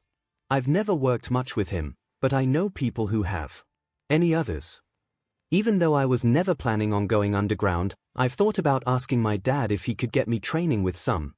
My dad works at a bar that a lot of underground heroes visit. I know. I've met him." Oh. Izuku blinks, tilting his head. "You have? I didn't think that would be your kind of scene." Ground Zero shrugs. someone else introduced me to it. It's quiet, at least. Oh. Here. Anyways, I was never planning on being underground, but underground heroes have to get crafty with their strategies, and most of them have non-physical quirks, so I figured, if anyone would be okay with a quirkless person becoming a hero, it would be the underground. Ground Zero huffs. It took them a while, but they did come around. What? Ground Zero is talking like there is a quirkless underground hero. Which, there isn't, right? His parents would have told him if there was. Right. Ground Zero raises an eyebrow. Persona was in my class at UA. One of the people who had their quirk stolen at Kamino Ward. Diamond good underground hero, too. Izuku groans and puts his face in his hands while at the same time trying not to cry. There's no way his parents kept this from him maliciously, right? They wouldn't do that. They have supported him wholeheartedly for his entire life. Not once have they ever shown doubt that he could do it. Concern, yes, highly valid concern. Heroics is a dangerous career. The scars his mother bears on her body is evidence enough of that, but never doubt. Actually, now that he thinks about it, his parents likely didn't know. His father strictly doesn't ask what people's quirks are, or what their hero or civilian identities are, at the bar he works at. It would be a dangerous information security risk to do so, plus, he just doesn't need to know unless someone decides to start a fight. As for Izuku's mother, the closest she ever comes to dealing with the underground is on raids, when she's called in as the muscle. It's likely she hasn't heard of Persona. Having mostly convinced himself of his parents' innocent/good intentions, Izuku lifts his head from his hands. Ground Zero is looking at him, a constipated expression on his face and a hand half raised towards Izuku. His face smooths out and his hand drops as soon as he sees Izuku looking at him. Wait. Izuku holds up a hand, hit by a memory. Creati said Persona sometimes comes by. And I think you said that, too, when we were on the phone. Yeah, he tends to use our agency as a home base.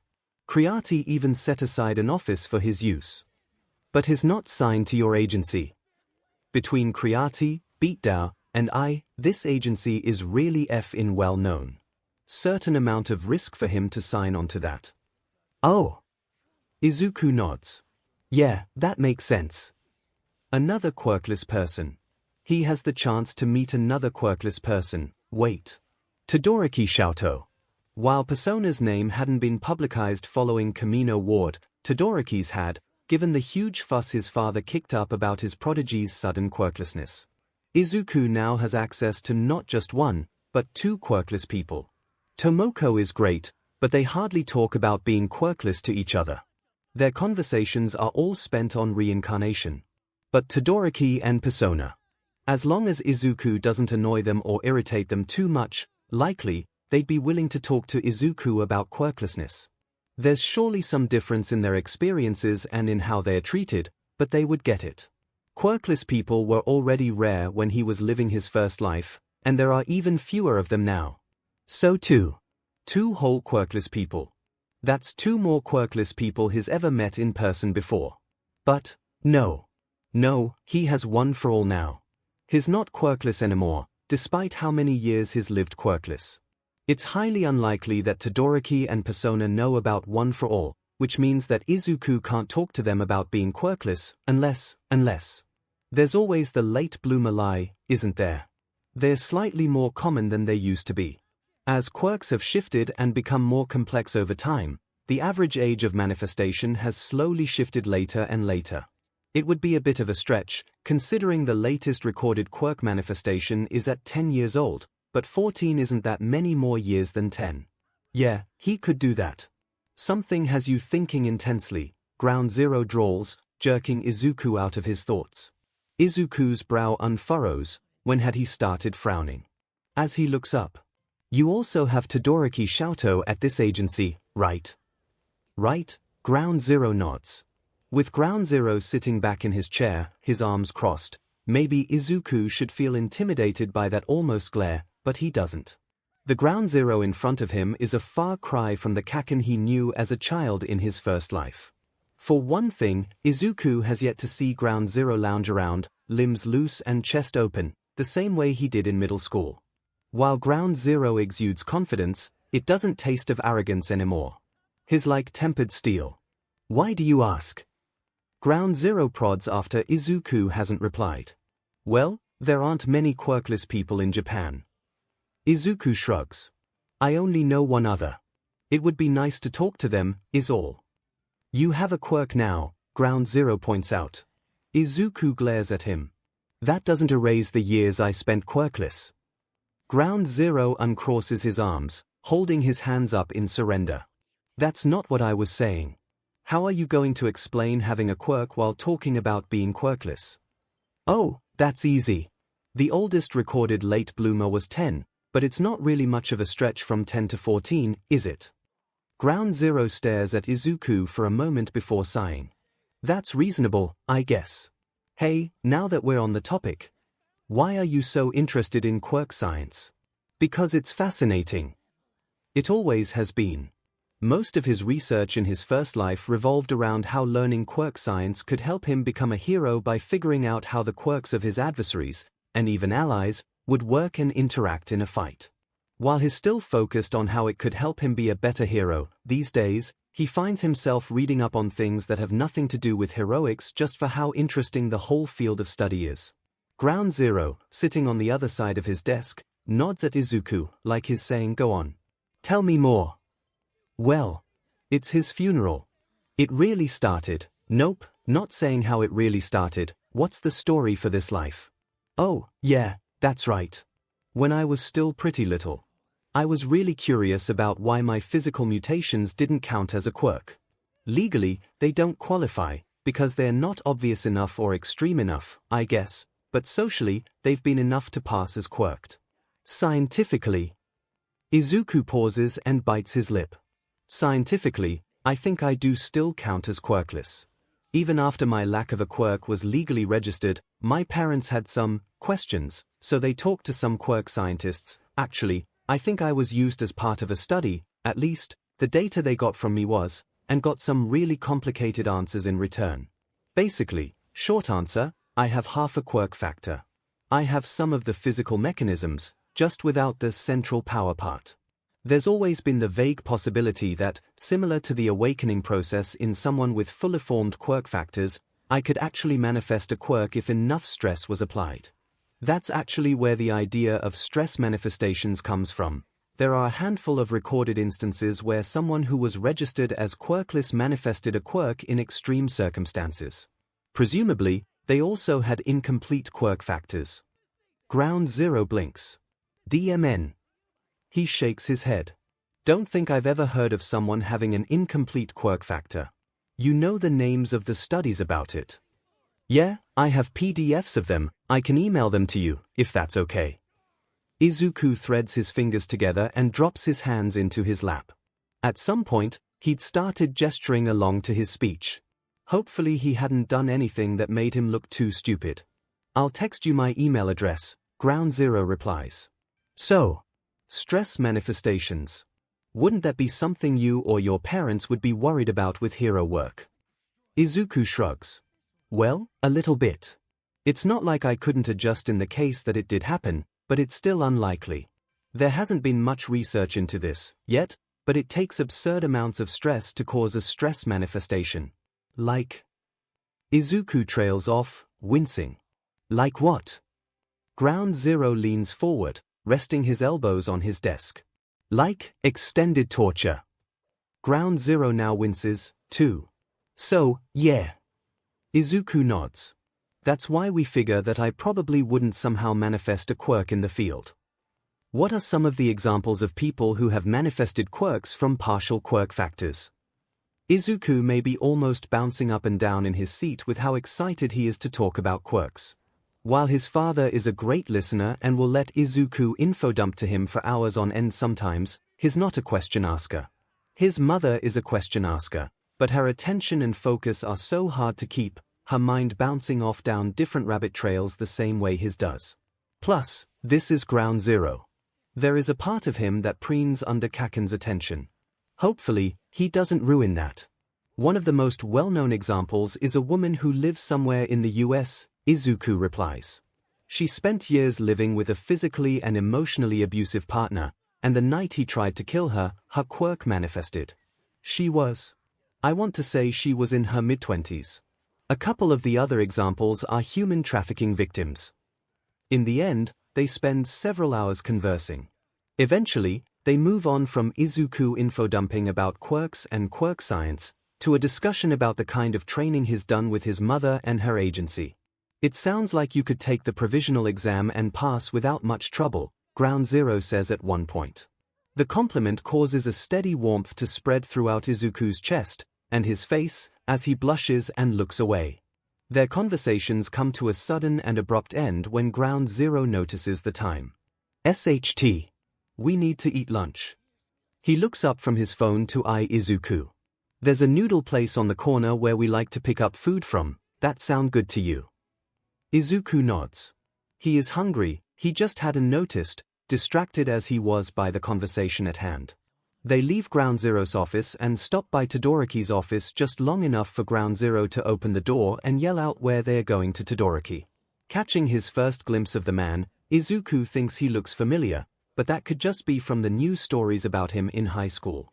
Together, Izuku and 𝐷𝐬𝐷 leave the agency and walk down the block to the noodle place on the corner.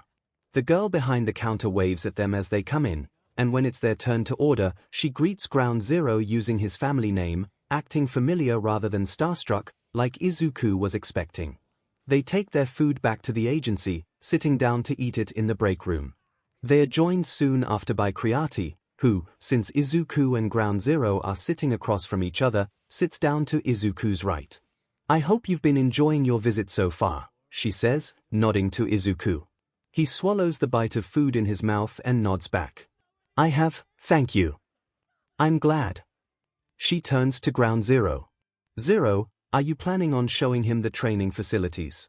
𝐵𝐷 and I were planning on a training session this afternoon. Sure, 𝐷𝐬𝐷 grunts. He takes gymnastics, could probably use Hanta's jungle gym. You do gymnastics? Creati asks, turning towards Izuku. At his nod, she continues. That's smart. Gymnastics is useful for heroes to learn. I take it you are planning to combine it with parkour. Yeah. Can't really tag along with my mom around the city, though, considering that my existence is a well-kept secret and I don't have any sort of license yet. That makes sense. Perhaps 𝐬𝐷 and 𝐶𝐻𝐾𝐽 could arrange for a visitor's pass to UA to get you some practice in their cityscape training grounds, Creati suggests. I'll bring that up, 𝐷𝐬𝐷 replies. After they finish eating, Izuku and 𝐷𝐬𝐷 follow Creati and 𝐵𝐷 to the training gyms, which are, like in Lemillion's agency and Mako's agency, underground. It must be expensive to get these basements made, Izuku mutters as he steps through the doorway into the open space. Unless quirks are used. They are, 𝐷𝐬𝐷 replies. The job is contracted out to companies who have licenses to use quirks in their process. Izuku nods. That makes sense. He spends the first half hour or so on the sidelines with 𝐷𝐷, just watching Creati and 𝐵𝐷 train together, giving himself enough time so that he won't throw up when he starts exercising. The two women warm up and then spar together, presumably as a demonstration or a show-off session for Izuku. If that's the intention, then he appreciates it, he really does. Watching Creati pull various items out of her body and shift her fighting style entirely around whatever weapon she has in her hands now is like watching artistry in motion. She is the 11th ranked hero for a reason. He should have brought his notebook, DM it.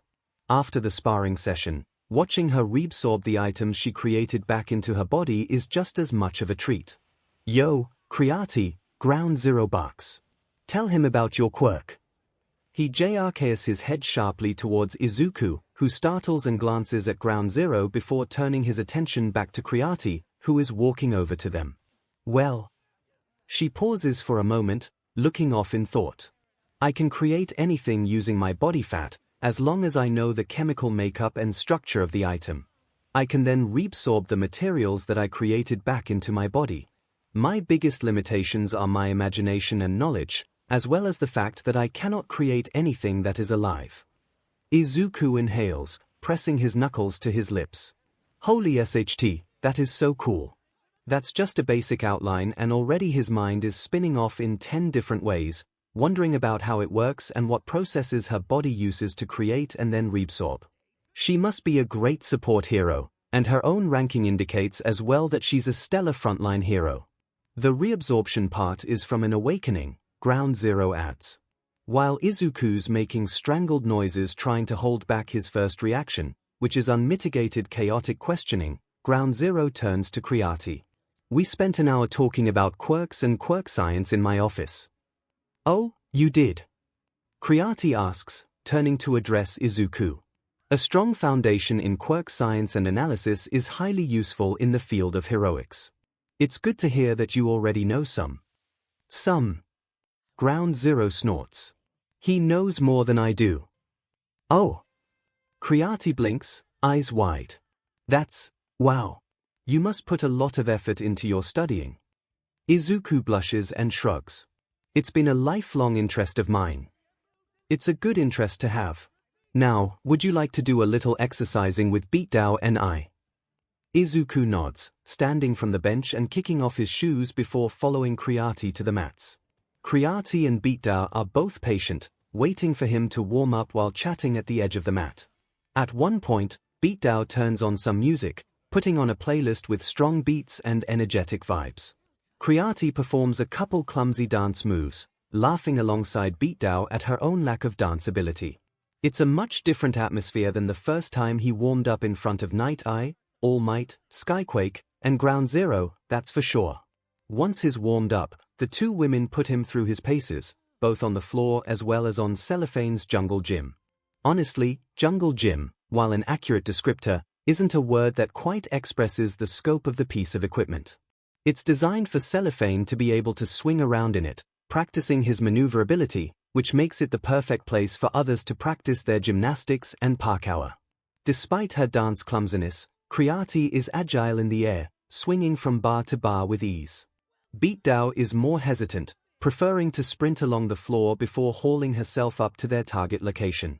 Izuku, once he gets the hang of consistently moving through the tangle, finds himself flying alongside Creati, the older hero pacing herself to match him.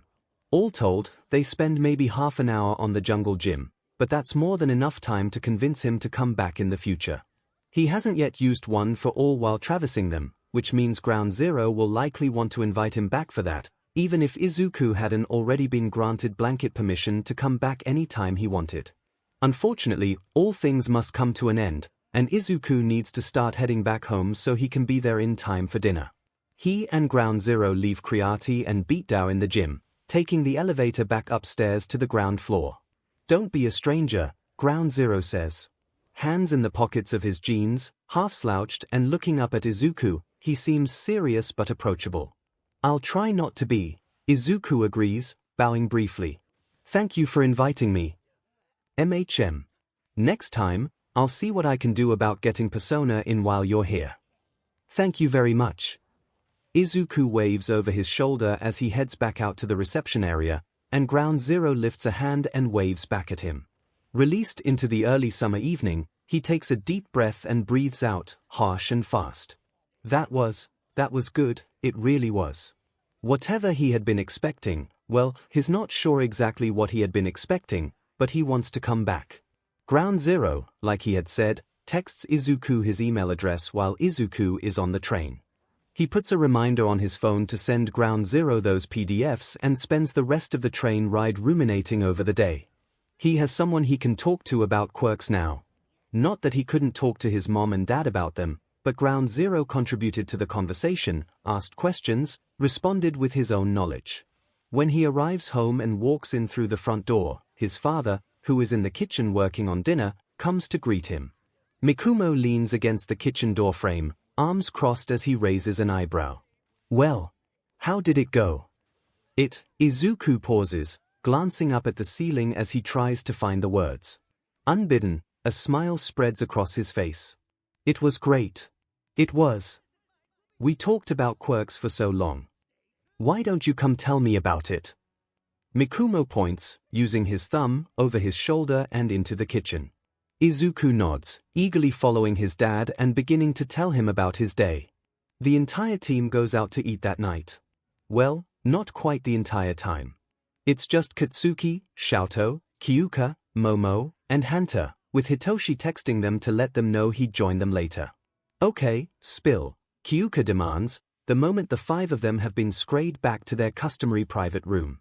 They eat at this restaurant often enough that the staff is more than happy to seat them privately. The staff is even more happy to see how well they all tip. Kyuka continues, "You've been quiet ever since the kid left. What's going on?" "He reminds me of someone I used to know, that's all." Katsuki slumps back in his seat and crosses his arms. "I am also trying to wrap my head around how a 14-year-old has such a deep understanding of quirk sciences."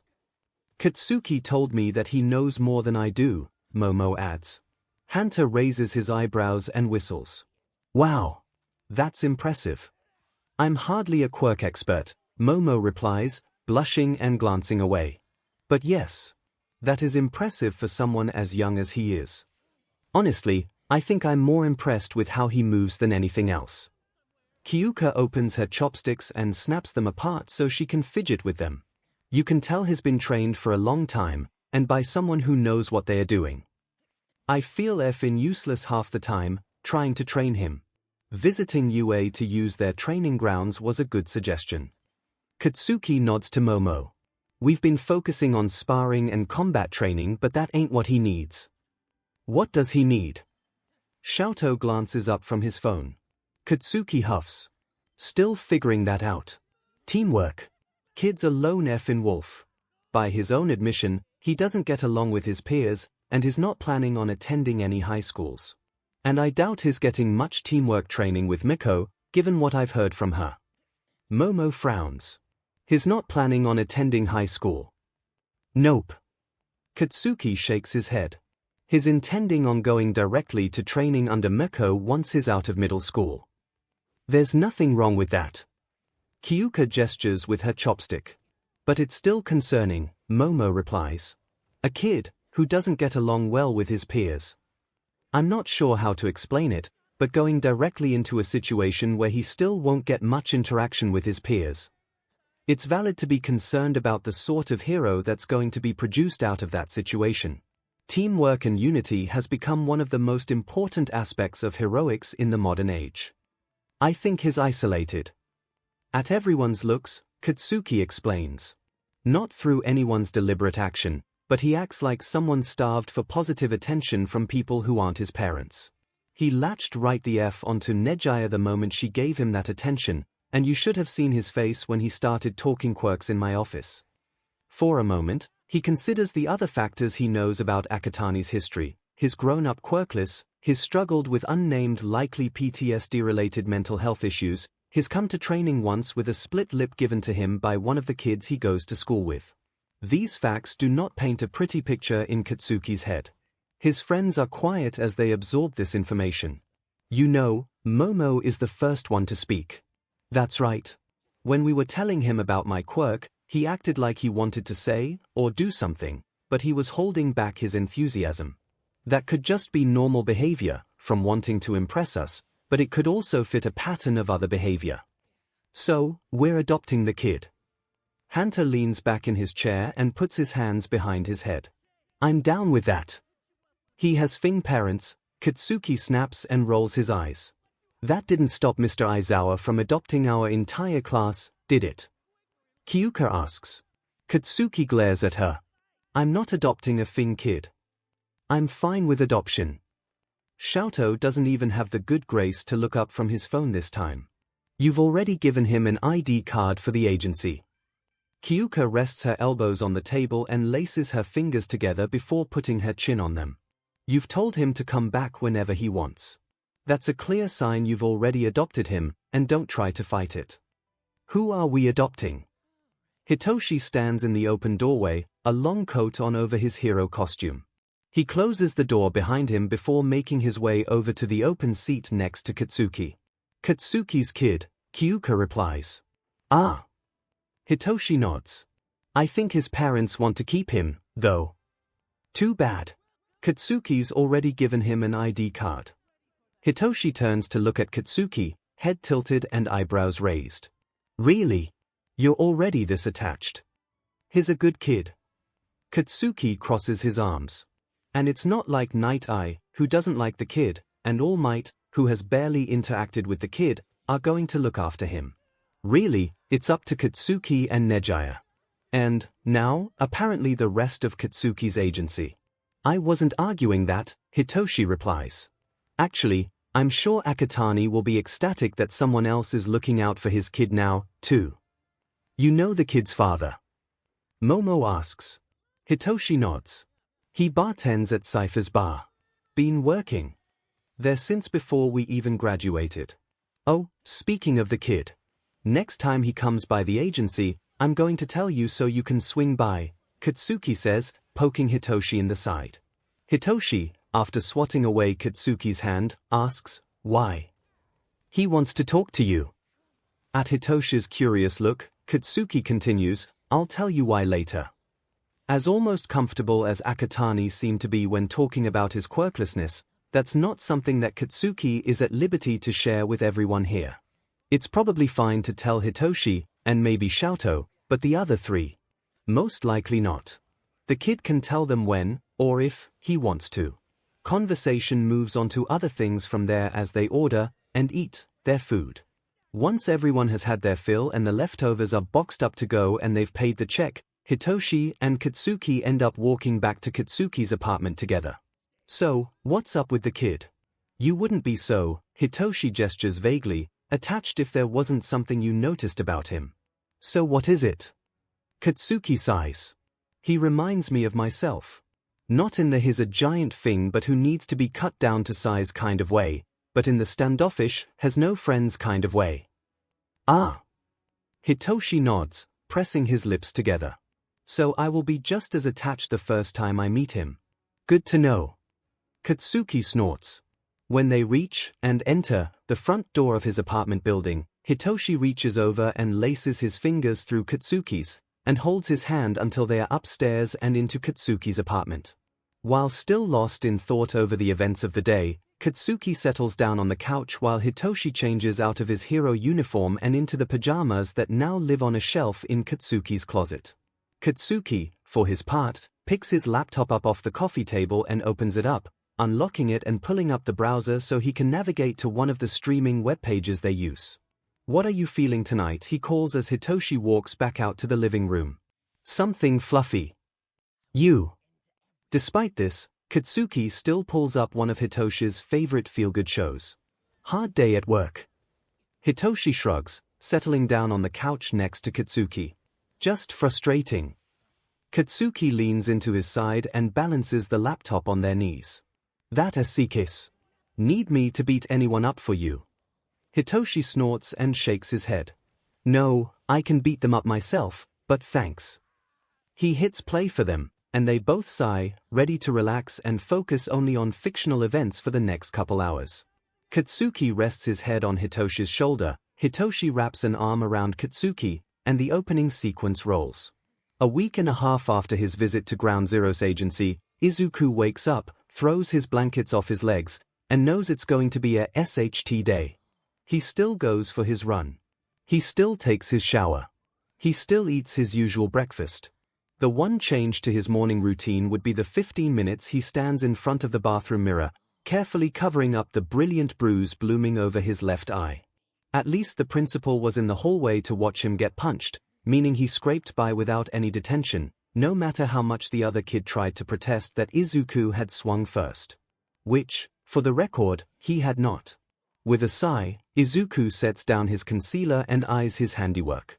It's not often that he busts out the makeup, but with today already shitty and a training session with Night Eye, All Might, Ground Zero, and Skyquake scheduled for this afternoon, there's no way he's going to walk around with his black eye on full display.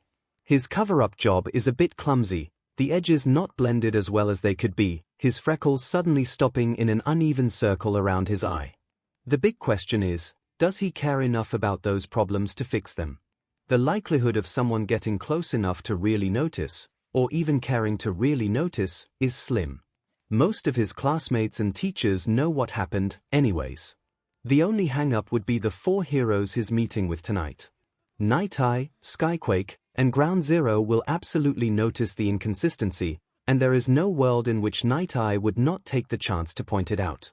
He groans, picks up his eyebrow pencil, and begins dotting the blank space of his concealer. His eyes flick from the right side of his face to his left, checking his progress, until his left side matches his right in the number of freckles. Setting the brow pencil back down, he dabs at the dots, blending and fuzzing the edges so they no longer stand out as sharply. Satisfied with his cover-up job, he puts away his makeup and finishes getting ready for school. As if sensing that today is already a terrible day, two of his classmates get into a fight in the hallway as Izuku is going by. Like the idiot he is, he steps in without thinking, pulling the older student off the younger as the teachers on hall duty come running over. Yes, he goes to a shithole of a school. It's just as terrible, if not worse, than Aldera was. He doesn't get in trouble, but he is late to his homeroom because of it, and opening the door in the middle of the teacher talking and having to hand them a note and walk to his chair while everyone stares at him does nothing but make his mood even worse. Somehow, he suffers through the day, writing down the date when needed but doing his best not to take notice of it. Still, it's ever present, haunting him, something he can't escape without ripping the memories out of his head. The 15th of July. He would be 29 today if he hadn't been murdered. The very thought of it has him squeezing his fingers so tight he snaps his pencil clean in half.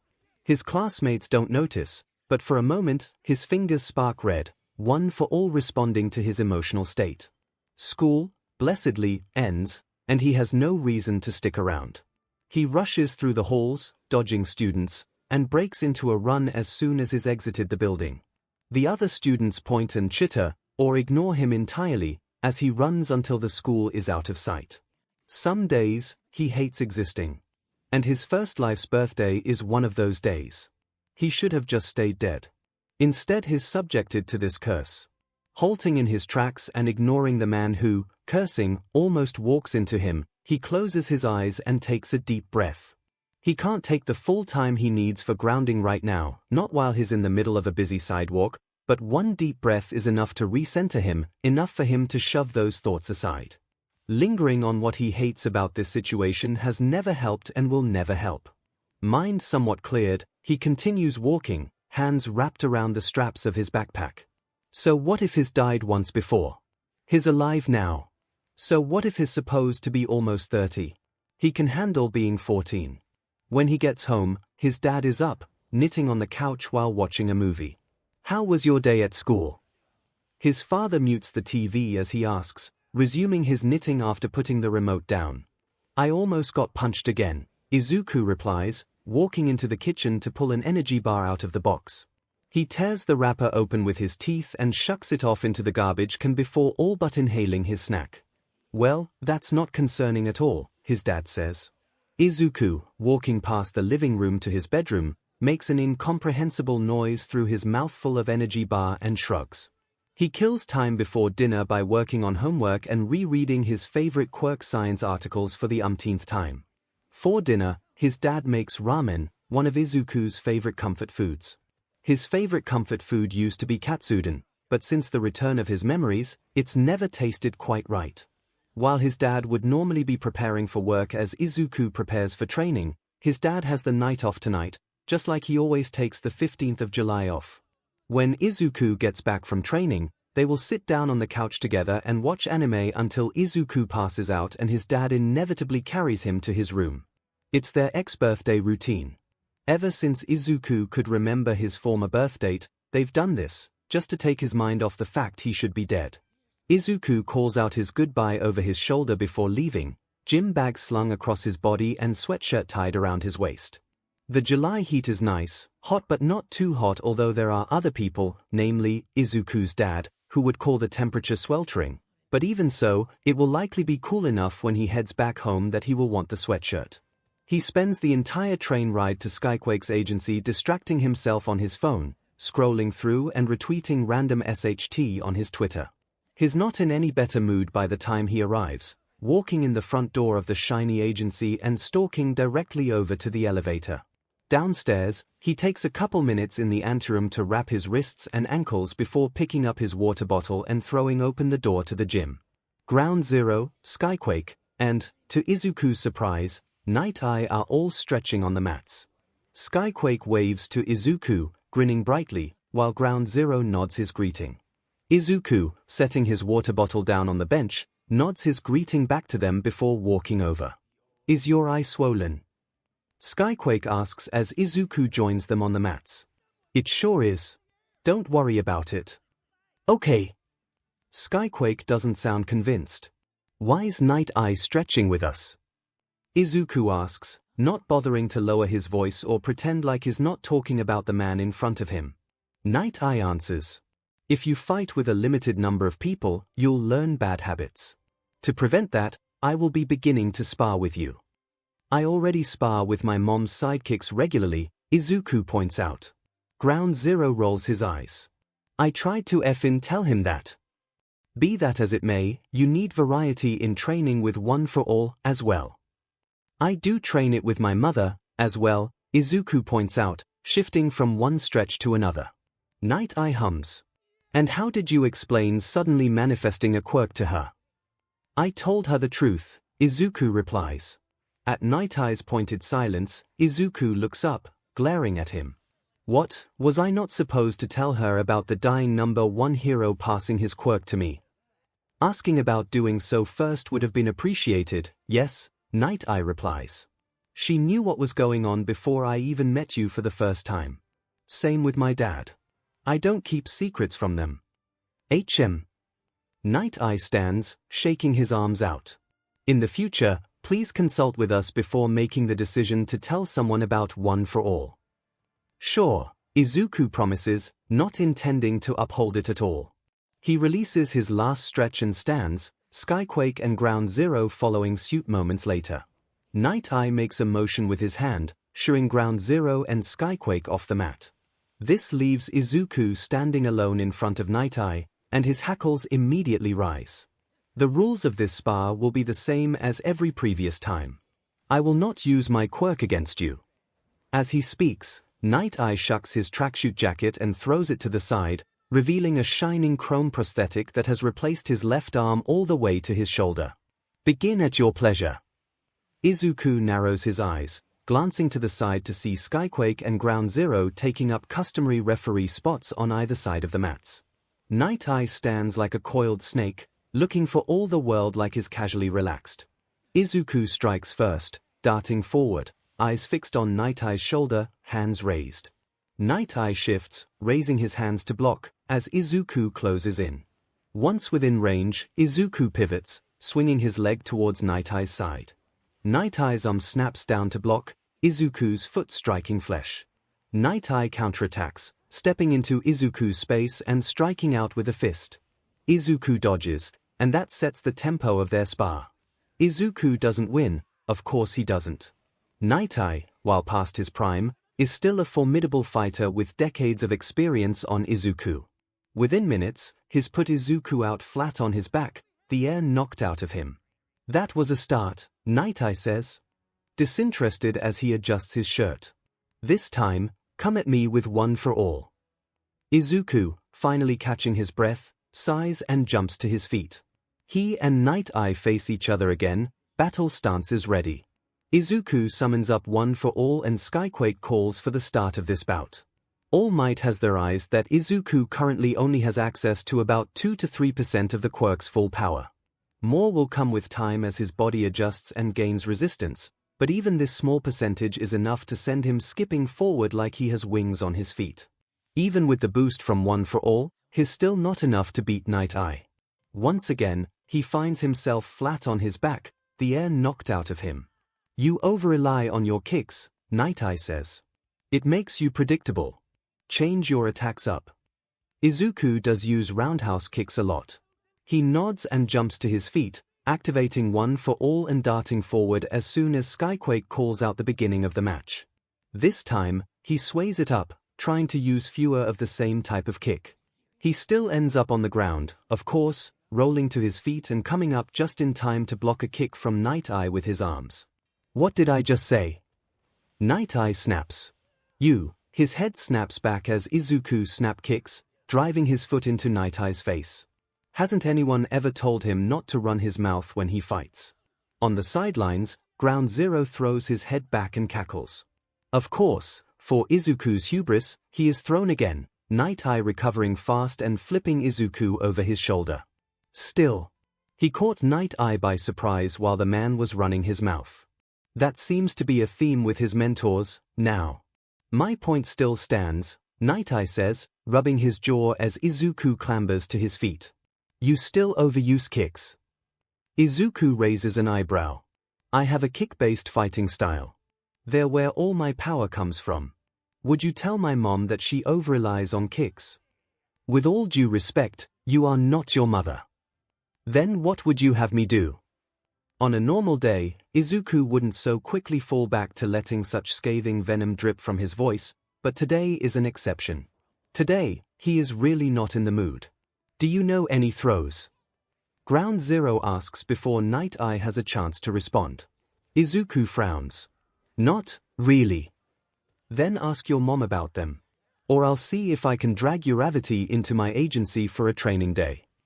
Izuku perks up at that. Uravity is a hero he's heard his mom talk about on a handful of occasions. He has yet to hear anything bad about Uravity from her, and the same applies to Uravity's hero partner, Froppy. For now, we can begin by evaluating what he does know about them already. Night Eye's voice pulls Izuku back to the present. Hopefully, Ground Zero will follow through on the possibility of calling in Uravity to teach him, because that would be something to look forward to in this shitstorm of a no. He cuts the thought off, closing his eyes and taking a deep breath. He opens them to see Night Eye standing across from him again. The man watches him with a scrutinizing look, one eyebrow raised and lips pursed. Are you paying attention, now? Night Eye asks. Did he really space out that long? Probably not. Izuku sighs and nods. Yes, I'm paying attention. Good. I will come at you like I'm attacking you, and you will demonstrate any throw you know. This is not a spar, and I will be letting you throw me, and only throw me. Understand? Izuku nods. He steps away from Night Eye until they're situated on opposite sides of the mat again. Night Eye doesn't wait long to begin.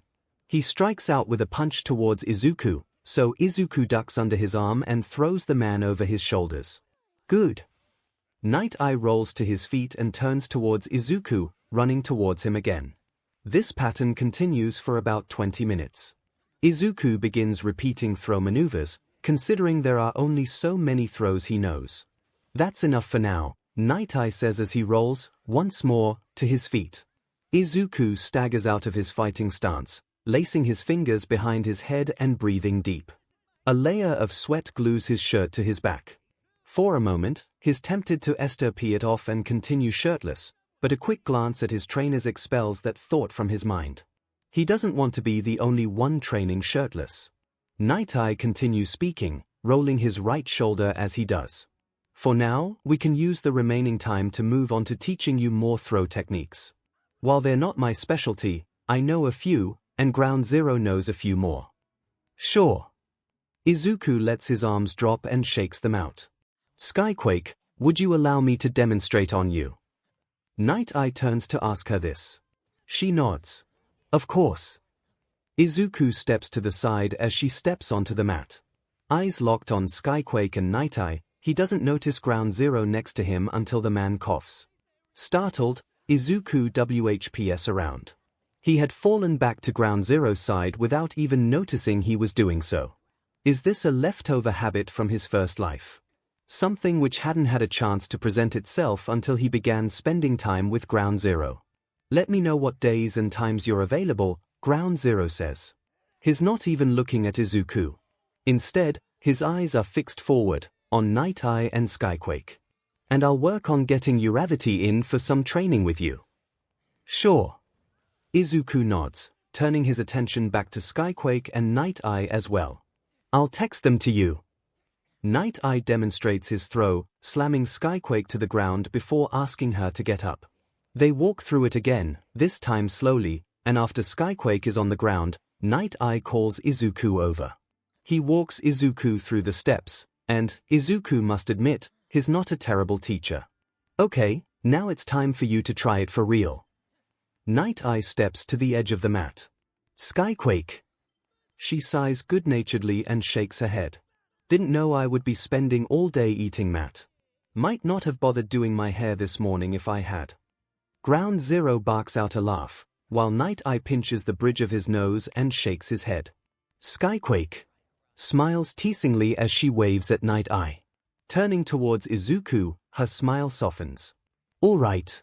Whenever you're ready. I'm ready. She doesn't hesitate, lunging towards Izuku with a bright grin on her face. He fumbles the first attempt at the throw, instead being bowled over by her. They fall onto the mat in a tangle of arms and legs. Laughing brightly, she rolls off him and gets to her feet. She offers her hand to him. He doesn't take it, and climbs to his feet, thoughts turning that attempt over and over in his mind. What did he do wrong? Was his timing off? Did he misstep? Again, Night Eye commands. 𝐒𝐭𝐴 lunges towards Izuku again, and again, he messes it up. Once again, he and 𝐒𝐭𝐴 hit the mat together. Or, shake it off. 𝐒𝐭𝐴 pats his shoulder before rolling to her feet. You anticipated it a little, moved too soon. Try waiting just a little longer next time, okay? Got it. Izuku nods and climbs to his feet. They try it a few more times at Night Eye's instruction. Each time, Izuku screws it up somehow, although not bad enough that they end up on the floor. The end of the training session approaches as Izuku and 𝐒𝐭𝐴 step apart from each other. He still hasn't gotten that one throw down. Frustration burns behind his lungs. Ostensibly, Night Eye is the one supposedly teaching him this throw, and yet, it's 𝐒𝐿𝐴 giving him the tips to improve. Not that he's improving much, a quiet voice whispers in the back of his head.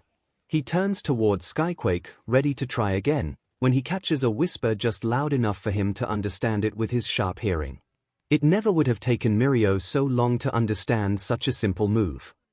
Izuku stills, rage exploding into flames right next to the frustration. Akatani? 𝐒𝐿𝐴 asks, voice soft. He WHPs around, glaring at Night Eye.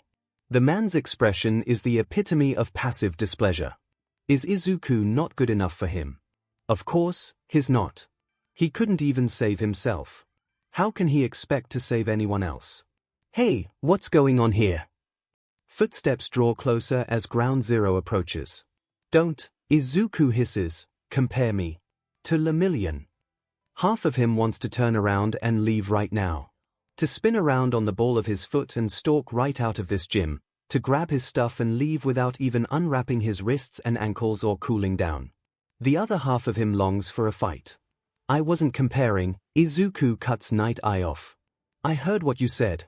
Today's already a shitty day, so I don't need your help to make it worse.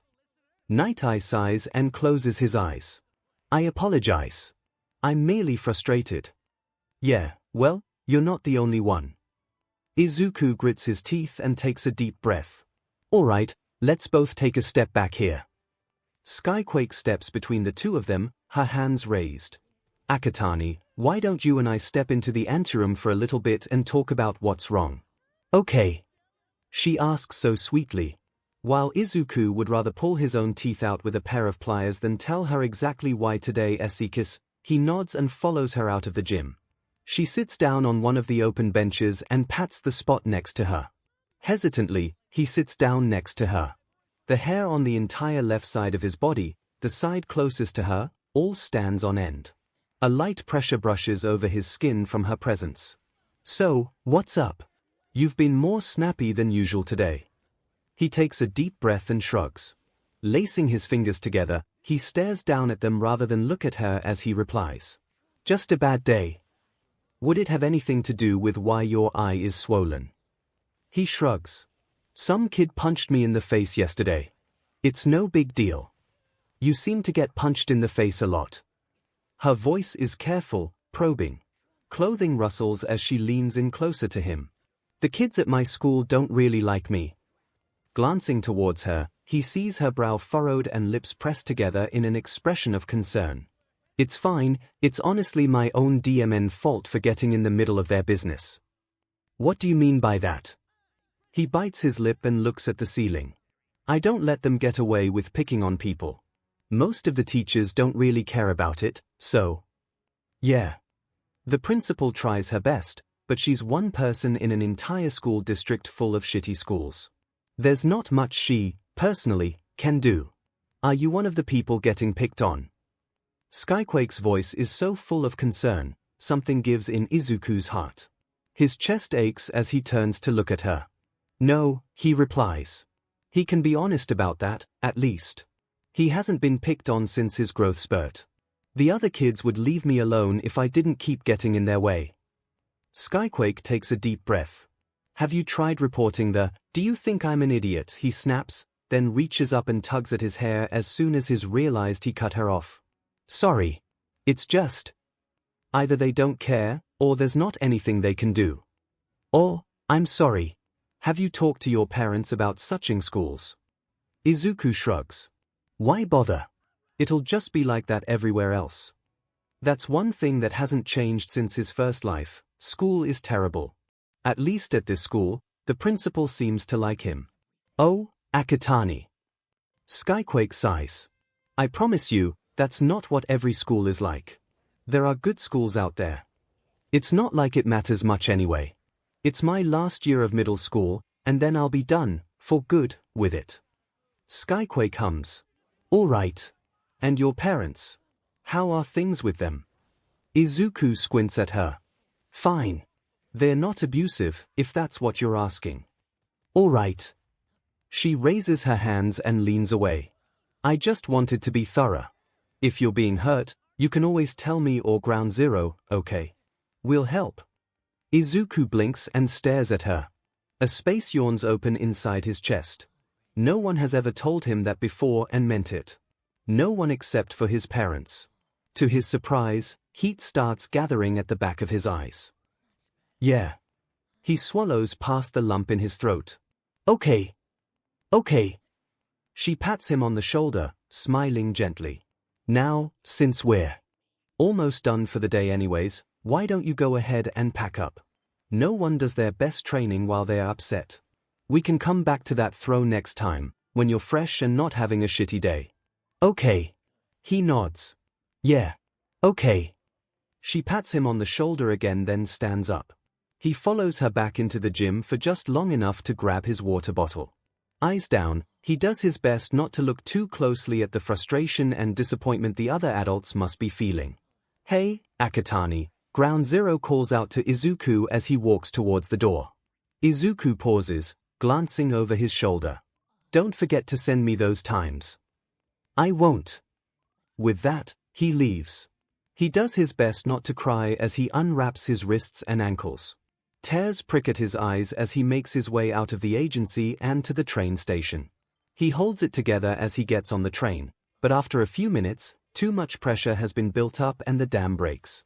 Biting his sweatshirt sleeve to stay quiet and ducking his head to hide his face, he closes his eyes and lets the tears fall. His shoulders shake, but he doesn't make a sound. The last thing he needs is to be asked by some well-meaning stranger why he's crying on the train. It's okay. Things will be better tomorrow. He'll go home, curl up with his dad on the couch, and watch movies until they both pass out.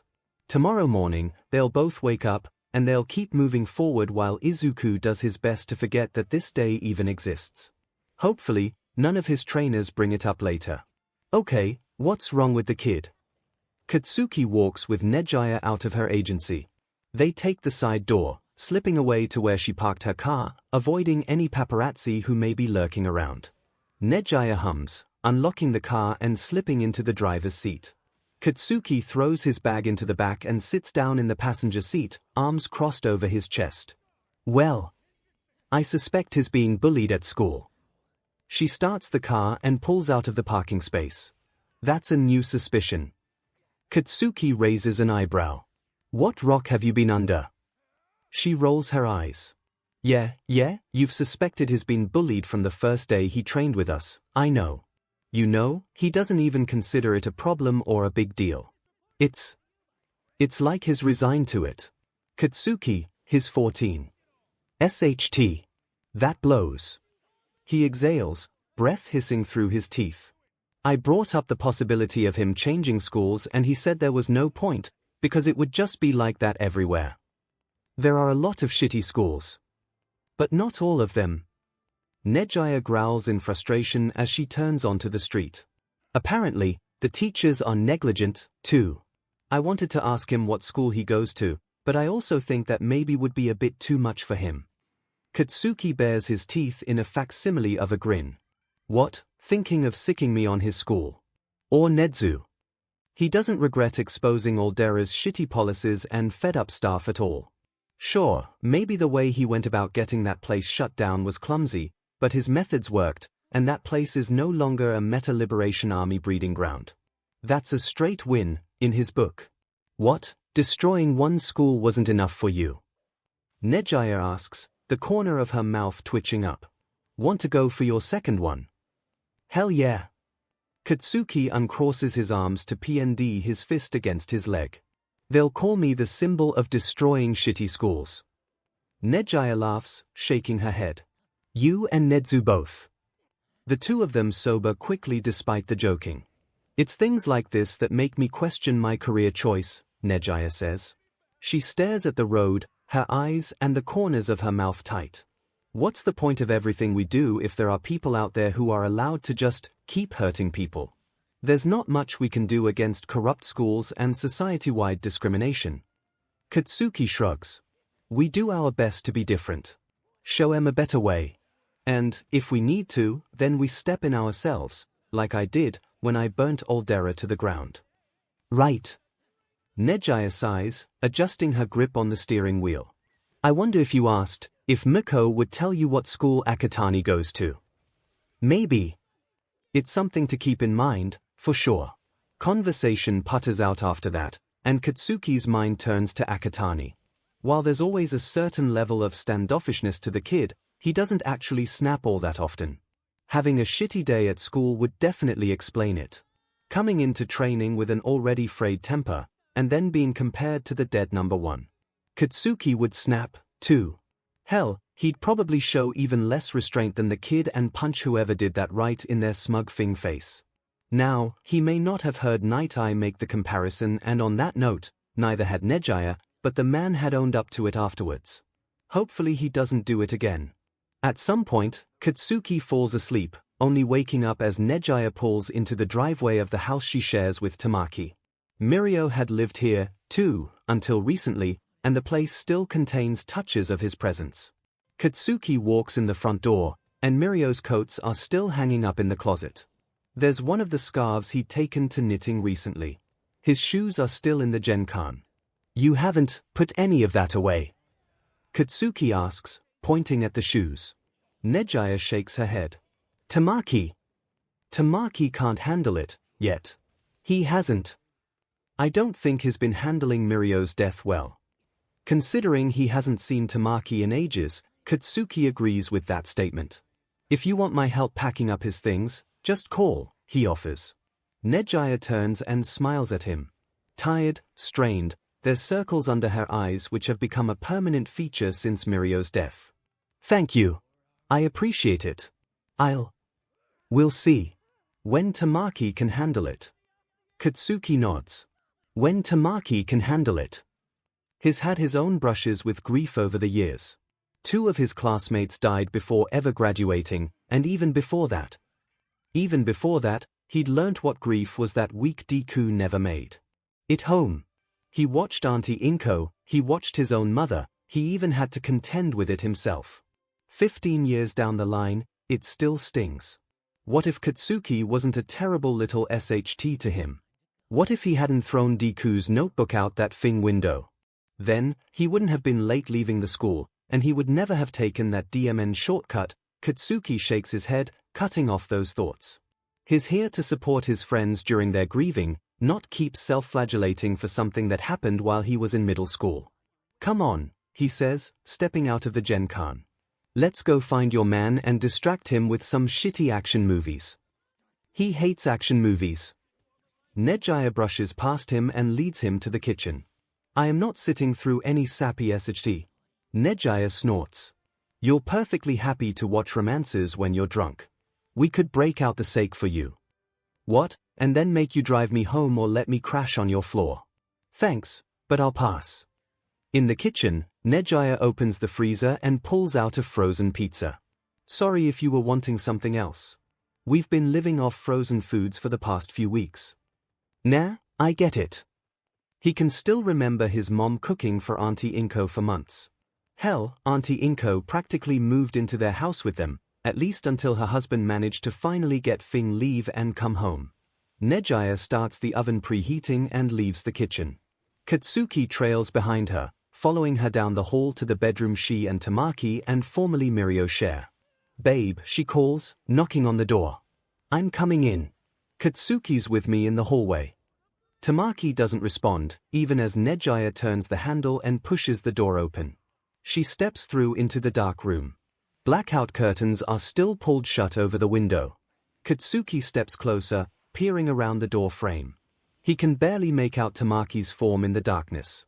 Hey, babe, 𝐒𝐻𝐼a sighs, flicking the light on and sitting down gently on the edge of the bed. Time to get up, okay?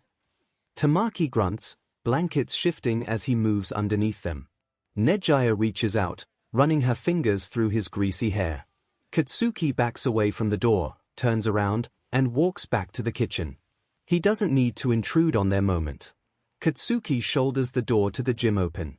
Fresh off a patrol, he took 5 minutes to change at his agency before running to Mirio's as fast as he could.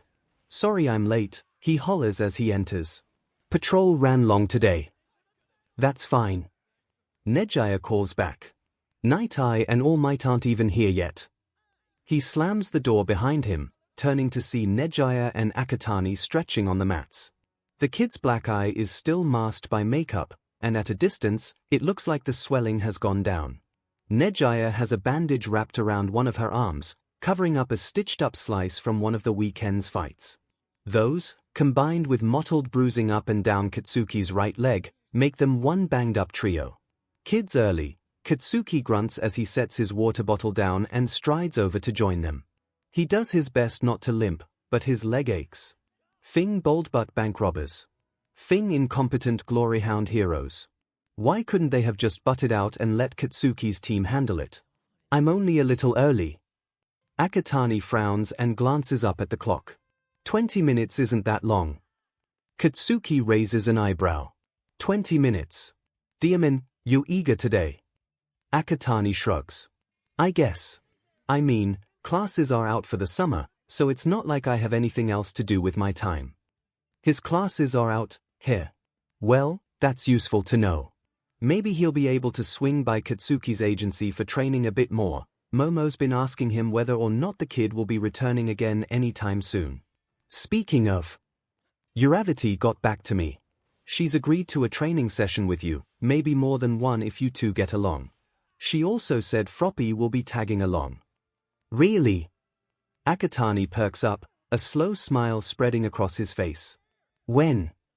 𝐾𝐻𝐿𝐼 snorts and walks over to the mats, sitting down near the two. This weekend. Akatani tilts his head, but before he can ask, 𝐾𝐻𝐿𝐼 continues. She said she wanted to make it happen as soon as possible. She's not gonna have much free time the next few months. That's right. Tamaki and 𝐒𝐻𝐼a swallows. Tamaki and I received invitations to their wedding. One glance at Akatani tells 𝐾𝐻𝐿𝐼 that he's not the only one who caught that slip-up. Akatani tugs at his lower lip with his teeth, eyebrow furrowed as he looks at 𝐒𝐻𝐼a. Hitoshi and I are going together. 𝐾𝐻𝐿𝐼 carries the conversation past the point of awkwardness. Hopefully, no 𝐼𝐼 paparazzi break-in. That would be one hell of a way to be outed to the public. 𝐒𝐻𝐼a shoots him a thankful smile. Akatani WHPs around and stares at 𝐾𝐻𝐿𝐼 with raised eyebrows. You and persona. Yeah, we're dating. What about it? 𝐾𝐻𝐿𝐼 tries not to glare too hard at the kid. The shock is probably from something as innocent as just not knowing 𝐒𝐻𝐿𝐼 is gay. Akatani recoils and stares down at the ground. He glares at nothing, lips parted in an expression 𝐻𝐻𝐼 can't decipher. Oh. His shoulders begin climbing towards his ears. Okay. What the hell about that upset the kid? Akatani's never been skittish. If he had a problem with 𝐻𝐻𝐼, then there would be no way 𝐻𝐻𝐼 could miss it, right? Or maybe, a suspicious little voice in the back of his mind whispers, he does have a problem, but he wants to kiss up to you. Never let it be said that his early school years did not make their marks on him. Ruthlessly, he crushes down that thought and turns towards Akatani. I'm not mad at you. Akatani blinks and looks up at Katsuki, completely disarmed. Oh. I didn't think you were. Well, something about what I said upset you. Katsuki raises an eyebrow. No. Akatani shakes his head. Nothing. Nothing upset me. It's okay. Sure. Katsuki presses his lips together and watches as Akatani returns his attention to stretching. Something about Katsuki and Hitoshi dating, or something. About what Katsuki said, is getting to the kid. The question is, what was it? Not for the first time, Katsuki wishes he had a telepathy quirk instead of explosion. Sure, telepathy quirks come with their own hardships, but some certain parts of his life would be, or would have been, so much simpler with one. For instance, here he would be able to figure out what the hell Akatani is actually thinking about. Of course, if he had a telepathy quirk instead of explosion, he probably wouldn't even know Akatani in the first place. Someone else would be the incumbent number one. Hell, 𝐒𝐩𝐽 would probably be training Akatani on her own, if that were the case. Katsuki takes a deep breath and stops following the sequence of WHATIFs. That's not a helpful thought to indulge, not right now. Hey, I wonder how the commission is going to cover that half the top 10 will be out for one wedding, Skyquake muses. She rests her index finger on her chin, looking up at the ceiling as she thinks. It's one wedding. That's only a few hours, Akatani points out. Ground Zero's agency has a warper. That cuts out any travel time you might otherwise have to worry about. Just make sure some of the other popular heroes are doing something exciting in their own cities and no one will notice. Akatani looks like he's done, but after a short pause, continues. I'm sure if you asked my mother, she could contact Hawks and ask him to show up and cause another scandal as a distraction. A 𝐷𝐵Hawks reunion fight would be enough to draw attention away from any coinciding absences. Katsuki blinks. Your mother still effin' talks to Hawks? Yeah. Akatani shrugs. Not often, and I don't think she knows that I know that she's in contact with him. A 𝐷𝐵Hawks reunion fight would be quite the attention grabber, 𝐒𝐽𝐽 agrees. We'll keep that in mind in case we do need a distraction that big. Akatani opens his mouth to reply. Before he speaks a word, his eyes dart towards the door. Katsuki, curious about what caught his attention, turns to watch as the door opens and Night Eye steps through. All Might follows a beat behind the other man.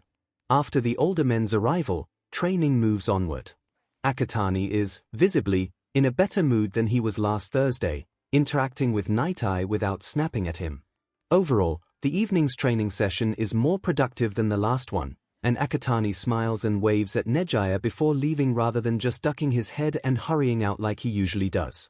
Hey! Katsuki turns and calls out, catching 𝐒𝐽𝐽, Night Eye, and All Might's attention before any of them can leave. So, kids on summer break. I was thinking of talking to his parents about having him come by my agency more often to train with my teammates. That sounds good to me, 𝐒𝐽𝐽 replies, pulling on her sweatshirt. Night Eye raises his eyebrows. I wasn't aware you were the permission-asking kind of person. I'm not. Katsuki shrugs. You're the one assuming that I'm asking for it. Actually, now that I'm thinking about it, Akatani is pretty advanced already, isn't he? 𝐒𝐽𝐽 tilts her head, lips pursed, expression considering. Honestly, I think he might be ahead of some of our interns. Right. Katsuki grunts. Yeah, he's probably about where my class was in our first year second term, just without the same practical experience. Thankfully, All Might murmurs. Katsuki nods his agreement. If Akatani has the same practical experience Katsuki had in his first year of high school, he would wonder what the hell his parents were letting him get up to. So, 𝐒𝐽𝐽 draws the word out while making a series of circular motions with her finger. You'd say he's about where you were, skill-wise, when you got your provisional license. Skill-wise, yeah, but the sign-up PRD for the provisional exam has already closed. Katsuki crosses his arms, lips pursed, as he considers the possibility of Akatani taking the exam. We could sign him up for March, though. That child is not ready for the licensing exam. Katsuki turns to Night Eye, both eyebrows raised. Yeah. And what's your reasoning behind that? Would think you would be the first one suggesting it. The sooner he gets his license, the sooner he can be out there fighting Shigaraki, right? Night Eye's upper lip twitches. I would think you would be observant enough to notice how he doesn't listen to directions or respect authority. If you cannot trust him to follow directions in the field, then you should not give him a license. He follows my directions perfectly effing fine, thanks. Katsuki bares his teeth in a sardonic grin. Mine, too. Nejaya pipes up. He'd be with either Katsuki or I in the field, anyways, since you're not a patrolling hero. Night Eye purses his lips. You are correct about that. Still, with the amount of disrespect he's shown me, you know what his problem with you is. Katsuki cuts Night Eye off. He uncrosses his arms and lets his hands drop to his side. He walked in, already convinced you were going to be an butt, and you've done nothing but prove him right ever since. He might respect you if you bothered to respect him. Oh, the great Ground Zero is going to lecture me on respect now.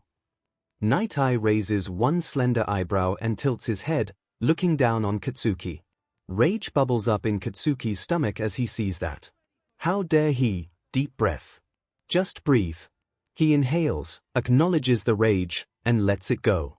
While he was focused inward, All Might had stepped forward and placed a hand on Night Eye's right forearm. Mirai, he says. One cautioning word from All Might is enough to calm Night Eye. He sighs, expression smoothing out. One hand, glinting silver in the fluorescent lights, reaches up and adjusts his glasses. I will consider your words, he says, before shrugging off All Might's hand and leaving. All Might watches him go, lips pressed into a thin line. I don't know how you Fing put up with him. Katsuki crosses his arms again and lets his chin sink back toward his chest. He's insufferable. All Might turns to Katsuki, the lines around his eyes more pronounced than normal. Mirai used to be a kind man. I don't know when he stopped showing that kindness to others. Have a good night at work, Izuku calls. Thanks. Don't forget, in bed by 10, devices off by 11, just because you're on break doesn't mean you get to imitate my sleep schedule. Izuku huffs, the corner of his mouth quirking up. Yeah, I know. Just go to work. Yeah, I'm going. Love you. Love you too. The door shuts and the lock clicks as Izuku's father leaves. The apartment falls quiet with his absence, and Izuku is alone with his thoughts. They turn around and around the information he learned today. Not what he did in training, no. Ground Zero and Persona are dating. As in, romantically entangled. Persona is quirkless. The idea of Ground Zero, of Kaken, willingly being friendly with a quirkless person or two is one thing. But dating. That threw him for a loop. He's still ruminating on it, hours later. Kaken. Dating someone quirkless. How is he supposed to feel about that? Part of him wants to be angry. He wants to find Kaken and scream at him, why did it take so long? Why him? Why do you care about him, so much you want to date him?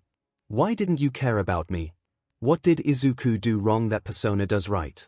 Another part of him aches. Why wasn't Izuku good enough to be cared for? What did he do wrong? What could he have done to change things, make things better? The last part of him wants to be excited. Happy, even. Isn't it a good thing that Kaken has gotten better? Kinda. Shouldn't he be glad that he's no longer the same but he was in middle school? These conflicting emotions are the reason why Izuku is laying on his bed, in the dark, staring up at his ceiling. Removable glow-in-the-dark stars spot it, a semi-random pattern which fuzzes out into a whole galaxy of lights as his eyes unfocus. He should call his mother. He should call Tomoko. He should actually talk about this to someone, rather than let it lie and sink in the mire of his own thoughts. He could talk to Kaken, he could talk to Ground Zero about it. But he won't. He can't. Ground Zero has been so nice to him. Would that change if he knew who, what, exactly, Izuku is? Would connecting Akatani Izuku to Midoriya Izuku change the way Ground Zero treats him? Izuku screws his face up, wrinkling his nose. Phantom heat brushes his skin. The last thing he wants to do is return to that. With a great heave of breath, Izuku sits up and slips off his bed. He can find his way around his apartment fled, but he still turns on the light in the hallway as he leaves his room. He tiptoes down the hallway on sockless feet, stepping lightly even though there's no one around to hear him. Well, the downstairs neighbors might complain if he went stomping around. Cold plastic meets his fingers as he flips on the light switch in the bathroom. His own reflection greets him as he steps into view of the mirror. Red eyes, freckles, dark purple hair, the same as it's been for the past 14 years. He blinks, bringing one hand up and brushing his fingertips over his cheekbone. It's not obvious to outsiders when someone is a reincarnate. He knows this. Still, he worries. What if, one day, he slips up, or something happens, and everyone who looks at him can see and know? His mother would likely tell him it's an unrealistic concern. The problem is that it's not an unrealistic concern. There are quirks out there that could do that. Izuku should know, he's practically a quirk expert himself. He closes his eyes and takes a deep breath. The edge of the counter bites into his hands as he leans on it. Realistically, what would happen if something like that was to occur? Some people would find out he's a reincarnate. So what? Even if Ground Zero were to want nothing to do with him afterwards, that's hardly the worst-case scenario. He's going to be a hero. There were already plans in place to get him there before he ever re-met Ground Zero. Those are there to be fallen back on if he needs them. Maybe some of them would think, since he's a kid who's already died once before, since he couldn't even save his own first life, he's not fit to wield one for all. That's already kind of happened. Night Eye demanded he give the quirk up the first time Izuku stepped into his office, after all. He can handle that if it happens again. He has his parents' support and that's all the support he needs. Heart calming, the tide of anxiety in his core subsiding, he leaves the mirror and turns on the shower to let the water heat up. Even thinking about his first death is enough to leave his skin crawling and too tight. He still needs a shower after today's training, anyways, so this is as good a time as any to take one. Once the water is warm, he strips and steps under the flow. The water runs over his body, chasing away the ghost of sludge on his skin. Where the warmth hits, the crawling recedes. His shoulders fall as tension drains from his muscles. Even if the worst does happen, and he does get revealed, he'll be okay. That doesn't mean he'll intentionally make that happen. Nope. No way. He would rather die a second time than deliberately tell another person about himself. He spends about a half an hour in the shower before stepping out and drying off. Unfortunately, spontaneous shower taking means he forgot to grab clean clothes, so he tosses his dirty clothes in the hamper, wraps his towel around his waist, and makes the walk of shame back to his bedroom while glad his dad is at work. Once he's freshly dressed in clean pajamas, he flops onto his bed again and rolls over onto his side. Curling up, he grabs his phone off the bedside table and turns it on. He's had one for all for about a month, now. It's hard to believe that it's already been so long and yet also such a short time. It feels like he's known Ground Zero forever, which he has and has not. Skyquake is easy to get along with, and even bickering with Night Eye feels normal. Is this what having friends feels like? Ignore the fact they're all at least 15 years older than him, is this what it's like? He never really had friends in his first life, and the memory of the last friend he had in this one is mixed up with the mess of remembering. It's not like he has much experience to compare this to. He will just not mention to people that his only friends are 30-year-olds. Except for maybe Tomoko, she might get it. With a thunk, he sets his phone back on the table. It's also been a month since he met Lemillion in a dream. Nothing similar has happened since, although sometimes, when he sleeps, the sharp scent of nothingness fills his nose and a sky full of static is all he sees. Izuku smacks his phone back down, screen down, on his bedside table and sighs. A month ago, everything was so simple.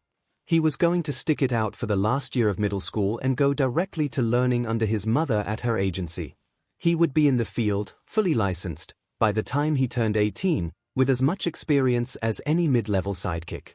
One for All complicates things. Night Eye, All Might, Ground Zero, and Skyquake all have a say in his plans now. Only as much as he lets them, of course, but they're still involved and that's not going away. He sighs again and rolls over onto his back. It's too early to go to sleep. Dusky light still filters in through the gap between his curtains.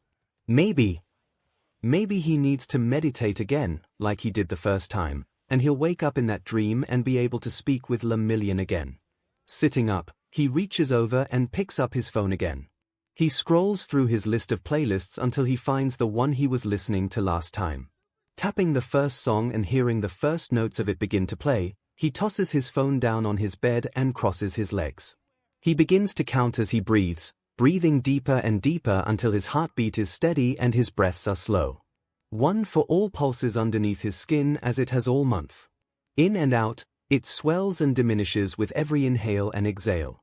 Closing his eyes, he focuses on the feeling of this power, following it in and around his body as it flows through him the same way blood flows through his veins. Just like his circulatory system, One for All has its own branching paths. When he opens his eyes, he can see these paths echoed on the surface of his skin. Glittering pink, they run up and down his arms and legs. They crisscross his torso, visible even above or through his clothes. If he pushed this power just over that little precipice, the pink veins would fray into red lightning. The bolts would fork and flicker above his skin. It would be sheer power, made visual for all to see. He does not press it into that state.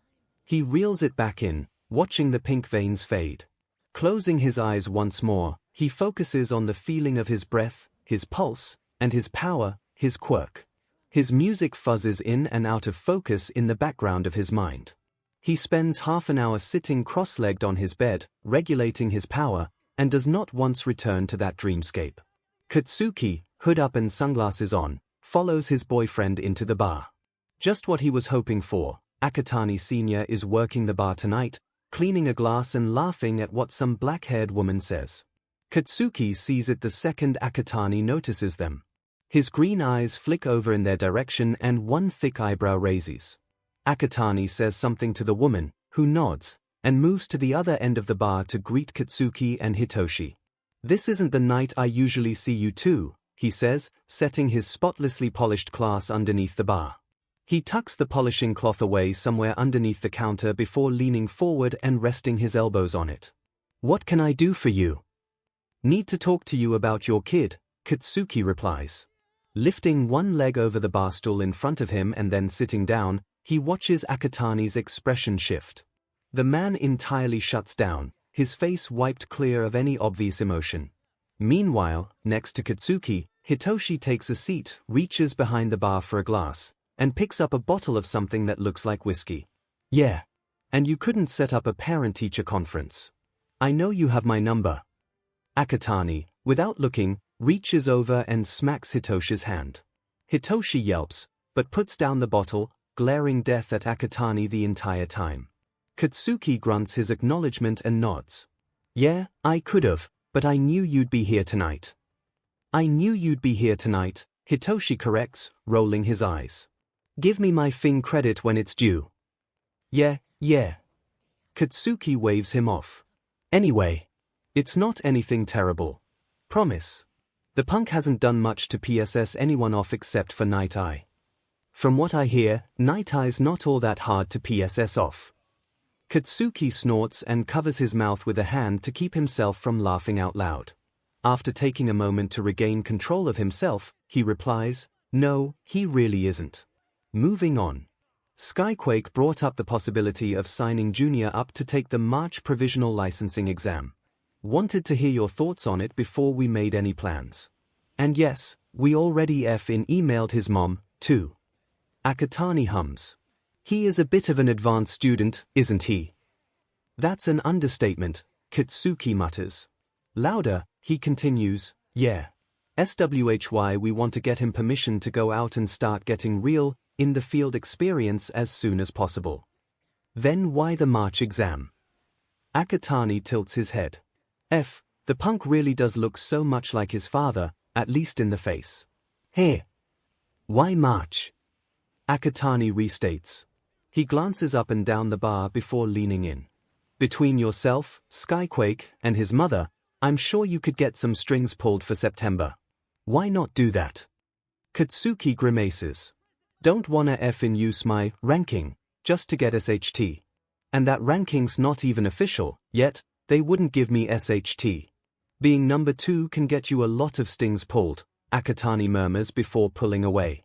Endeavor used it to get away with a lot of SHT after all. Katsuki smacks his palm against the bar top and leans in, baring his teeth at Akatani. I'm not anything like that effer. Don't you dare compare us. All right. Akatani backs away, raising his hands and shaking his head. I won't. As for your first question, I'm going to think on it. Meanwhile, you figure out some specific plans for his training with a provisional license and then get back to me officially. None of this. Akatani points up and down the bar while glaring at Katsuki. None of this trying to have meetings with me at my job. Sure thing, Katsuki agrees. He glances at Hitoshi, who is hunched over his empty glass and glaring Akatani. Now, could you pour him his thing drink? Akatani smirks and picks up the whiskey. Thought you'd never ask. Anything for you. Katsuki shakes his head. Nope. Then enjoy your night. Akatani pours Hitoshi's whiskey and sets the bottle down, behind the bar, out of Hitoshi's reach. You know where to find me if you need me. You too, Katsuki replies, while next to him, Hitoshi knocks back his drink.